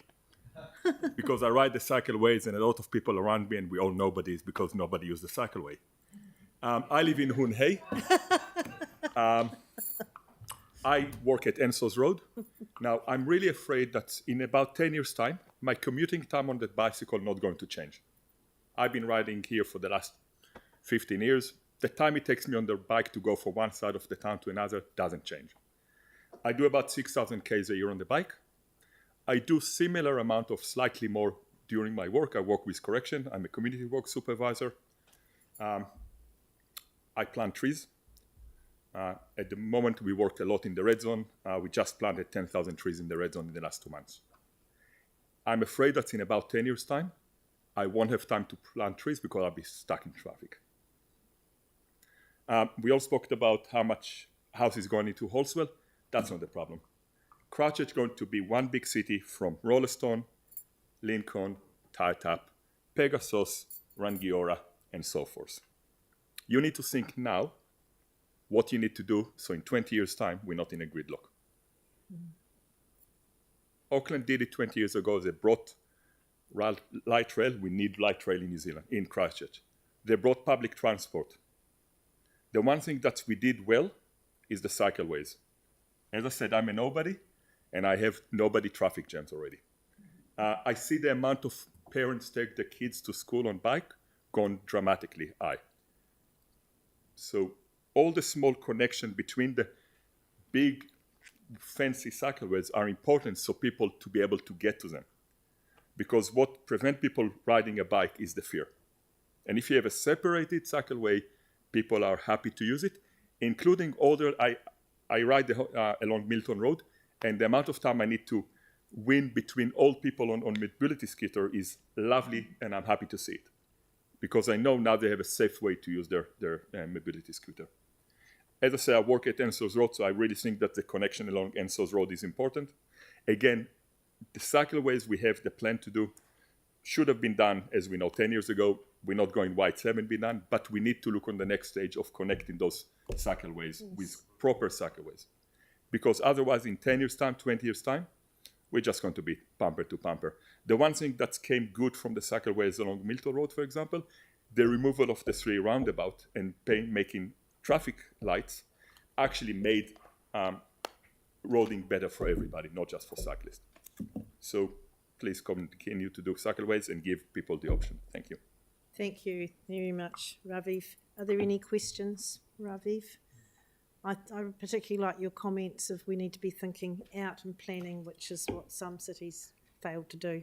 So appreciate your comments. Thank you very much for coming in. Melanie Jane and Owen Smith. It's our last one, is it? That's the last one here.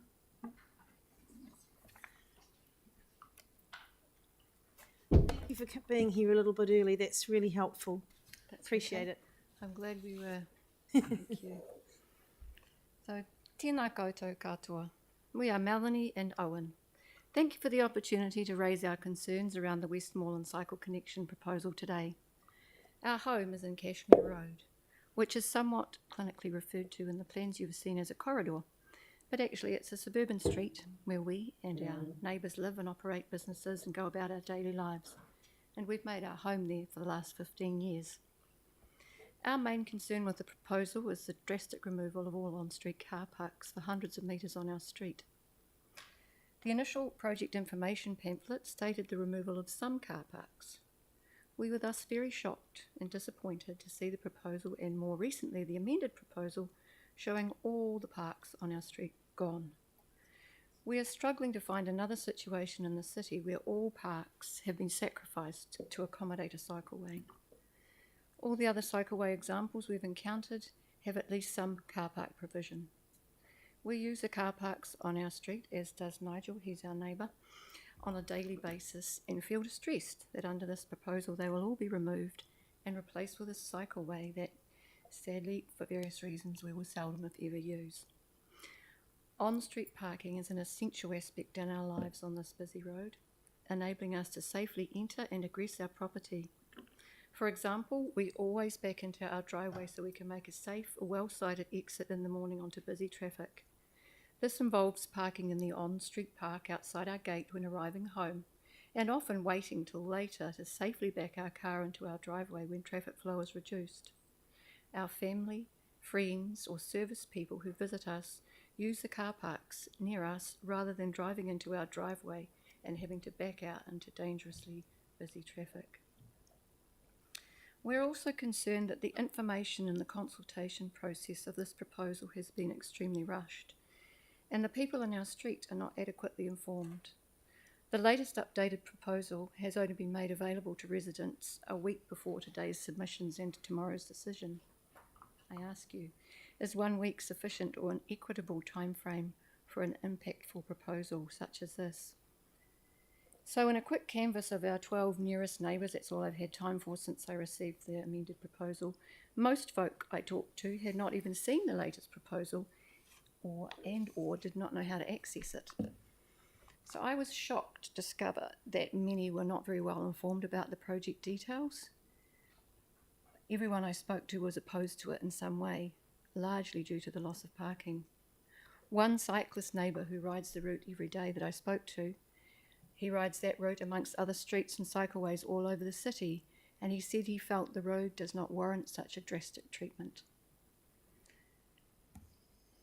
On the topic of my conversations with our neighbours, other residents had not been able to engage with the online consultation process due to not owning or being confident in using a computer, so their voice has not been heard.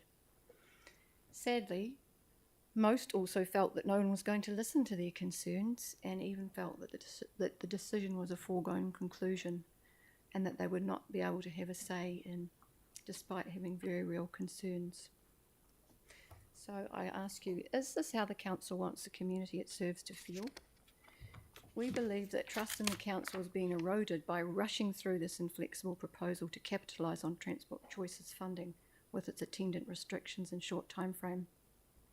The proposal as it stands is not in the best interests of a significant number of residents, and certainly doesn't champion any of the council's strategic priorities other than emissions reduction. But at what cost to all the other priorities, such as being inclusive and equitable, promoting well-being, building trust and confidence in the council, managing ratepayer money wisely and balancing needs, leaving no one behind. We feel these essential priorities are all being eclipsed by a race to reduce emissions. On that note, we'd like to make the point that we're very much committed to being kaitiaki, or caretakers of the natural environment. We're involved on a daily basis in building the soil, microbiome, and grow a flourishing diversity of plant life in our food garden. We've also invested in a hybrid car as soon as we could afford to reduce our own emissions. However, we believe emissions reduction is only one part of a complex environmental picture, and should not be prioritised at the expense of loss of trust or partial solutions that are clearly inequitable. So looking at the survey numbers for the project, so please refer to your pie charts on page 20 of your agenda. We don't feel the community has given the council a clear mandate for this project to proceed in its current form, and our own discussions with our neighbours have further reinforced this. On the online survey council carried out, only an underwhelming 36% of respondents agreed, whilst a close 31% disagreed with the proposal. The don't know and the somewhat vote amounted to another 32%. The somewhat vote appears to have been... Melanie, your time is up, so can you just... Yes, I'm very nearly there. Thank you. Yep, I'm just trying to slow down so that you can hear. The somewhat vote appears to have been optimistically interpreted as agreement. We feel that such a negatively impacting proposal needs to have very clear numbers and support from the impacted area. Plus, some drilling down into the somewhat vote needs to occur, as many of these folk may not agree fully and may, like ourselves, have suggested some good alternatives, which have been swept aside to meet the funding pool restrictions. Another concern we have was the consultation process, and stakeholders in Westmoreland and Cashmere Road, whose needs and impacts are vastly different, have had all their issues lumped together in the one consultation. We and all the neighbours we have talked to are very worried about the impact of zero on-street parking on our property values. We're very invested in our home here, and it's extremely concerning that our property's value will be compromised by the loss of all on-street parking. I'm about to finish, so don't panic. We want cyclists to be safe on Cashmere Road, and as long-time residents here, having also brought up children here, we believe that speed is a major issue. To this end, we strongly advocate reducing the speed limit along our street to 30 or 40 kilometres an hour at the earliest convenience, to create that way safer passage for cyclists that you're looking for. We urge you to vote to pause cycleway plans until impacted residents can be properly consulted and a more equitable solution for all stakeholders can be reached. Thank you for your consideration of our concerns. Appreciate that. And I'll just ask, is the Cashmere Road on the speed limit? Cashmere Road is, for the information for everybody, Cashmere Road is, and particularly the corner that everyone's referred to as the Gauntlet corner, that Craycroft Budge, is proposed in the speed management plan, which is out for consultation at the moment, to be reduced in speed. So that is already underway. It's happening at the moment if you want to feedback on that as well. And even though your time's up, I'm going to allow Councillor Scandrett a quick question. The question that I asked earlier is parking on one side of the street rather than no parking. So the general consensus for those questions, or those that mentioned it, was to keep the parking on the city side and remove it from the hillside, which would then, in the future, when we go around Henderson's Road, would actually work out better. Your thoughts on that? Well, that would still take our immediate car parks, so some of our issues with getting into our driveway would be impacted by that. However, we're not selfish individuals, and we understand that some car parks along there, even if they don't directly advantage us, are better for everyone. And I particularly am concerned for the preschool across the road, and to enable some car parks for them. I'd love to see that happen. And, you know, that would be more of a win-win situation than just scuppering them all. So, thank you very much. Thank you. Cheers. Sorry, we don't have time. Thank you very much. Thanks for coming in. Really appreciate it. Thank you. So that brings us to the end of our submissions for today. So we'll adjourn and reconvene at 9 a.m. tomorrow. 9 a.m. And I think Lynette has got something to say. Just wanted to clarify one thing. There has been some service location work done on some of the sites, so that's to aid the design. There isn't construction starting on any of the contracts. No, so it's not a done deal. It hasn't started. This is it's just. There is some service location work which will involve trucks and cutting and that sort of thing, but it's to find services. Okay. Yeah, so that we can design and plan better. Thank you. Thanks, everyone. See you in the morning. Thank you. No, we're just adjourning.